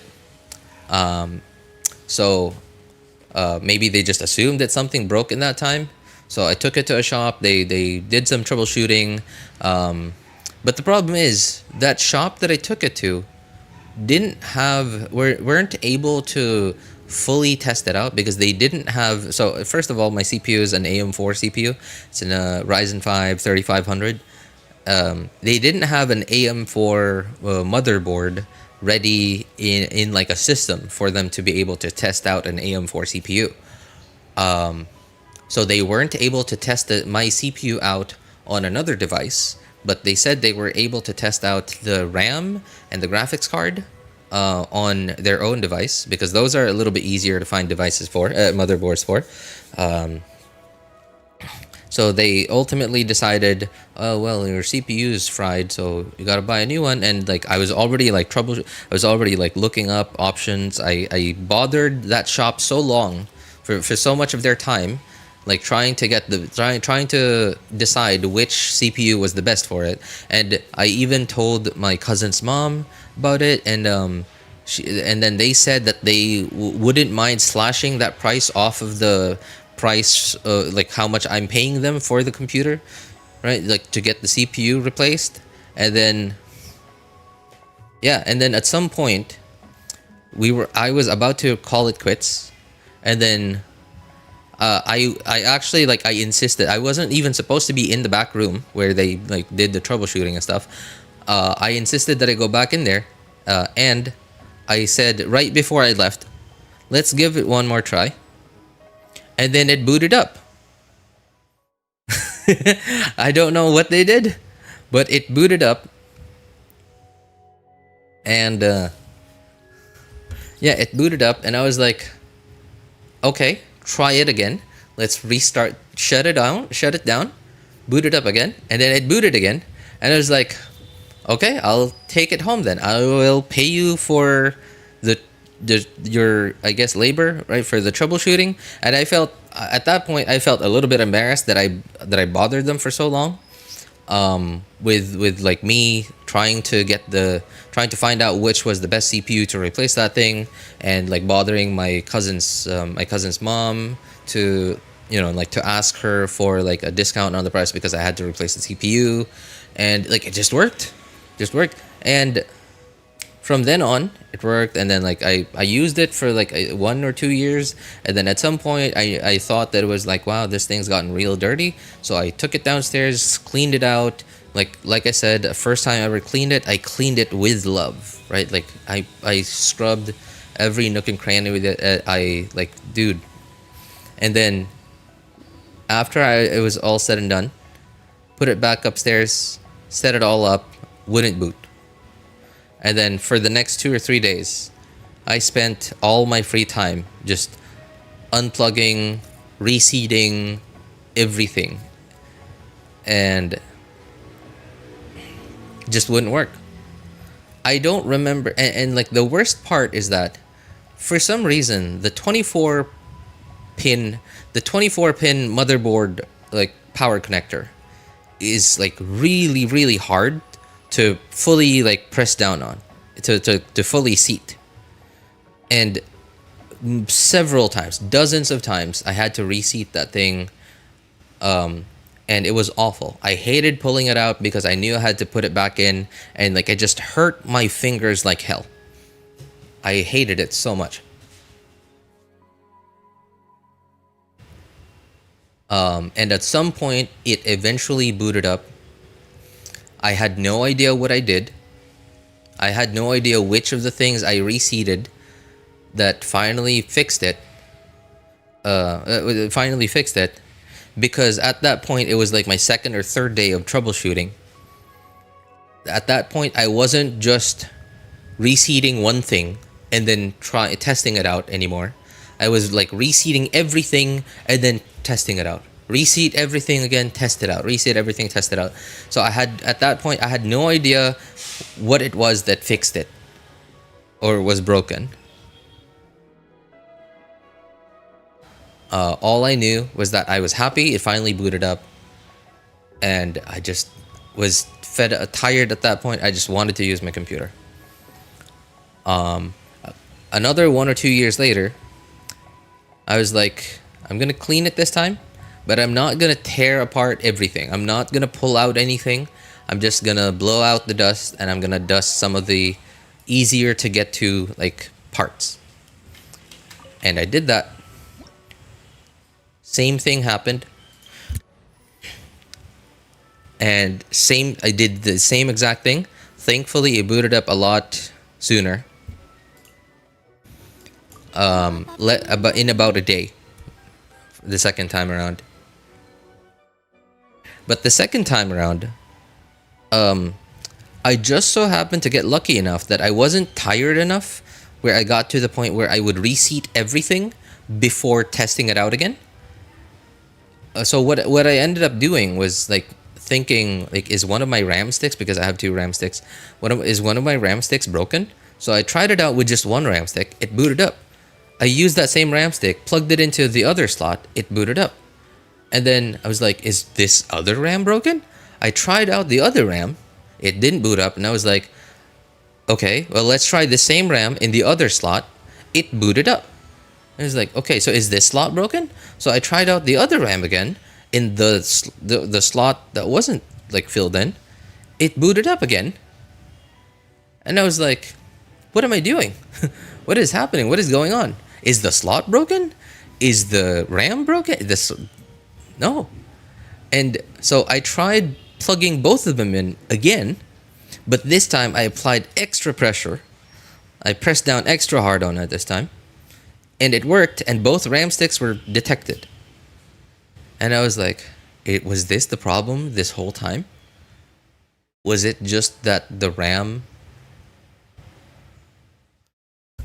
Was it just that the RAM I needed to press in extra hard? I've never seen anyone ever have to push RAM in that hard before.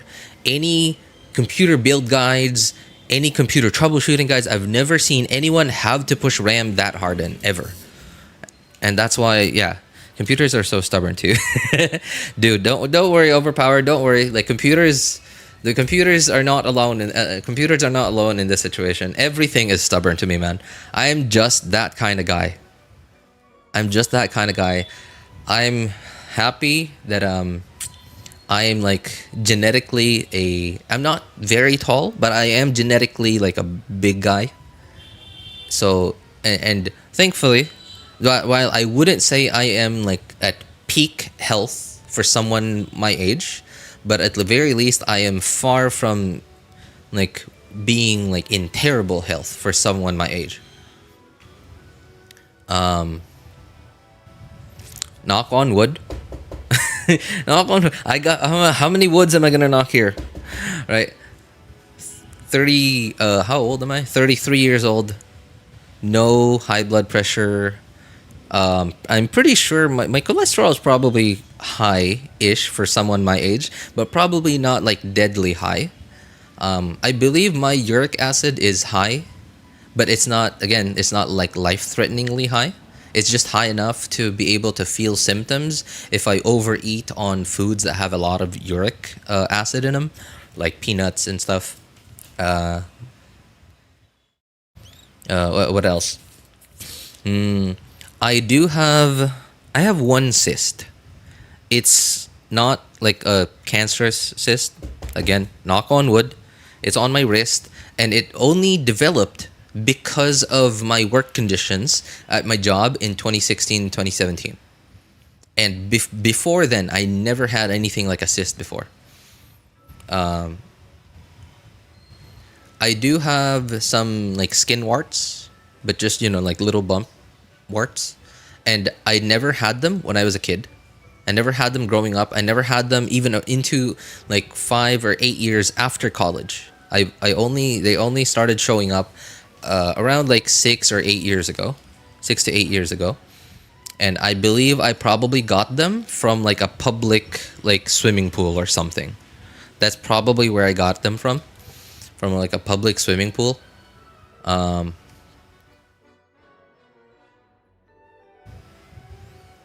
Yeah. It is also possible that I got it from my dad, because I remember my dad having one wart on like his back, on his lower back, and I like in 2014 and 2015, I spent quite a lot of time with my dad. Yeah, well, like it was a career thing for me, and my dad was helping me out in like that city in Manila. And yeah, and we not very often. I sometimes had to use his towel. I remember learning that was like a way to like, I guess catch warts from someone else. I don't know if it's true. Not just his towel and soap.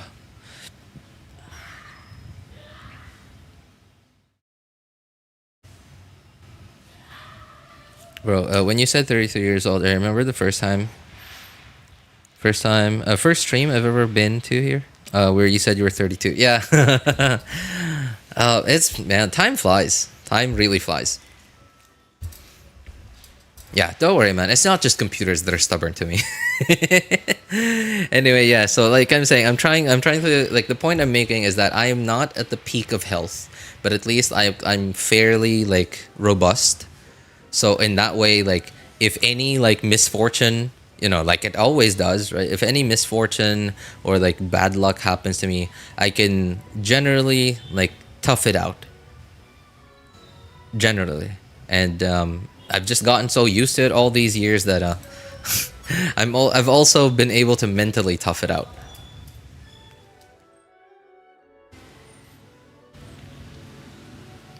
Yeah. My biggest problem with this all started this whole talk.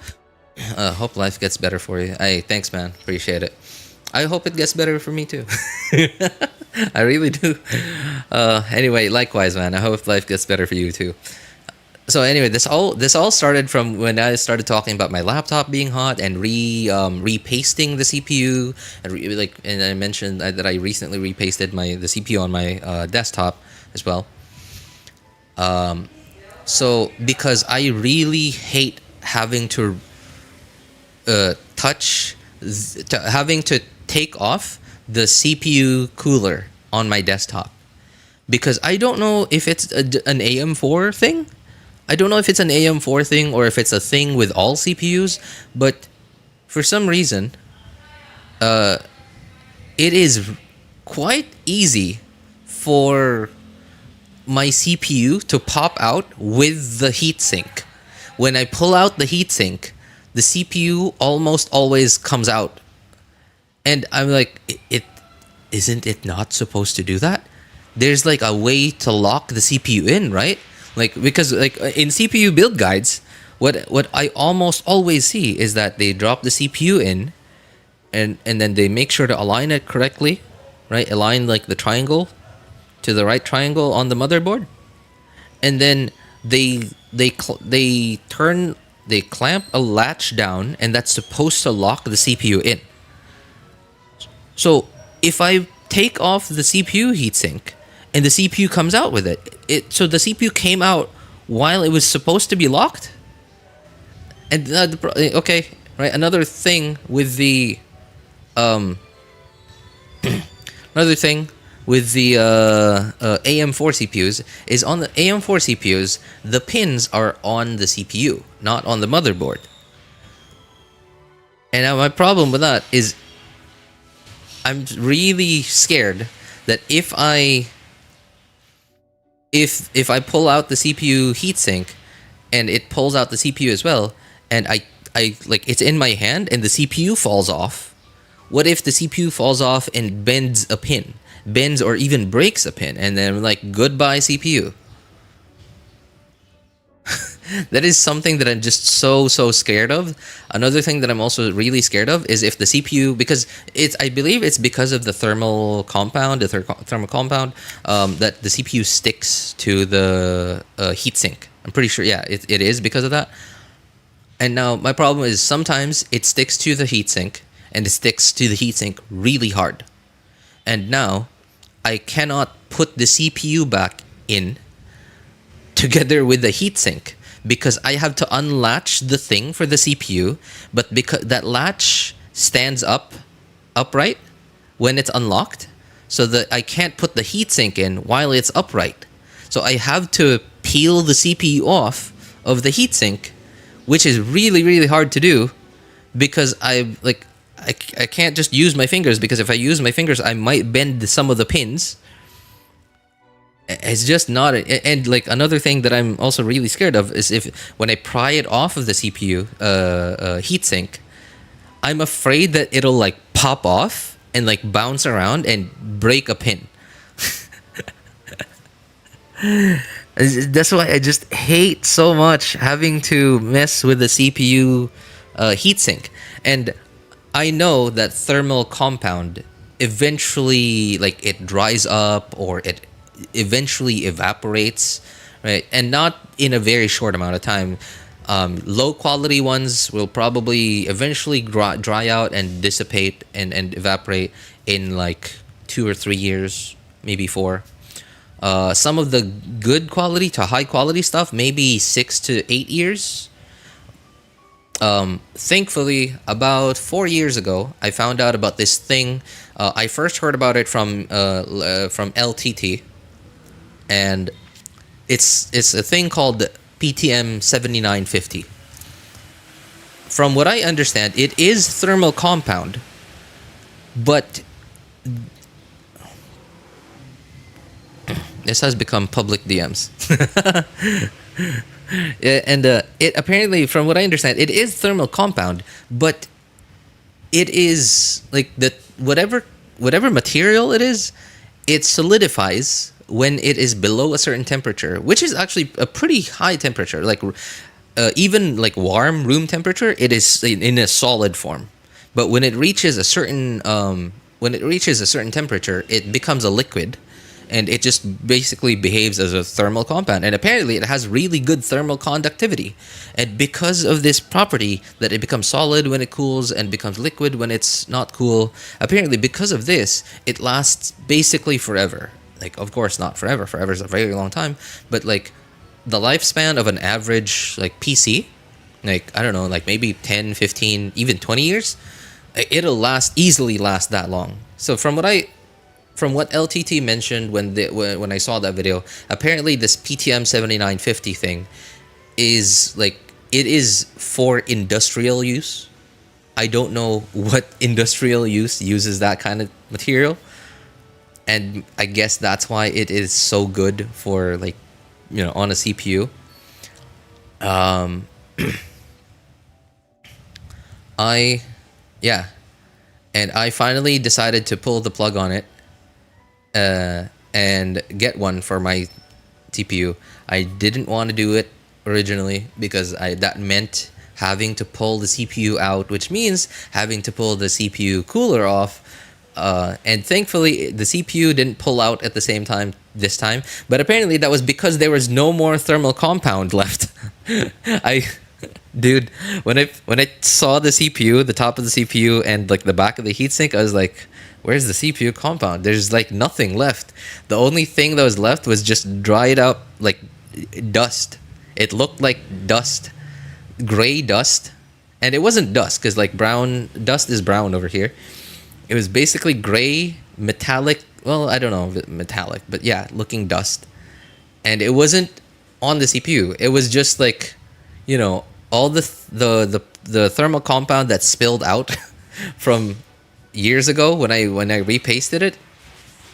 So yeah, and apparently, and at that point I was like, okay, I guess this is why my fans keep ramping up all the time, even when I'm not doing, well, I don't know about not doing anything, but like I turn my computer on for the first time in the day. I play one game of StarCraft Brood War, and the CPU RAMs just like, and then I close the game. For the next 2 or 3 hours, the CPU fans, the fans on my PC just keep blowing, like ramping up. They just, I don't know, like they just can't seem to cool itself anymore. And now it's been good. It's been really good. Been really, really happy with it. I just hope this thing isn't like fake PTM 7950 or like low grades PTM 7950 that I'm eventually going to have to replace in the next 5 to 10 years. I hope this thing lasts forever. If it does, my next project might be repasting my laptop. That thing, that one, I'm really, really nervous about that one. Because laptops are just a whole nother beast, man. So many screws to keep track of. So many... Man, I just don't want to. It is so scary. Plus the fact that my laptop is... I'm actually thinking that I'm unlikely to do it. Because my laptop is old enough. My laptop is from 2019. It was new at the time, and it was a new model at the time. It wasn't an old model. It's an Acer Swift 3 from that year, from 2019. But now it's 7 years old. So I think the best thing for me to do now is to sell it and buy a newer model. Yeah, buy a newer model, and that'll be it. Yeah. But before I can sell it, though, I still have to get it fixed. Dude, you haven't even heard half of the story. If you thought my desktop gave me trouble, boy, it wasn't the laptop that gave me trouble. It was my fault, obviously, but it definitely wasn't something that I could avoid. Now, so years ago, this was like around 10, 15 years ago, my dad's phone got wet. He had it fixed. They replaced the charging port on it. But at that point, my dad's like original charging cable that came along with his phone was already broken. So he bought a new one. He bought a cheap one, and it didn't work. It didn't charge his phone. He bought another cheap one, and it also didn't work. Instead, it discharged his phone. And then he finally bought a third one, and that finally worked. But then, like, when I saw the cables that he bought, I was like, these look nice. I tried the first one out on my phone. Okay, he's right. I was like, well, it's charging. Left it for a couple of minutes. No, left it for an hour. Realized, wow, I guess, it looks like it's charging, but it didn't give me any juice. And then I tried the other cable out and left it for like maybe 5 minutes, and I noticed like the battery dropped significantly. I was like, oh, dude, what the heck is this thing? And then I kind of thought, like, well, I'm just gonna keep them anyway, because they were like nice cables. They didn't work. So they didn't work for a phone. So I kind of thought, like, well, okay, maybe I can use it for like at that time I had this like rechargeable like portable fan, like a small one. And it also used micro USB, because this was like 10 years ago. Micro USB was a thing. So I used it for that, and it worked. And then at some point in 2020, a year after I got my laptop, I decided to just, I don't know, I was like, do you always stream Genshin? Cloud, I don't always stream, but when I do stream, it is always Genshin. Yeah. I don't always stream. I stream like at least once a week. Sometimes more. It depends. Depends when I have time, or if I'm not too tired, or if there's stuff to do. Yeah, but I stream at least once a week, and it is always Genshin.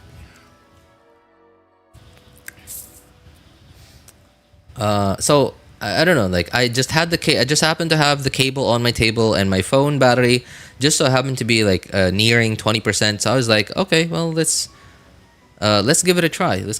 I tried plugging in my phone using that cable into the USB port on my laptop, and I played a game. A couple of minutes later, went to check on it. I noticed, oh, my phone's battery is discharging. So I guess this cable is really screwed.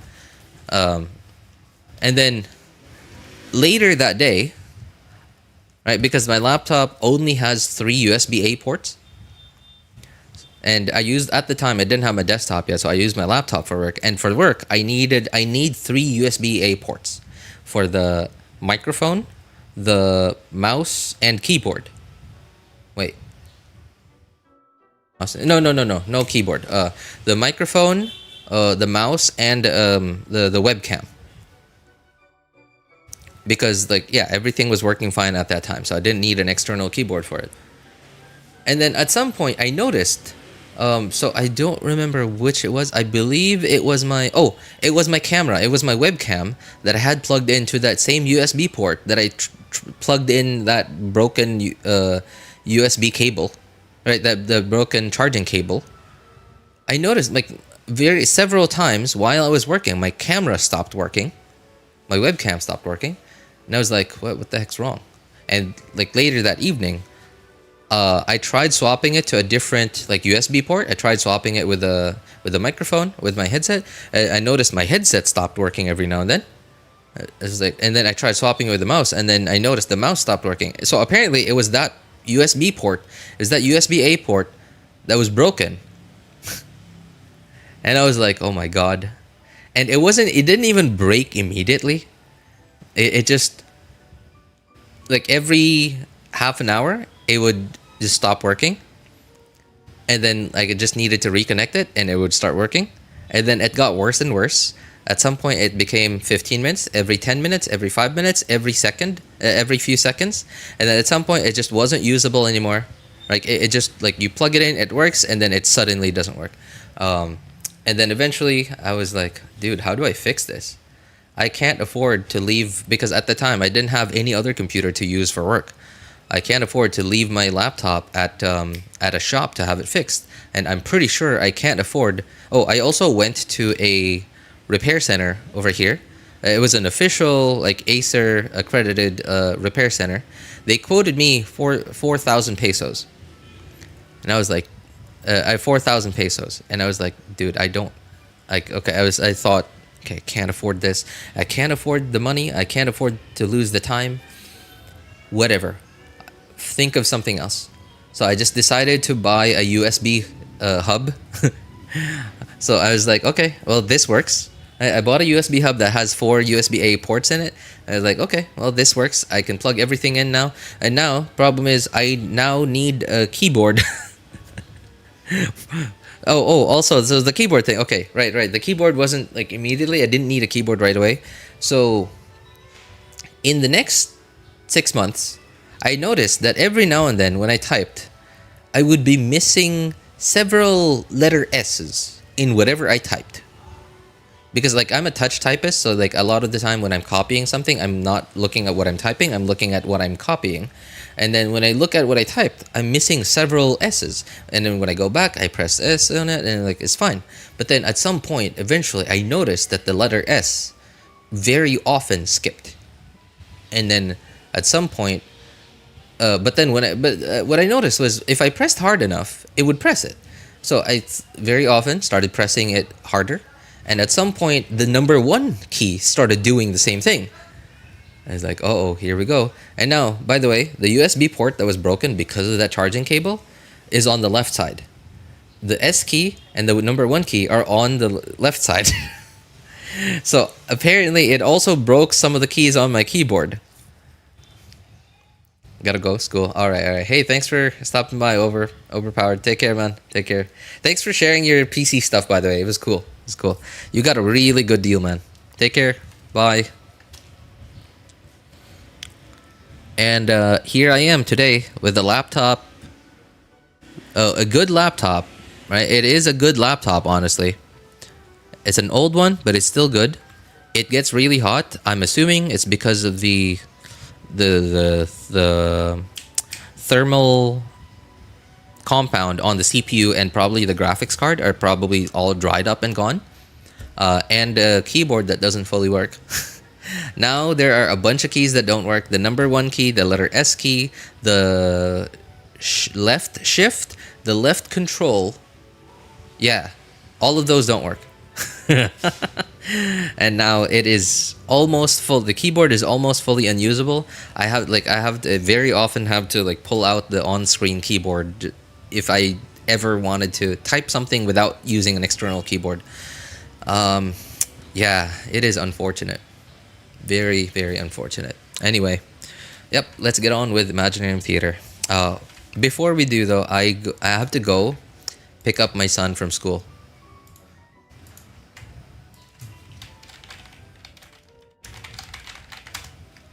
Okay, I'll be right back. School is very near my house, so it's literally gonna be just 5 minutes. Yeah, 5 minutes. I'll be right back.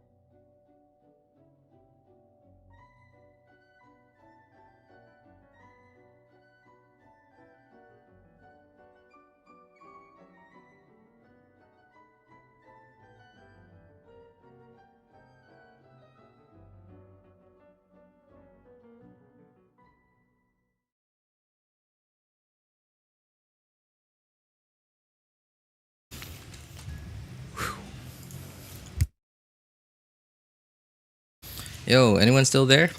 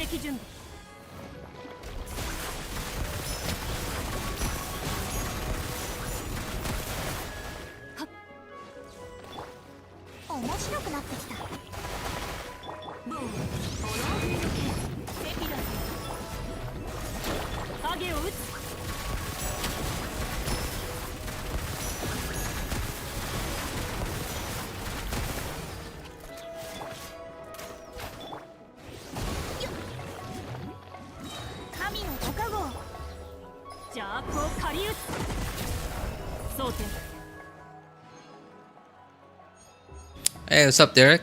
How's it going, man?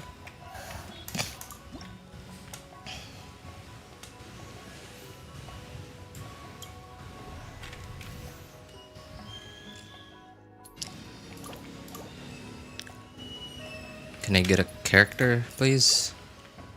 My god. Just won't give me a character.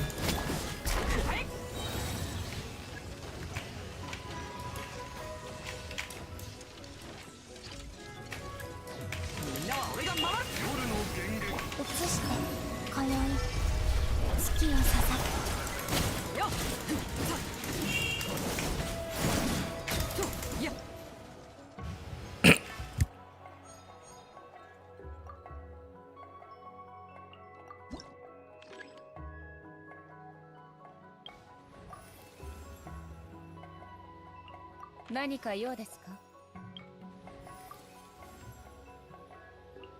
出動だ。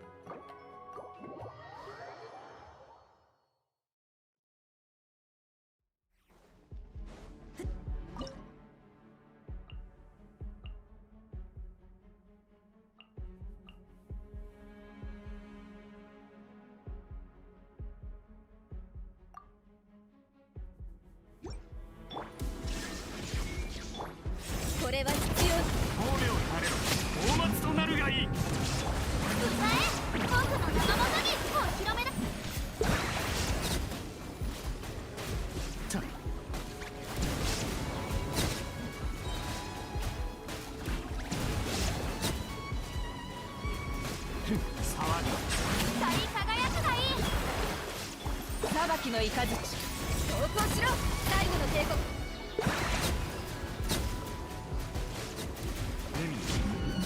私は帰ってきた。神戸を垂れろ。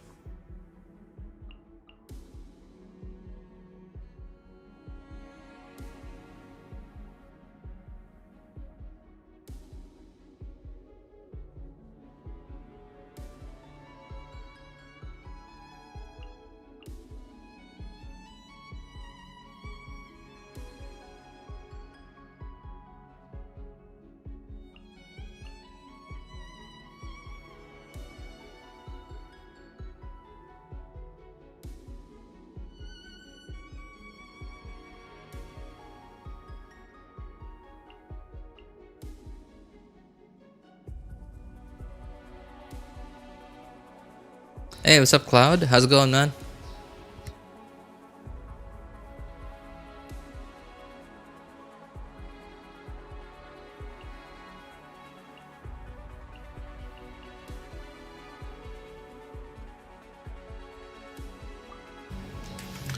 Yeah, what's up? Good to see you, man. How you been?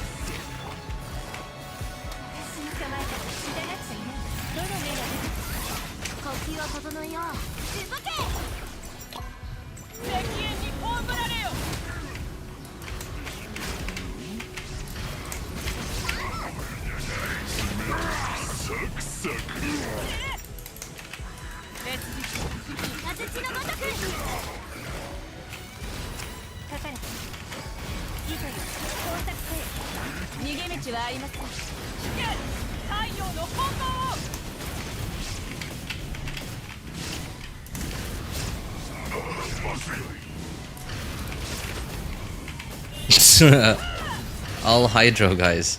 Are these guys gonna ever attack the thing? Oh, they will. Okay, okay. That guy just did.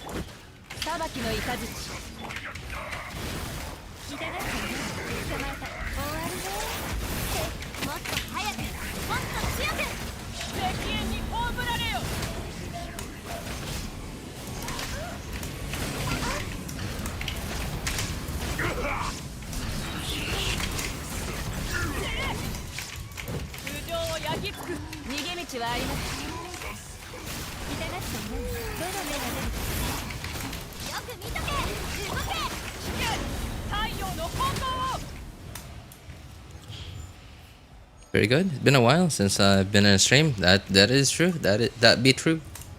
It's been a while. How have you been, man? How have you been?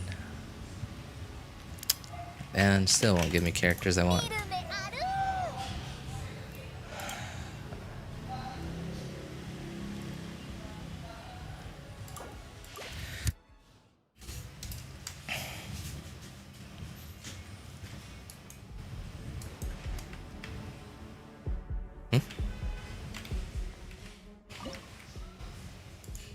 Why is this gold?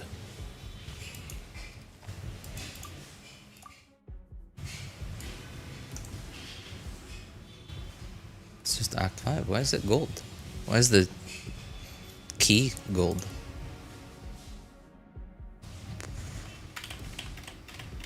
Lunar. How do I... Okay. I'm gonna need some electro, I guess, for lunar charged.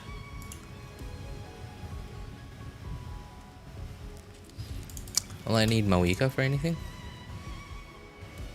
No, not necessarily.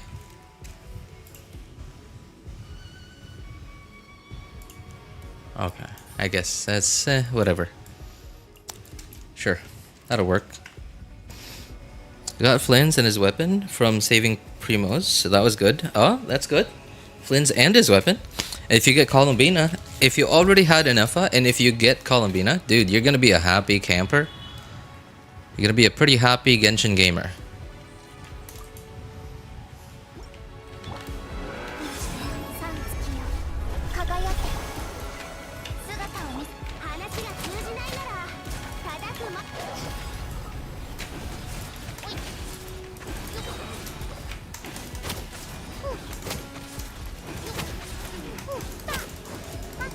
I wonder why there's no lunar overload.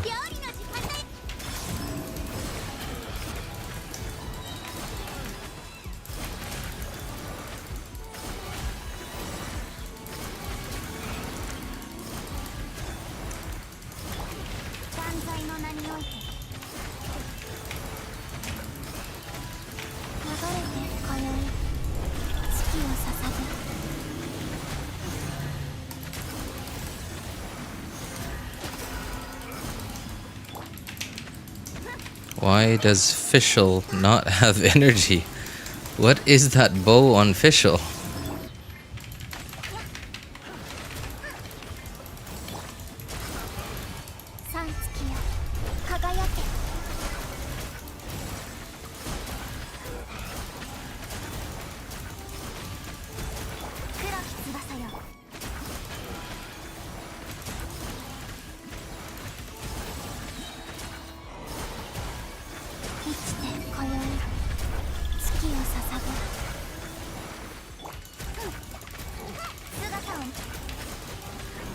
I don't think I'm gonna be able to kill 3 more of these guys in 20 seconds.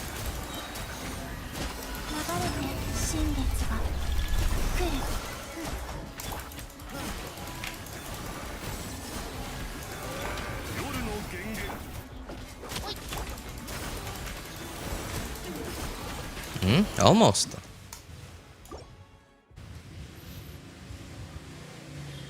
I wish I got an Iffa, but I knew if I pulled for her, I wouldn't have gotten Flynn's. That is true. They did come back to back. Yeah, they did come back to back. What is on Fischl?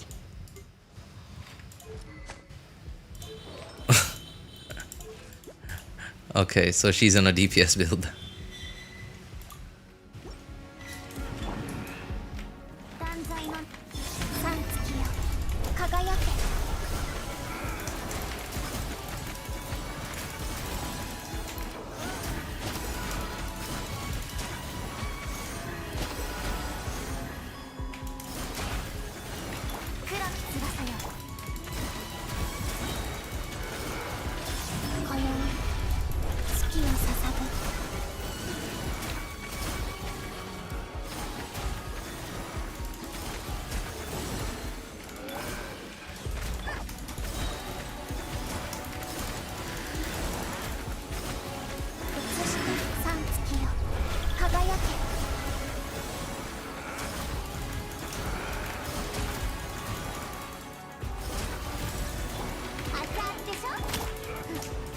Wow, the ER on Fischl is really not helping at all.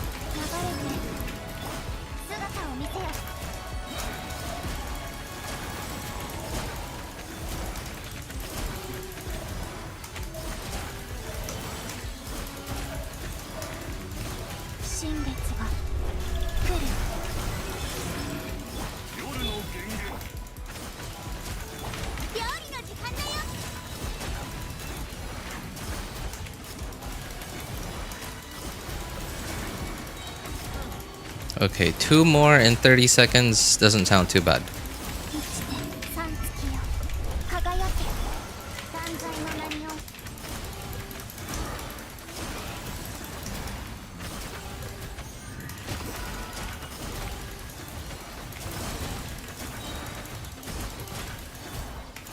て新月が来る影の辛さ Okay, wow. Just barely. That was a terrible team.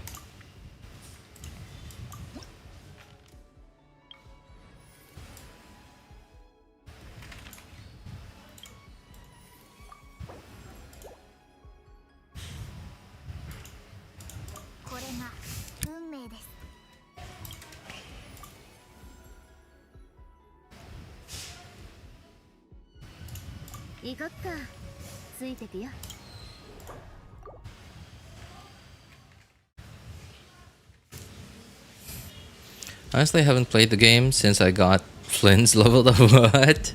Wow, really? Everything okay, man? You've been busy? I haven't been able to get back into the game besides checking daily for the free stuff. Really? Even events? Arsandrone became easily my favorite Harbinger. Okay.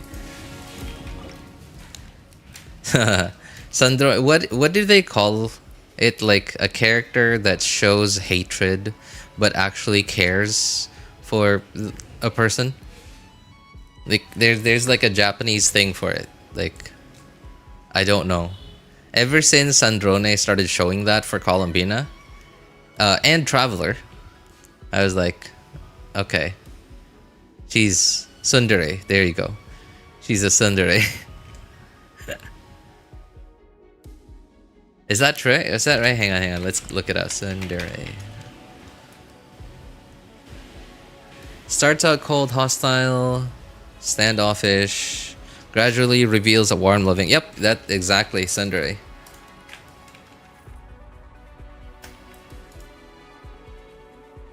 Plus the fact that she is an AI. Yeah. Sandrone was an AI, so as a human, she was basically a baby. She was just in her rebellious phase. She was in her yeah, she was in her rebellious phase.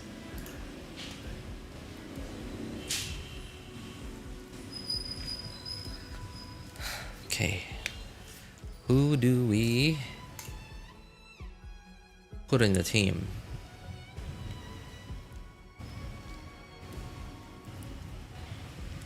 Shangling, sure. Do I need... I don't think I need Zelonin for this. Yeah, I don't need this team to be at peak performance just to kill one boss.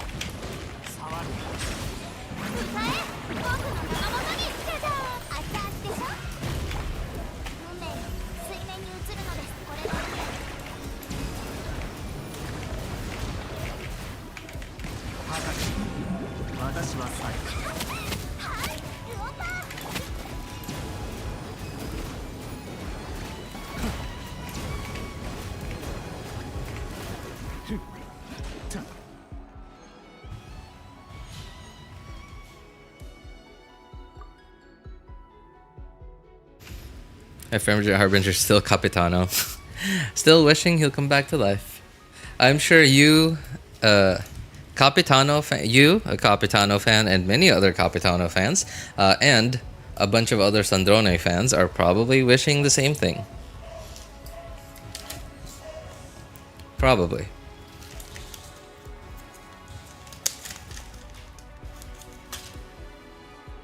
Dude, the Harbingers are dwindling down.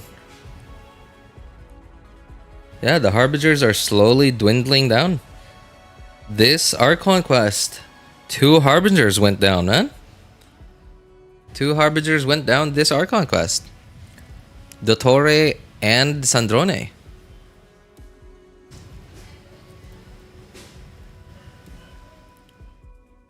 Usually it's only been 1 at a time. Right? It was Senora, and then Wanderer. He didn't die, but he just disappeared from history. Literally. And then Capitano.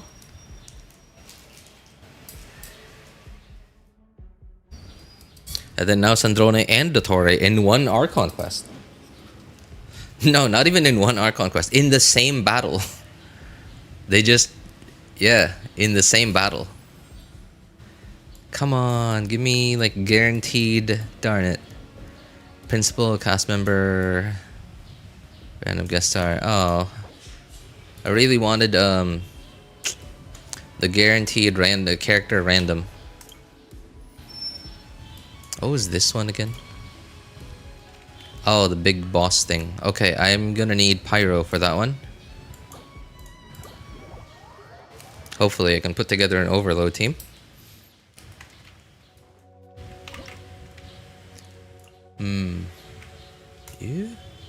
You? Ooh. Okay. I thought... Yeah, I lost Fischl, but hey, Ineffa comes and saves the day.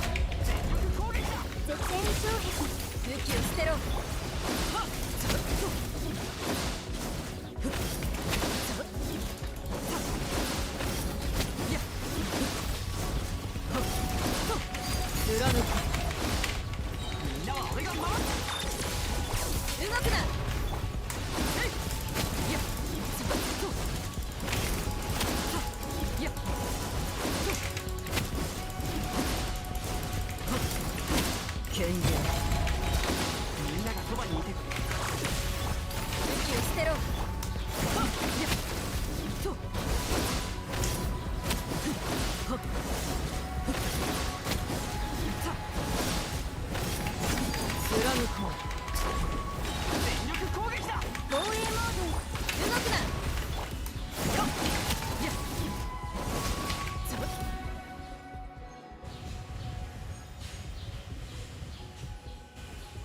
It's rumored that Dottore isn't dead though. People think that was only one of his bodies. If y'all remember correctly, Nahida made a deal with Dottore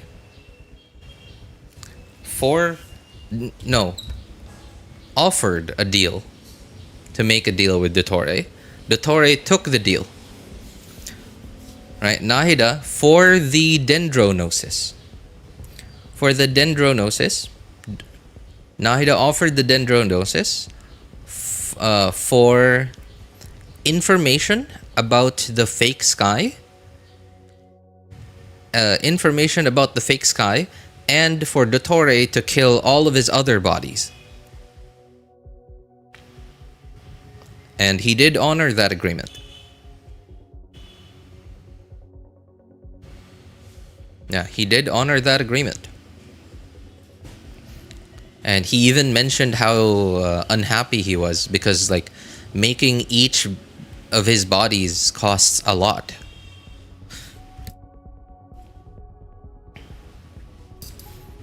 I do remember that, but the people think he lied about that and still kept his bodies somehow. I mean, it's, you know, from a writing standpoint, there's always a way to bring a character back to life. Right? Maybe there's like a prototype of Dottore somewhere that is like, right, there was a prototype that never made it, right, that just wasn't good enough or wasn't complete enough and didn't pass for like a full-fledged copy of Dottore, but it still somehow has most of his memories. It's just that it wasn't ambitious enough, right? Like, it wasn't ambitious enough. Dottore was evil, but that was because of his ambition, right? Imagine a Dottore without that ambition, just the genius. Yeah, from a writing standpoint, there's always a way to bring a character back from the dead. How you feel about Rosalina now that Bina revealed her normal caring side? Rosalina, Senora, right? At the end of this Archon quest, you see the screen glitch, hinting that Dottore's survival, with the markings at the corner of the screen. I don't remember. I didn't see the corners of the screen, but I do remember the glitching thing. The glitching thing, the glitching thing has always been associated with Arlecchino. So I don't know. And remember, the story did have something to do with Arlecchino, right? Remember, the Crimson Moon or whatever they called it, Columbina borrowed it, and then she gave it back to Arlecchino. So I don't know. There could be something that has to do with Arlecchino and the Crimson. If not Arlecchino, then at least the Crimson Moon.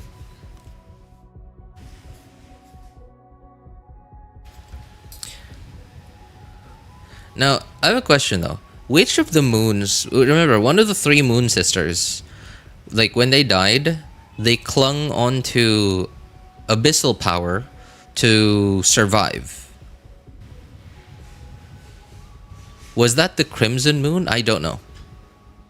If yes, then I'm gonna take a guess that the glitchy thing was probably because of the Crimson Moon. And remember, because there have been a lot, there have been more and more and more theories about the primordial one, the heavenly principles being some sort of AI.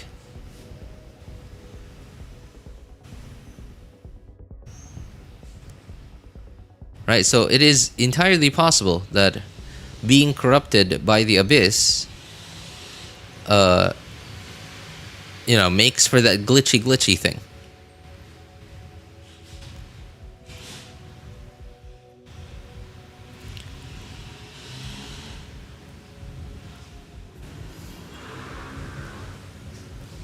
Anyway, about Senora, it's always been I don't know about her normal caring side, but I do know I've known for like a long time now. It's actually in the Crimson Witch artifact set, her lore, Senora's lore, that apparently Senora had a lover. He was one of the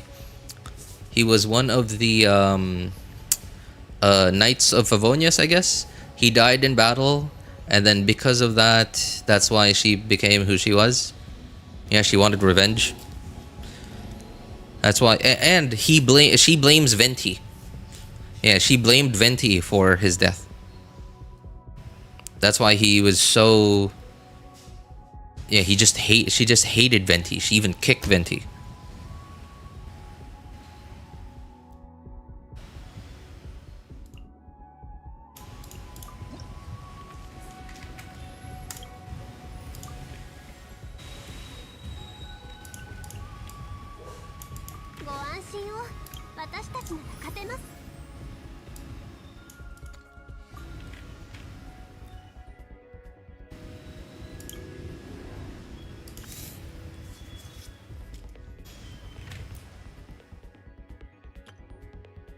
What is this thing? Oh, that thing. Okay. Well, let's reset. We got some opportunities to reset. Nice. Thanks, characters. Thankfully. What else do I need? I guess I need Electro.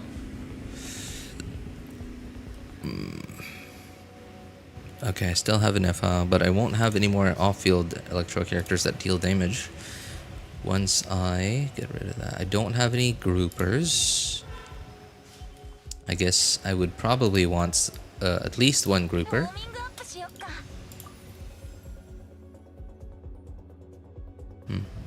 Plunge. Okay. Alright, and...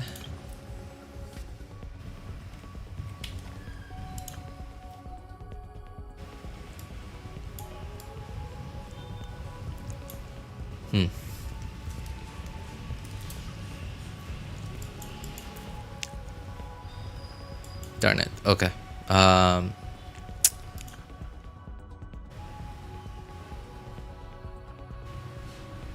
Plunging attacks can heal. Genuine can heal and Genuine can plunge. Okay, I guess Genuine can deal with both of these guys.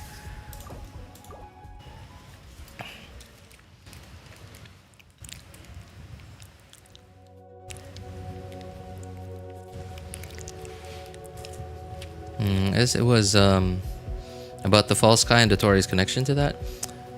Dottore, what connection? Oh, sorry, I don't know about this, by the way. What connection does Dottore have with the false sky? The only thing I know about is that he knew about the false sky.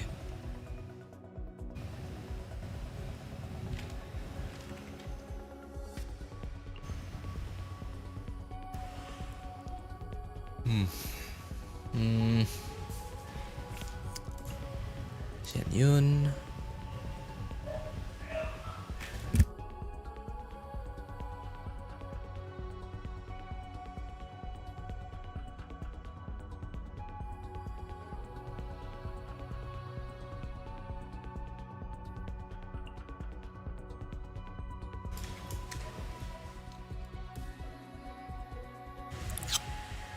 I wonder if this team's gonna have enough DPS for this. I don't think so. Okay. Maybe this one. Not gonna. I have no clue. I just keep seeing clips, man. Yeah. You know, I recently saw a video from a relatively new what's it called? Lore Genshin lore content creator, and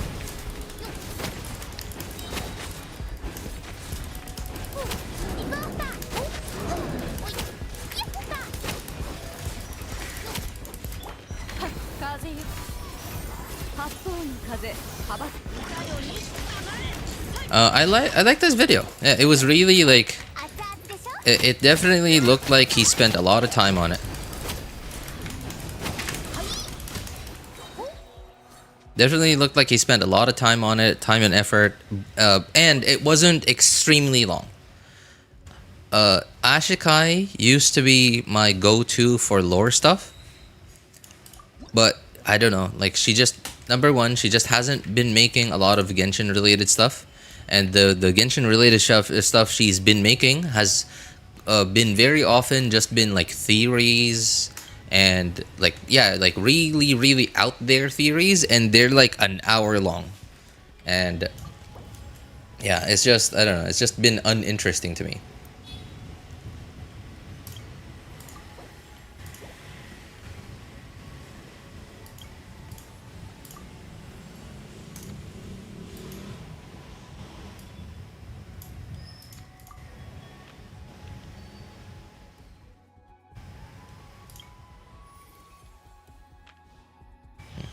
Do I still have Raiden Shogun?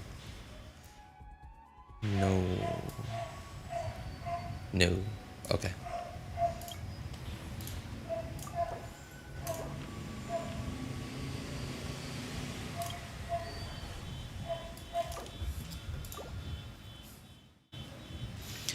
Yeah, and Minsleaf's okay. Like I sometimes like her content, I sometimes don't care about it. But yeah, like this, I don't even remember their name, and I didn't sub to them. I feel bad about it. Yeah, but you know, I watched the first and only YouTube video that YouTube recommended to me of their content. I'm sure like when they upload next, YouTube's gonna recommend it again.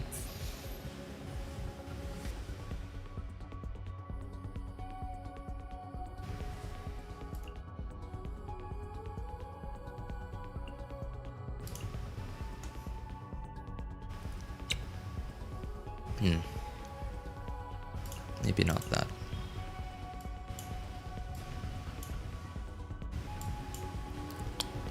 I need another witch character. Okay.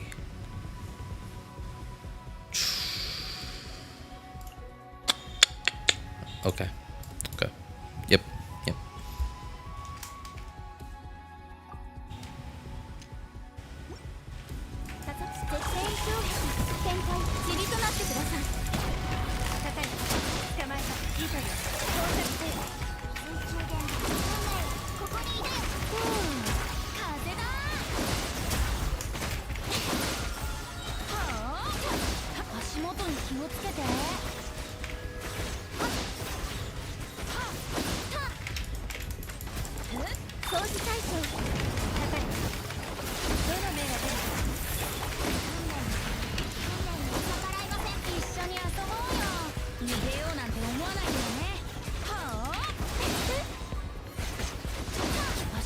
気をつけて。 Wow, that team cleaned up. Not bad. Not bad.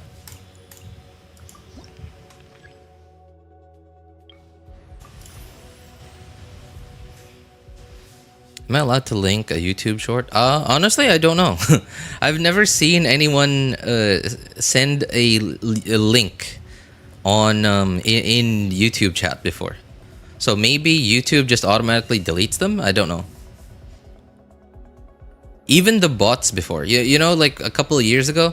I don't know if you were here back then, but I think you were. Yeah, I think you were.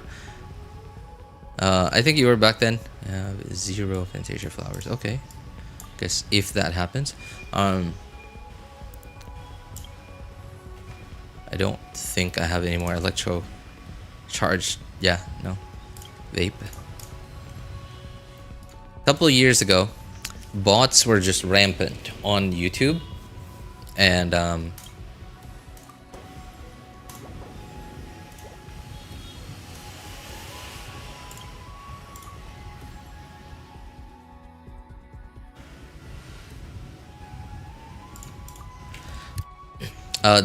I noticed, I noticed that the bots, none of the bots sent links or anything. They only sent messages, just words, and no links at all. So I was like, what is the point of this? Like, who is wasting computer resources, right, computing power, to just spam messages on random people's streams? So like, what is the point, right? I'm sure at some point these bots are probably trying to send links and then people click on them and they get scammed or whatever, right?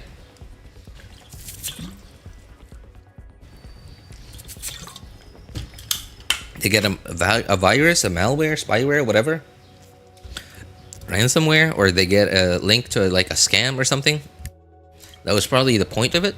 But I noticed that none of the links, none of their messages ever had links in them. So I don't know. I think maybe YouTube just auto deletes it.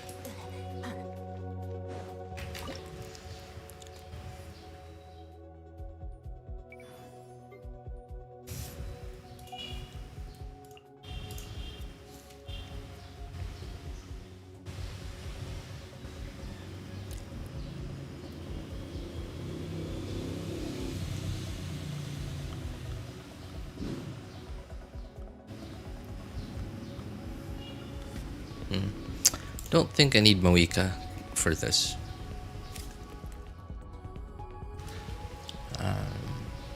Maybe you, maybe you. I won't have any more vape. Okay, I'll have to try this. I don't even know if this does enough damage.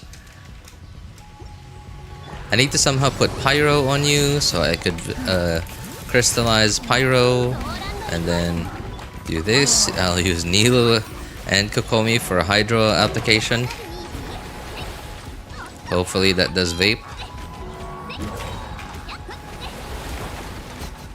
Oh, it did. It did.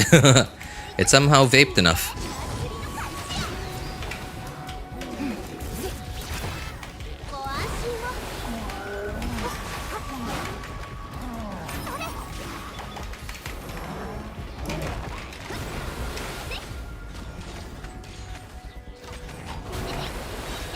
Nice. I remember you getting annoyed every time they appeared. It got annoying, especially because at the time there were like really very few people on stream, and like all of a sudden 2 or 3 bots at a time were suddenly 95% of all the messages.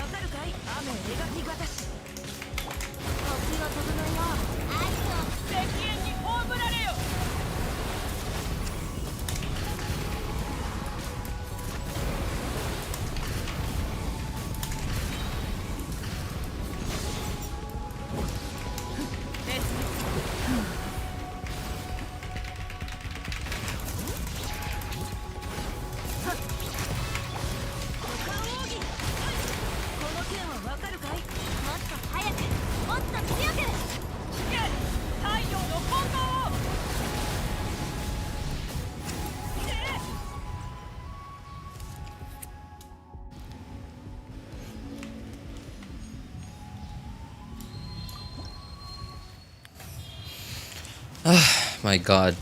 Finally. You know, I still hate Imaginarium Theater. It's just so annoying.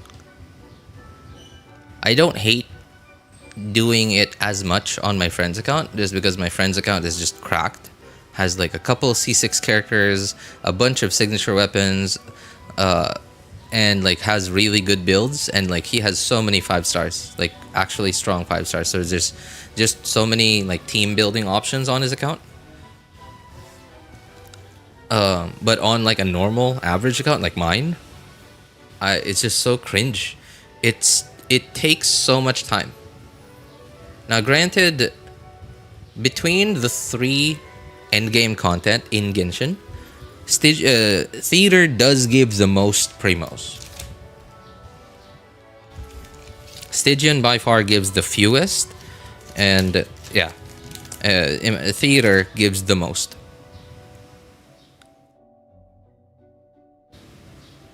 And I don't know. Is it worth how much time it takes to clear Theater? I guess. I mean, Theater does seem to take the most amount of time to get all the primos. I understand that Stygian doesn't take that much time to get all the primos, especially because like it's just the lower difficulties to get all the primos. The higher difficulties are just for the feathers.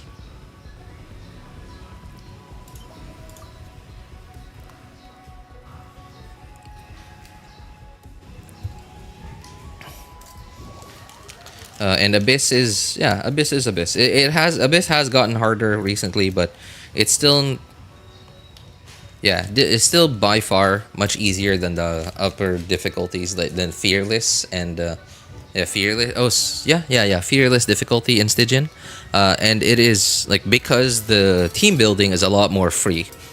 Then it is definitely it takes a lot less time.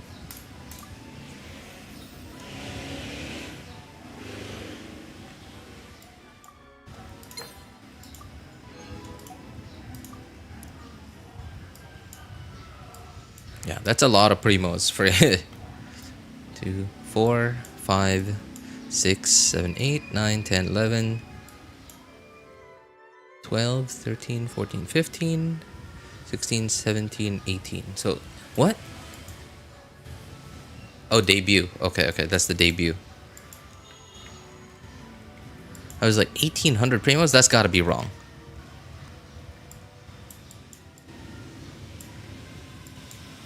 Yeah, okay. So 120, 180, 240, 340, 440, 440, 500, 620, 680, 800, 900, 1,000. Yeah, 1,000 primos. Right, I believe Abyss only gives about 800.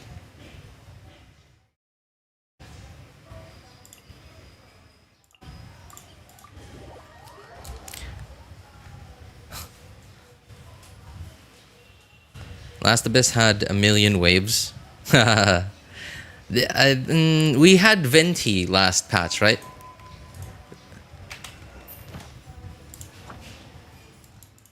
Yeah, I believe we had Venti last patch.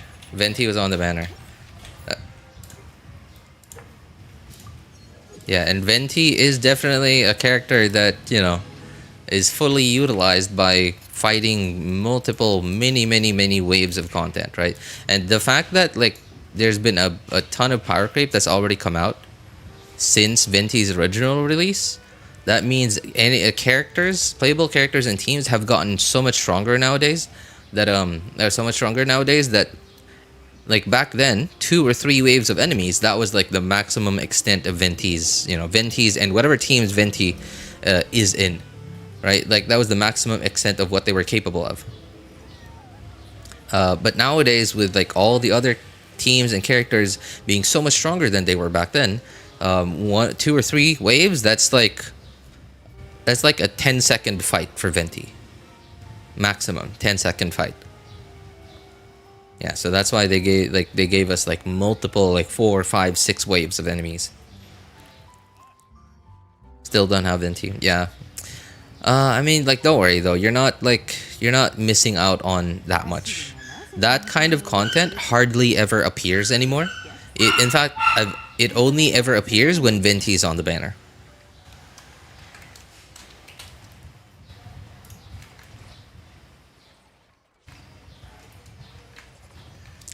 We don't really have any other. So far, we haven't had any other 5-star like Venti, whose job is like just pure crowd control. Like 90% of his job is crowd control.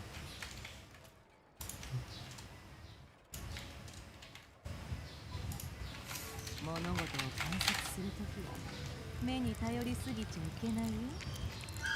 人は見たいものだけを見るくせに。大事なのは自分 Been playing the electric guitar lately. God, my fingers hurt like crazy. I usually play piano, but I wanted to pick up a new instrument. I remember playing the guitar back in high school. It wasn't because I wanted to. It was because like I needed to, for school. Our PE class. Our PE class had music in it as well, and it was the guitar at that time. I sort of enjoyed it, but because I don't know, like it's just I suck, just not very good at anything at all. I just couldn't learn to properly play the guitar, and but I really did enjoy like strumming. I don't know if that's the right terminology. Strumming. I found it really cool to make like to replicate like tunes of songs just with the guitar, just by strumming.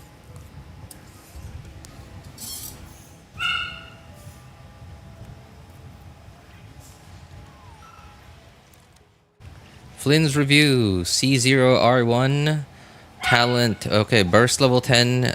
Is his skill important? I don't know. Why is the crit rate low? Oh, okay, because the crit rate's low. I guess the crit rate's low because how much crit rate does this give? Like 40? I don't remember. Okay. Well, you know what you're doing, man. I don't think you need anything from me.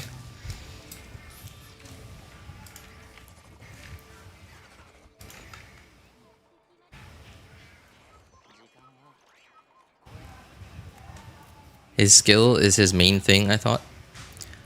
Yeah, but that really okay.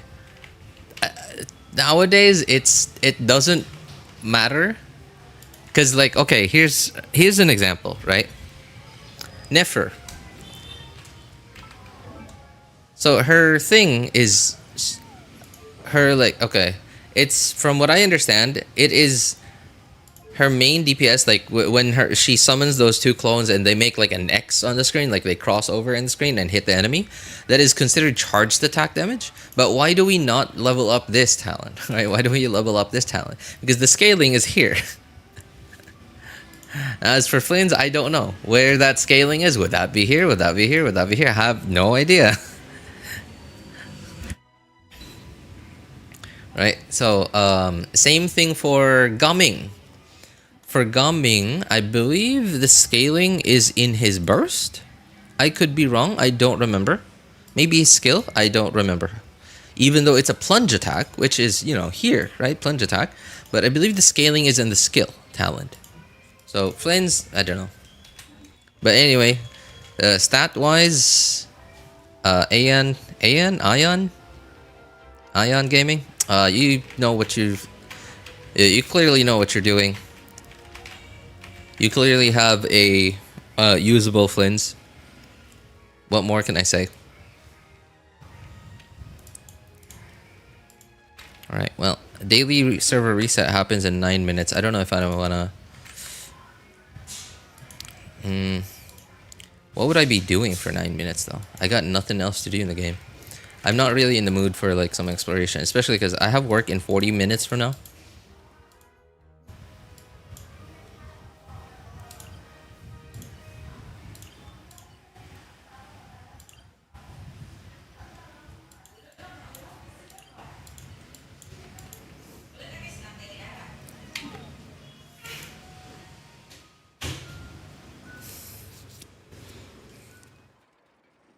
I'm trying to think. What can I do for 10 minutes?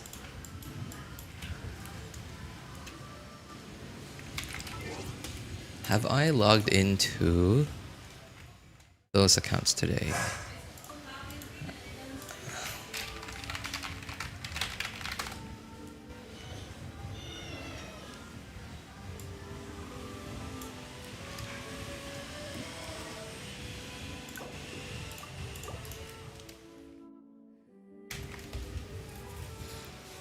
Too lazy to cook rice.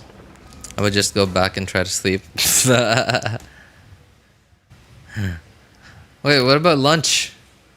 Oh no, wait. It's probably still like 7 a.m. where you are, right, Lap? Yeah. Too lazy to cook rice. Why do you need rice? For breakfast? Do you eat rice for breakfast?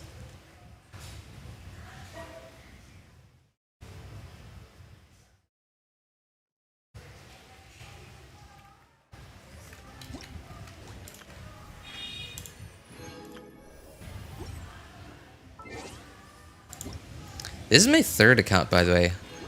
I'm sure you guys have seen this thing plenty of times. Yeah, I've just, about 2 or 3 months ago, I just decided to fully abandon it, and I didn't feel a thing. Yeah, I didn't feel a thing. I didn't feel bad about... I didn't feel a thing. Yeah, just...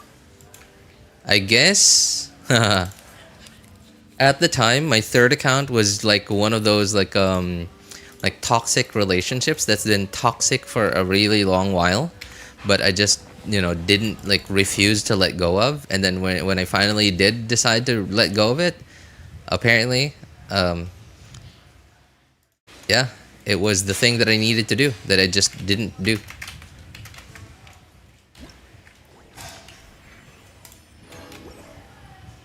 I didn't feel a thing except relief. I ate rice every day for breakfast. Oh. You know, even despite being Filipino, I've never been really... I've never had a thing for eating rice for breakfast. If the food was good, though... if the food was good, like there like sausages, eggs... sausage, eggs, fried rice, ham, bacon, foods like that. Yeah, definitely. I'd eat rice, but otherwise, no. Like I just milk, and I dip bread in it, and that's it. I can't live without rice. I mean, me too. For lunch and dinner, yeah, I can't do without rice at all. Even if I'm eating noodles, right? Like, now I'm not talking about like cheapo instant Filipino instant noodles, right? I'm talking about like actual like home cooked noodles. Even with that, I still would feel hungry in about an hour if I didn't eat any rice with it.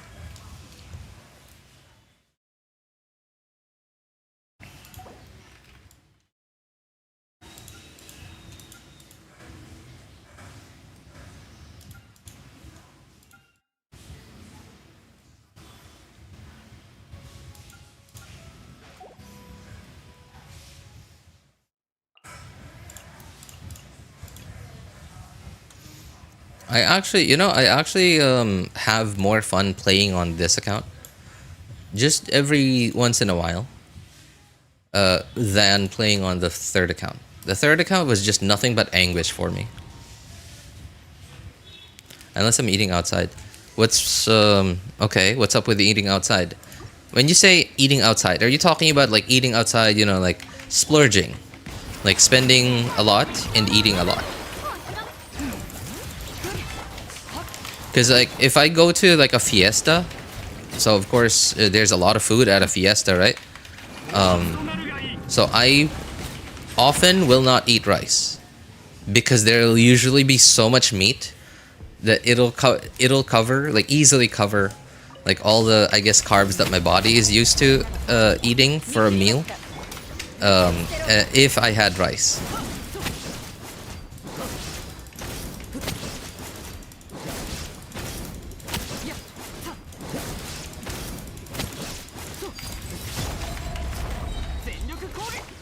先の雷最後の警告だ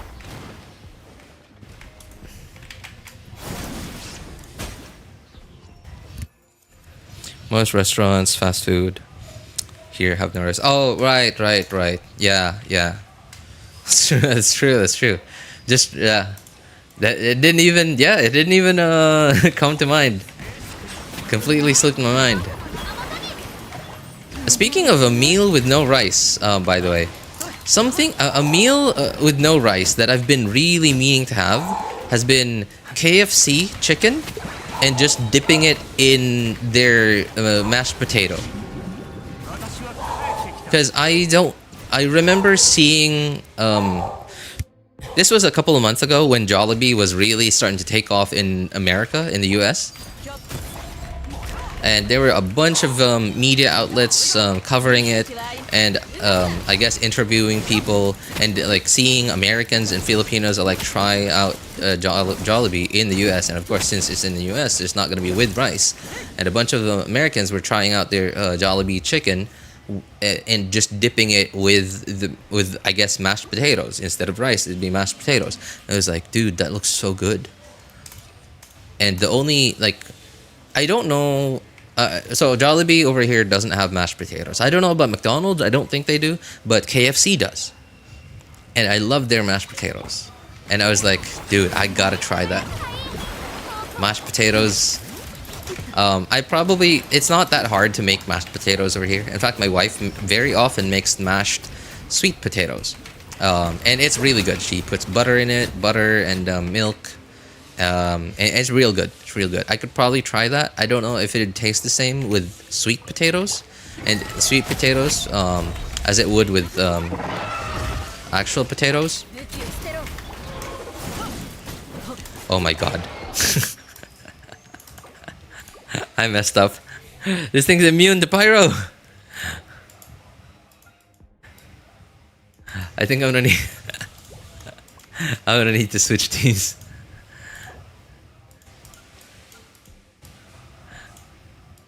I thought it would just have pyro resistance and overload could just brute force through it. No.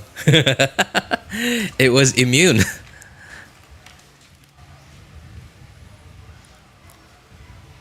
Everything here is mashed potatoes or paired with potatoes. I wonder why that is, though, right? Is it just because rice is harder to grow in colder climates? Right, because now it is probably very easy with the technology, right, to make rice adapt to colder farms, right, like the lower temperature farms in Europe and in certain parts of the USA. But of course, that's not why people in Europe and the US and in the USA still don't eat rice. Right, majority of people still don't eat rice over there. It's because people have just gotten used to potatoes and other stuff.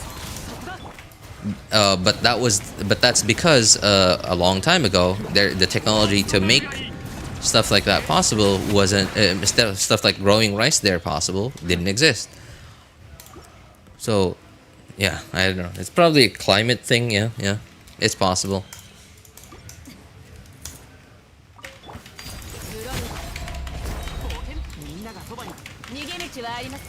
What the heck? That thing just moves super fast.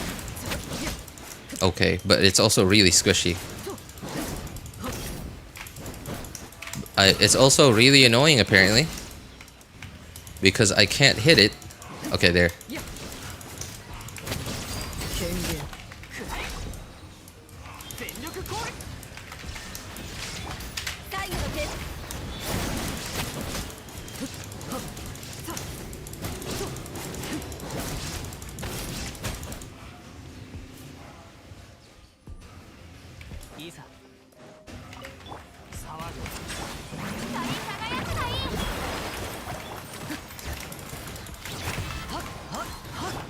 Okay, daily server reset. So right after Chamber 2 second half. Okay, I'm still in the middle of floor 9. I guess after I finish floor 9 I better get to doing dailies because I got work in half an hour.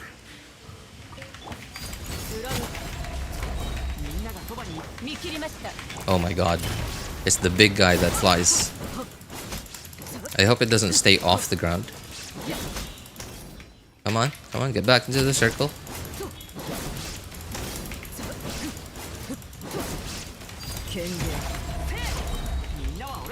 Very strange. It's just furiously trying to fire at me. Furiously trying to shoot at me, but it can't. Because apparently it can't shoot right in front of itself.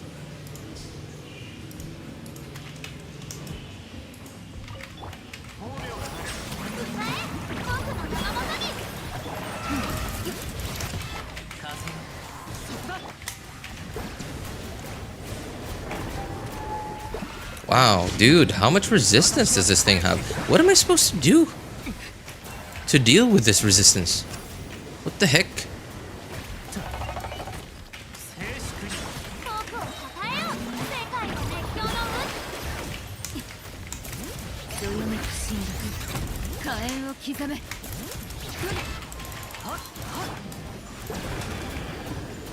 Oh my god. I'm already shredding so much resistance with Zelonin and Kazuha, and I'm still just tickling this dude.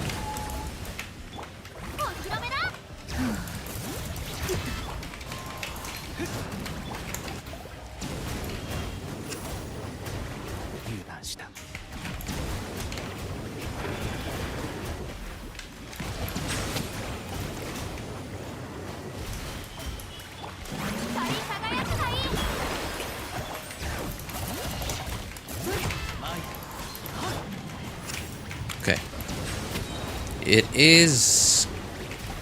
does look like it's killable within the time. As long as Neuvillette doesn't die. Yep, there it is.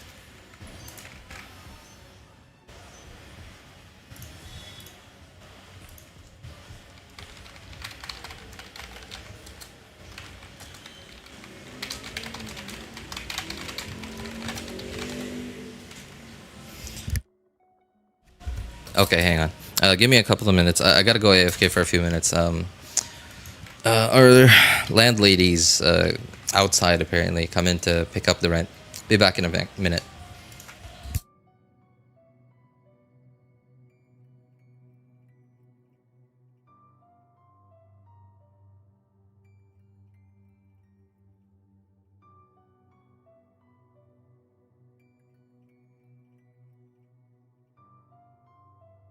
Melusium はフォンテーヌが誇る美しき生命体だ。彼女らとは良い関係を築くといい。決して傷つけたりしないように。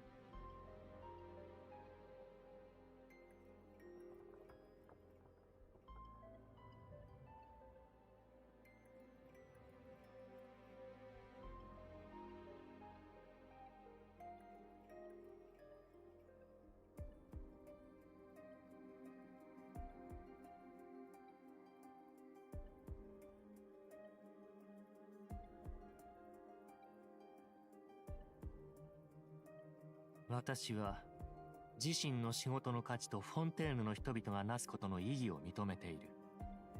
自分の責任を誇りに思っているのだ。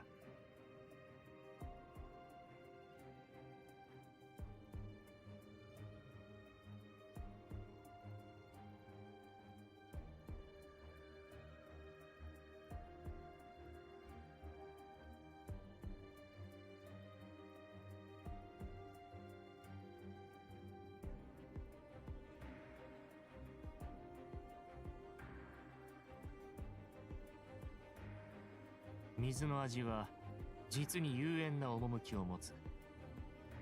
モンドの水は清く澄んでいて、リーウェの水は後味が長く続く。稲妻の水は深みがあり、スメールの水は複雑で、じっくりと舌で味わう必要があるのだ。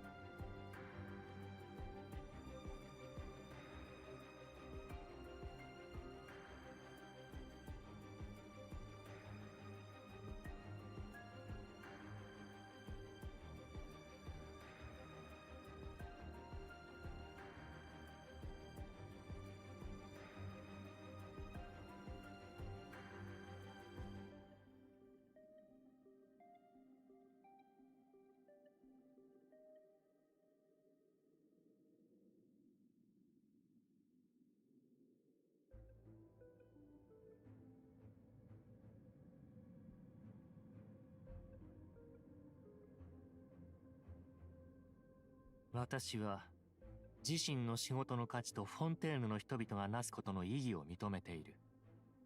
自分の責任を誇りに思っているのだ。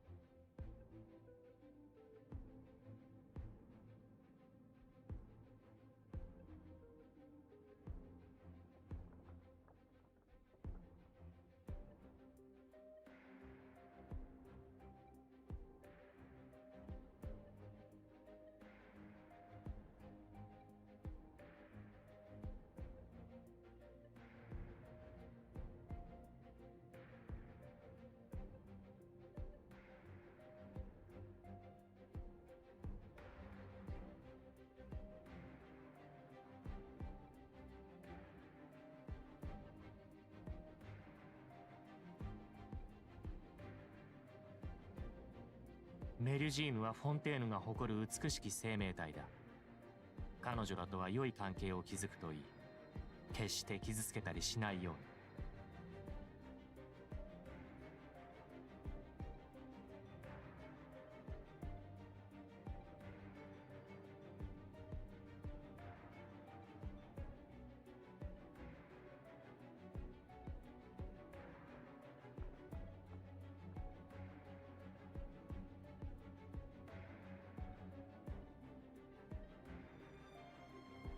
水の味は実に幽怨な趣を持つ。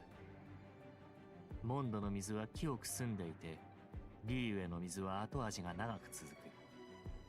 稲妻の水は深みがあり、スメールの水は複雑で、じっくりと舌で味わう必要があるのだ。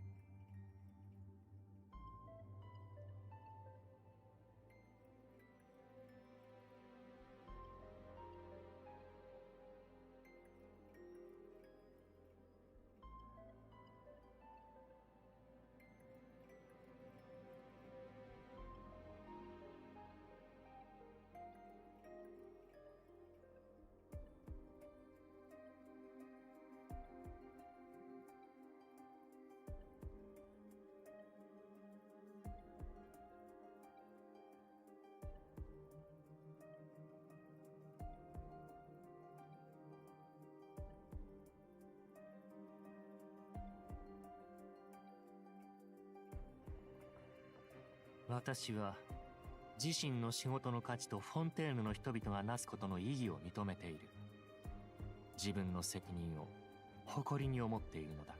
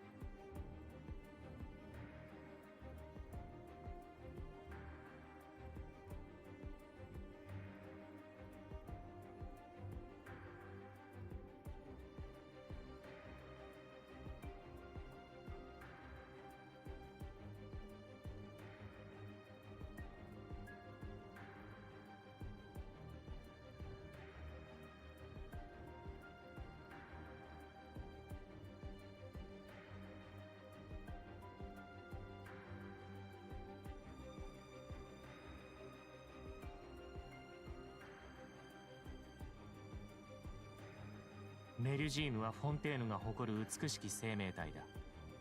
彼女らとは良い関係を築くといい。決して傷つけたりしないように。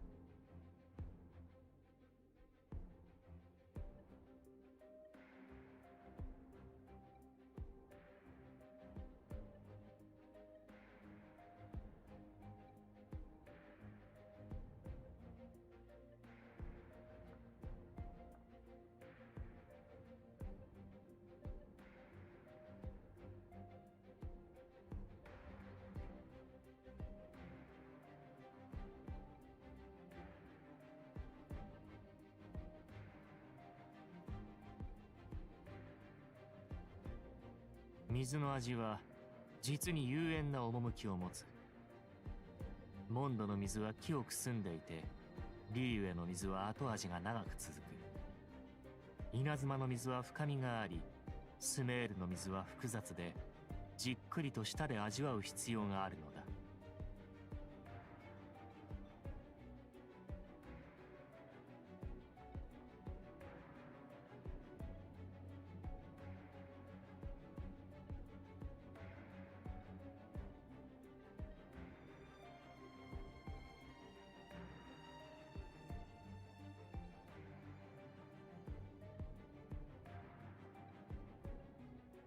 私は自身の仕事の価値とフォンテーヌの人々がなすことの意義を認めている。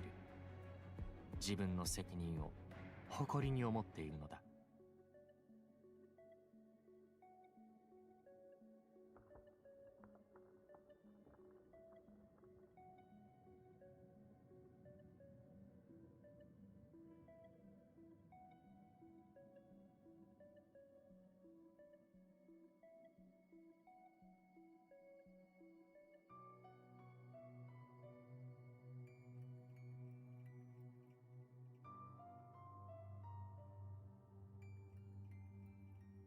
水の味は実に幽怨な趣を持つ。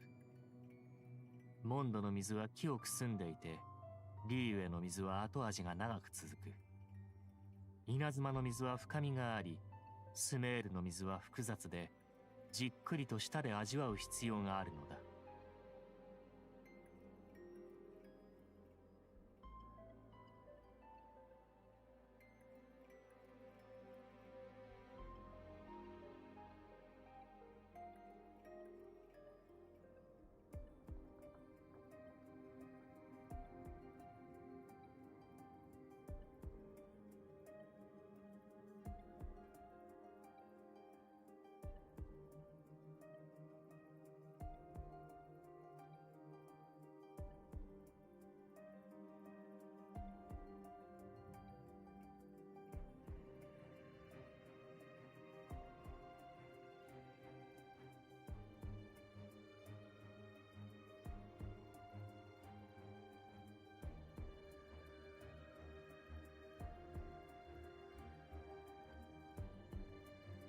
私は自身の仕事の価値とフォンテーヌの人々がなすことの意義を認めている。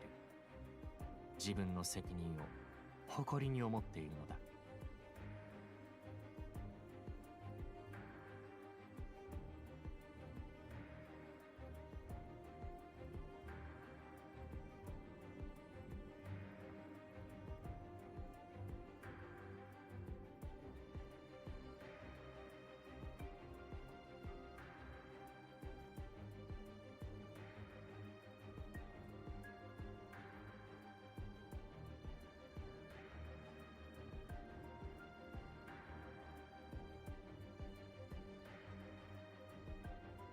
水の味は実に幽怨な趣を持つ。モンドの水は清く澄んでいて、リーウェの水は後味が長く続く。稲妻の水は深みがあり、スメールの水は複雑で、じっくりと舌で味わう必要があるのだ。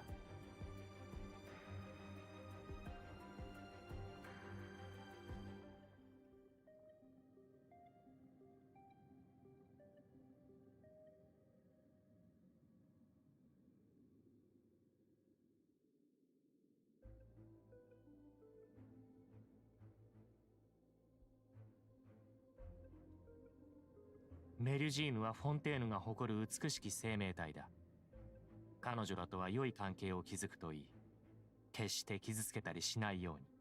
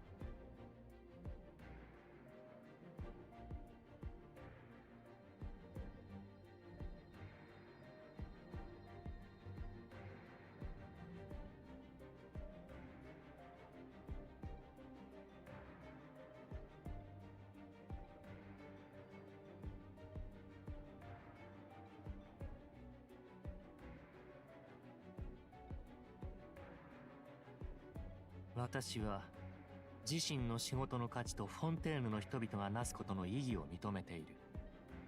自分の責任を誇りに思っているのだ。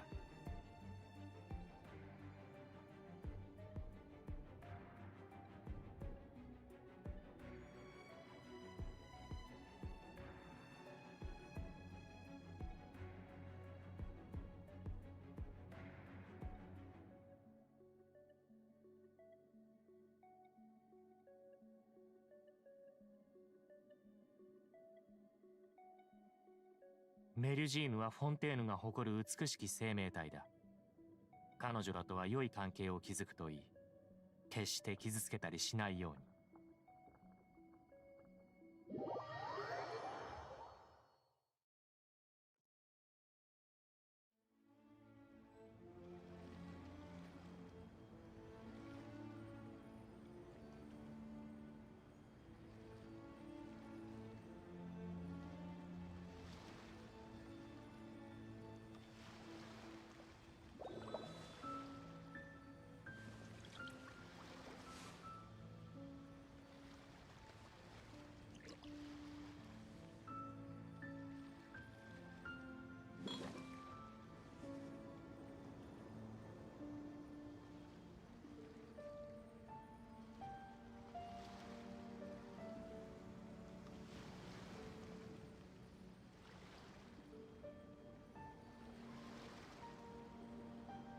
水の味は実に幽怨な趣を持つ。モンドの水は清く澄んでいて、リーウェの水は後味が長く続く。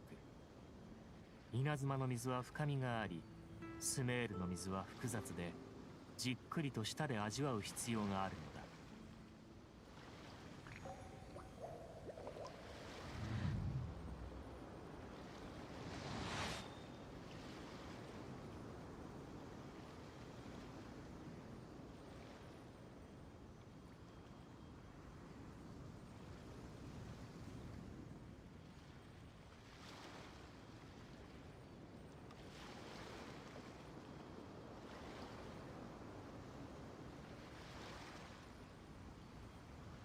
メリュジーヌはフォンテーヌが誇る美しき生命体だ。彼女らとは良い関係を築くといい。決して傷つけたりしないように。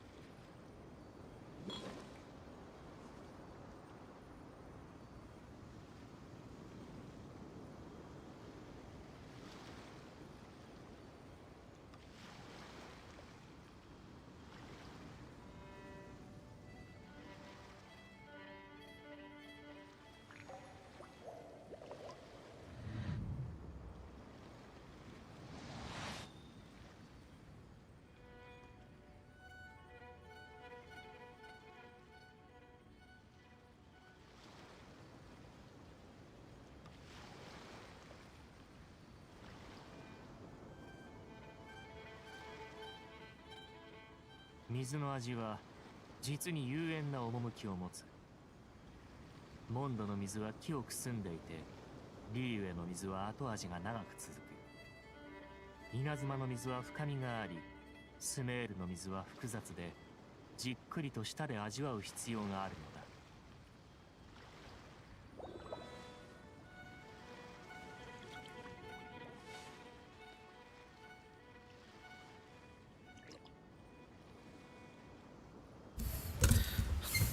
Hey, what's up? We're back. What's up, Rio? I'm good, man. I'm good. Sorry about that. I was AFK for a bit. Our landlady was outside, coming to pick up the rent.